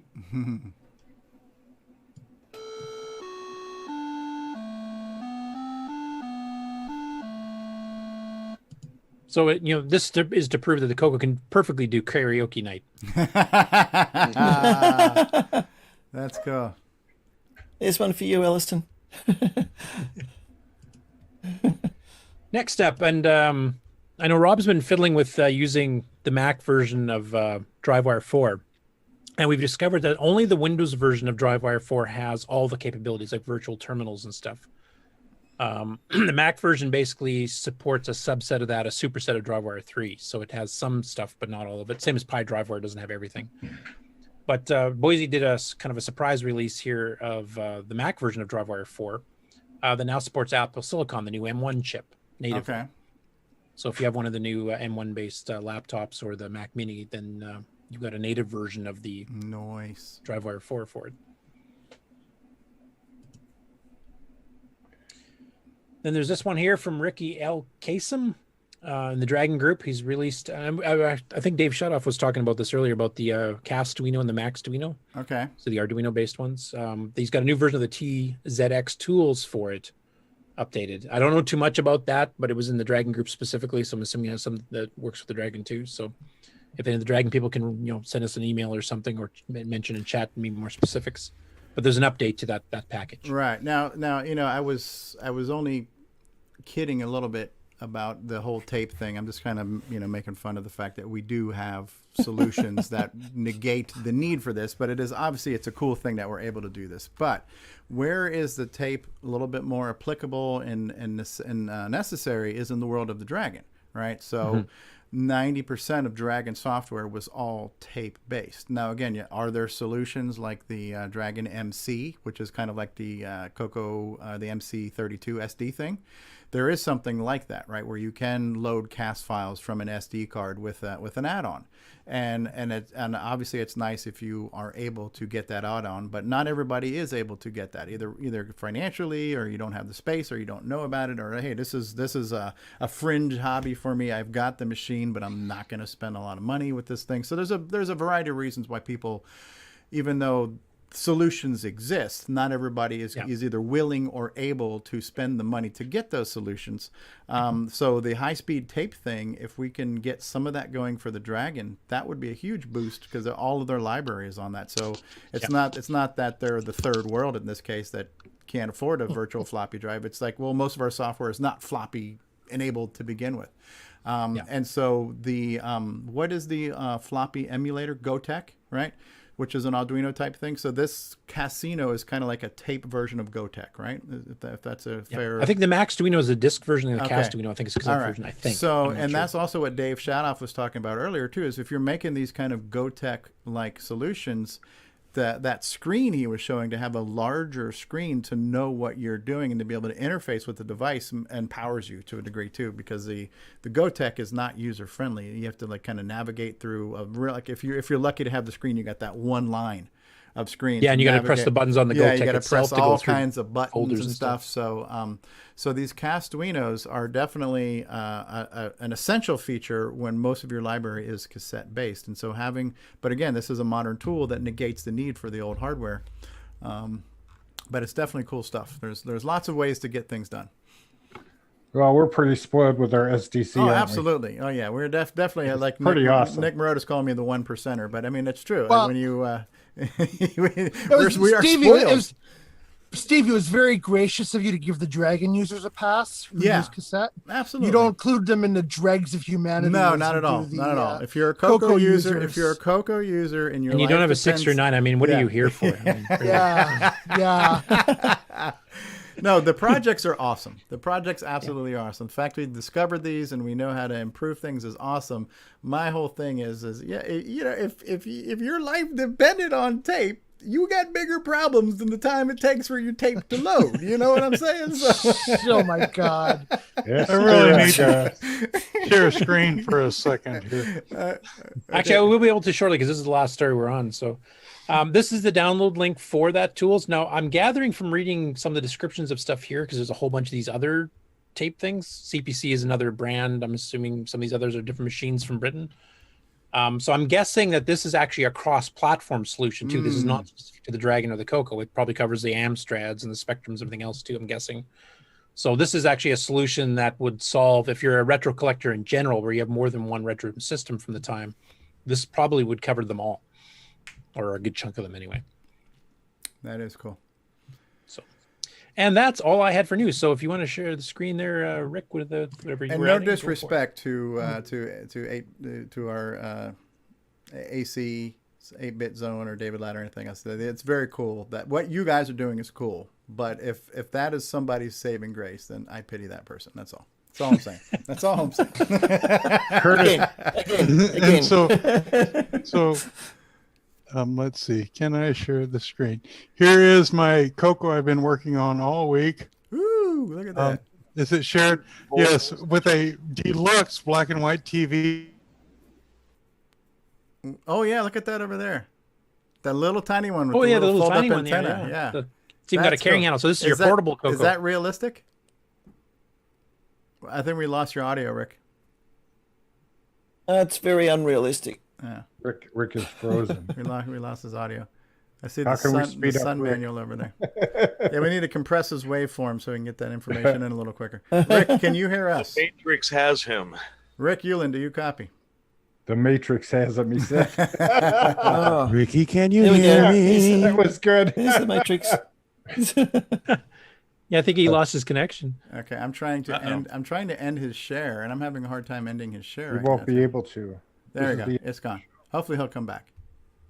I did want to mention 8-Bits in the Basement. One of our friends from across the pond there mentions the Max Duino has integrated the software to load files from multiple systems like the Spectrum, the Commodore 64, the CoCo, the Acorn, Electron, etc. So that is a cross-platform solution. Okay, that's cool. It's a multi because don't you have to modify the firmware of a GoTech for the system it's going to work for? So it's not a GoTech floppy emulator is not one size fits all, right? I think at the hardware level it is, but yeah, I think you might have to. Well, the flash firmware, it's called the flash floppy firmware, is cross-platform. Once you update the GoTech with the flash floppy firmware, it's usable on those MIDI units that use floppies, the keyboards that use the floppies, IBM PCs, the CoCo, because I've got two different styles of GoTechs, one with the flash floppy firmware and one with the HXC compatible GoTech firmware. So what do you use most often? He's going to be exclusively loading from tape from this day forward. Yeah. His tape is now faster than his GoTech, so he's going to stick with that. That's awesome. Good stuff. Well, maybe Rick will come back. Well, listen, we're already at 4 hours of this show. It's actually been a jam-packed show, but I think I'm going to make an executive decision, and we're going to skip updates and acquisitions just because 4 hours is a long freaking time. Stevie, are we going to introduce ourselves, though? No, nobody cares. Nobody cares. Oh, nobody knows who we are. Nobody cares. Your name has been mentioned quite enough already, you narcissist. Yeah. Okay, yes, we can... Rick is trying to get back in. Visit Ron's garage. Yeah, all right. So how about we'll do instead of panel intro, we're going to do panel outro, and then we're going to put a fork in this. There we go. Very nice. So Rick Hewlin is back. Rick, you froze up on us when you were sharing your screen. You want to do that again? Not the freeze up part, just the sharing your screen. Yeah. Not the freeze up part. Well, let's see. So yeah, I literally have been working on a cassette tape system all week. How many? What speed? Single, dual, quad? Let me see if I can find the. This one goes to 11. Okay. Yeah, right. Yeah, all my CCRs that had modified, the dials go to 11, right? So that's just like my guitar amps. Yeah. Yep. So now I'm going to try to share, and if I go away again, Okay. I will see you all in the outro. Sharing is caring. See you in the Share afterlife. There we go. and- All right. There we go. Is this a so- project? Here's the thing I've worked on all week, and yes, Resplendent in its deluxe 5-inch black and white TV and cassette tape loading. I was going to ask you, is that a realistic, that TV? What brand is that? No, it's a deluxe. Can't Okay. you tell? It's Deluxe. great. But it is a realistic tape deck with box Okay. recording and a bunch of features I don't need. But anyway, I thought it was funny. I've been on cassette CoCo all week doing various This is the week of tape, man. PLA. And totally coincidental. Like none of you guys were talking to each other about this Yeah. stuff. No. Except for David. Yeah. No, it's just, a sad fate we all deal with sometimes. No, that's Yeah, awesome. So it's only Steve who's anti-cassette here, really. I am. I'm I've a even got cassette tape hater. for him. Although, to share people's pain. Guys, I'm gonna share a story. All right, when I was really little, I had a really bad experience with a cassette tape, and it's been haunting me ever since then. So this is me reaching out. I'm reaching out, and Let's be honest, Stevie, it was an 8-track. Where did Here's the what I'm 8-track thinking. touch you? Here's Show what I'm us on the thinking. doll. Stevie pulled the tape out of the cassette and then got it accidentally wrapped around his neck, and then he almost strangled himself with it. All right, Stevie. Then check Here's this out. Here's some more tape. Ooh. Look, reel to reel. Reel to reel. Oh, nice, very nice. Brand new. Were you done C20. presenting yet, or no? He stopped sharing. Oh yeah, no, that was my thing. Yeah, and look at all those tapes That back was there it. that Danny has, reel to reel and everything else. Yeah. Right. Yeah. He's got some sealed C20s. That's awesome. Yeah, It is definitely. a very cool nostalgic thing, like anything else. We're using old computers. Why are you even using an old computer? When you think about it, why are we using a CoCo when clearly they've invented better machines in the past 40 years? So the fact that we're using an old computer already means we're insane, right? Yes. So Just try to explain that to somebody outside yes, the hobby. right. Oh, I played with a 30-year computer I had when I was a kid. They're like, but why? I can qualify my insanity working on a 40-year-old computer, but I can also be judgmental about wanting to use a cassette tape on this 40-year-old computer when You're just clearly- judgmental, period, Yeah, Steve. Let's when be honest. clearly Stevie can be there's- hypocritical. Right, it's like somebody saying, "Yeah, I just came up with a really cool way to efficiently create an outhouse." That's great. I got running water. I've got plumbing. I'm going to use my toilet. Okay, so you go make that outhouse. That's great. It's like modern kids complaining about us listening to our 30-year-old music, even though Yeah, that's the right. last time music was good. But Yeah. Well, actually, Right. you've never heard of Justin Bieber, now have you? Right, no, but it is totally cool. It's totally cool that how we have that we have identified the waveform and how we can fix that. And it's so cool that we know how we can make things faster. There's definitely an application for this, but I will still make fun. That's like Nitrous 9, wonderful operating system, but I'm going to make fun of it till the day I die, because that is my God-given right. Right. So even though it runs more stably than that's your Windows. But go on. but if we needed to load Nitrous 9 from tape now, we could do it in like 10 times faster. So we got that going for us. Nitrous 9 onto your MCX32. We're working on it. I'm waiting on Curtis. Yeah, to people do the already port. have been asking me about that, literally. All right. How about we use a do? shoehorn. How about Over we do Pi-wire. Panel Outroductions. outroductions? So our resident Apple guy and the wearer of the fine quality headgear, Mark D. Overholzer.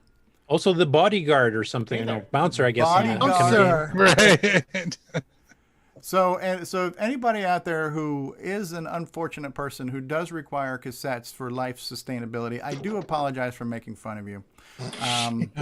But not really. I'm going to call Please. asparagus on Stevie and the That's cassettes. punching down, Stevie. Mark the Overholzer, thank you for being here today. Thank you for putting out all the links in the chat for everybody to click Glad to be on here. stuff. And Danny O'Connor, fan of the tape for sure. Person I'm going to who's got- record the next CoCo intro music on cassette just for you, Oh, Steve. and you're gonna make me have to listen to it on like I was getting ready to tell David that if you send me one more DM with a YouTube video on tapes, I'm gonna unfriend you, David. So you hear that? Everybody send Stevie videos of cassettes. Yes, high-speed audio tape playback for the CoCo. Yes. Actually, send him real audio cassette tapes with all your bits for the next show. Oh, yeah. Send all your complaints in via audio cassette to P.O. Box. Yeah. Nobody gives a shit. Walla Walla, Nebraska. L. Curtis Boyle, thank you for curating the news today. Anything else you want to let the folks know at home about? Easy View Beta 6 on cassette's not coming out anytime soon. Okay. Thanks to Star Spores, right? So, and now having to load from tapes. Too busy working on OS 3. OS 3, yeah, MC10. Not a thing. Not a thing, believe it or not. Tom, thanks for joining us. Sorry I didn't get a chance to get to you earlier. Got nice shirt there, Donkey Kong. Love it. Yeah, a Nintendo one, so not color computer, unfortunately. Well, we have the Sockmaster port of that to the CoCo. And just wear an official arcade one because ours is the same. So yeah. John Lowry, thank you for being here, sir. Anything you want to tell the folks at home before we sign off? Before we shove off? Just Happy New Year. Yeah. Oh, by the way, since we're still here, and anybody listening at home who I haven't offended, so nobody's left, Stevie. Yes. We didn't. I would like to do a kind of celebrate the community achievement type show, maybe for next week, but I need some suggestions. So I'm asking for those of us here on the panel and for those watching, if there's things we need to highlight, saying 2021. Let's look back at all the cool things from 2020. Put those suggestions, either email them to CoCoTALK at CoCoTalk.live or put them in the CoCoTalk lobby in Discord, and we'll try to put together a little PowerPoint next week if I can get it compiled in time on celebrating all the cool things that happened last year. So that has to be stuff that's happened before January 1st, though, right? Not necessarily. Whatever. Okay, because I was just going to say, can we include all this cassette talk here because you like it so much? Absolutely. That's the highlight. Absolute highlight. Absolute highlight. Yeah. So, John Lowry, Allison Deneau, thanks Technically, for they stopping started by. before the end of the year. Allison, how do you feel about tapes? And be honest. I think they're very useful. That's very diplomatic. He said, "Be honest." We should start a tape podcast called "Let's Get Real." Oh, that's a good one. I like that. And they can like that. I can use where is it? Jason, the Not that CoCo one. Man Reichard, creator of the Switcheroo and many fine quality products involving toggle switches and cables. Anything you want to say to the folks at home? Parting words. Oh, parting words. I speaking of toggle switches, and I don't do this often, but I will mention, and I did this last week quietly, but I did reopen pre-orders on the Joey Hi-Res. So if anybody wanted to place their pre-order, they can do that now. They don't have a toggle switch, do it? It doesn't have a toggle switch. It has three and a rotary switch. And a rotary. Toggles and a rotary, right? Yeah. Chicken head, no less. 3 toggles and a rotary, and of course, You need to add 2 more to it, though. You need motor on, off, and audio on, off for all of our cassette stuff. Need the pause button for the relay. Yeah. Need a pause key. Yeah, and you can get that at cocoman.biz. There you go. Shameful plug there. Rick Well, I don't do it that often. Rick Euland, parting thoughts. Yeah, in addition to tape, I've had this Mylar monstrosity to deal with. 8 of them, as a matter of fact. Wow. Oh, you that looks like fun. folks might know these as the infamous CoCo 3 keyboard Mylar. Very nice. That's one where the contacts wear out and the keys quit working, right? Well, in addition to breaking at the top, the traditional thing, I found they also oxidize along the traces, along the sides. And so, yeah, it's going to take. I know some people have painted with like a metallic paint. Have they? That fixes the breaks. Okay. Like up here. Okay.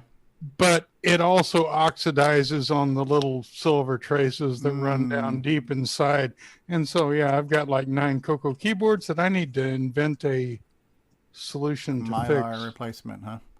Well, or yeah, clicky switches or something. So, but anyway, my life has been Mylar all week, and I'm I thought glad Cloud9 to. had a solution for Fits that. in well with today's tape talk. Well, yeah, but I don't have the money to buy 10 of those. No, I don't know that they exist.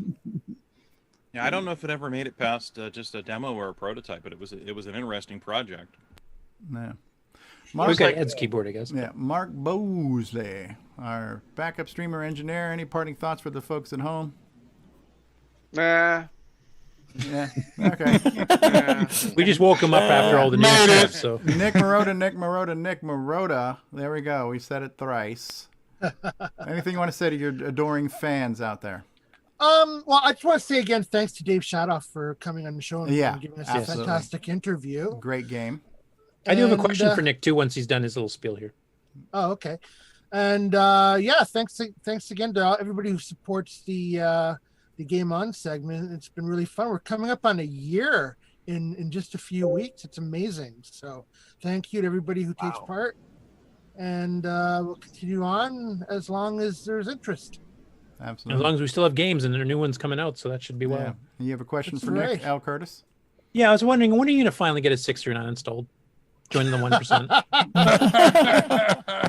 Didn't you get one installed at a CoCo show like 4 or 5 years ago? I could have swore there was a video of that. Yeah, that was at Tandy Assembly. I did one with Richard Lorbieski. Yeah. Good times. Yeah. As soon as I get a 6309, it'll be the best thing ever. Until then, I'm gonna make fun of you guys. You're very much like your namesake Nick M from Australia. He's exactly the same way. No, I didn't want to say anything, but I'm actually working on a series of videos right now on how to load from tape in an efficient manner. So I'll have an entire series on this coming on YouTube in the near future. And then you're gonna hear me say that tape and cassettes are incredible technology. They're fantastic. Wonderful piece of technology. Always been a fan of the cassette. Speaking of, you won't believe 3,000 bought on the MC10. It's beating a dead horse, and it's getting deep in here. Oh yes, it is. And AC, get your shovels out, folks. 8-bit zone. Thank you for being here. And that was a really cool video you did with the scopes and everything. I was able to follow that, and that's saying a lot because I'm not a technical guy. So that's cool stuff. Here's a tool for your tapes. That's right. It's rewinder. Yeah. The manual No, rewinder. Actually, a pen scope doesn't work. It's got to be a big pen. Oh well, yeah, it's work better. The cap, the little bigger, little pointy thing from the pen cap will get in there and work. That hexagonal cross section. Yeah, that's it. Yep. So, anything else about cassette tapes before we go? Yeah, AC, thanks for that video. Yeah, go ahead. One more thing. Oh yeah, no problem. So as I say bye, I wanted to show one of my acquisitions. Oh, neat. Was this. Excellent. Right. Excellent. and where do you obtain such item? I came from a relative, a friend. I don't know where they got it. I can't imagine where, right? And also, one last thing. Real CoCo users are switching to these. Ooh. Max Pro is still using micro cassettes. Oh, look at that. Those are for the MC10. The MC10 uses the micro cassette. Now I got to hook my micro cassette recorder up to my MC10. You realize just that to see if it. Black Sanctum. What? We play sucks off that cassette. It's not. I've always said this. It's not the size of the tape, but what you store on it. So that's a good thing. No, it's the speed you store it at. That's what she said. Thanks, AC. David Ladd. Is David Ladd still with us? Somebody check him for a yes, pulse. I am, Stevie. David, did you enjoy sharing with us all of your discoveries about the tapes and the many ways to load from tape? Oh, I enjoyed helping with that part of the show. I didn't appreciate the snide remarks from you, Steve. Slamming down. A defensive David Ladd. I'm back. Well, listen, there's a first time for everything, right? So, and last, but certainly not least, he's bringing sexy back to the CoCo, Mr. Dave 6309. Were you still there, Mr. Dave? Of course I am. Yeah. I'm looking forward to your sexy game. Yeah, it's going to be a lot of fun, guaranteed. And so save up your loonies. Oh, excellent, excellent. And I'm looking forward to whatever that fast food was I was serving. I'm looking forward to trying some of that. You really do have to try it. It's awesome. Yeah. Poutine. Poutine. And what is it again? It's like French fries with gravy or something? French fries, cheese gravy, and curds. cheese curds all melted together. I don't know. It's That's awesome. Oh no, it's a delicacy. Yeah, in you Quebec. haven't tried it, Stevie. You'll like it when you try it. All right. You ever had chili Smoked cheese meat. fries? I know you like fast food. Yes, It's like the I ultimate. like chili cheese fries. Well, then it's kind of like chili cheese fries, except you Okay, make and look at all the tapes. You guys are just taunting me with these tapes now, aren't you? That's my penance, is that I'm going to be taunted with tapes until. Don't send hate mail, just send cassettes, right? So that's tapes. And Look at those tapes. if I could be Lovely narcissistic tapes. for just a minute, did you guys enjoy the? I don't think you can be narcissistic. No. It's just 1 minute. Yeah. But did you guys enjoy the medley I put together of Oh, all that the was various cool. Yeah, that was nice. versions? That was awesome. There's- That was really cool. There's been a lot. Yeah, it wasn't bad for you 1%ers. It was pretty good. Yeah. All right. So we're not going to punish the audience any longer. There's not going to be an outro. There's not going to be anything else. We're just going to press the the button, button. Frank. So say goodbye, everybody. Push the Bye, button, everyone. Frank. Bye, everybody. Happy New Year. And Happy New Happy New Year. tapes Happy are New awesome. Year, all. I haven't seen you since last year. Tapes are awesome. If you run from tapes, you're a fantastic person. You're an incredible person. Tapes are amazing. God bless the cassette, and we'll see you next week. Take care, everybody.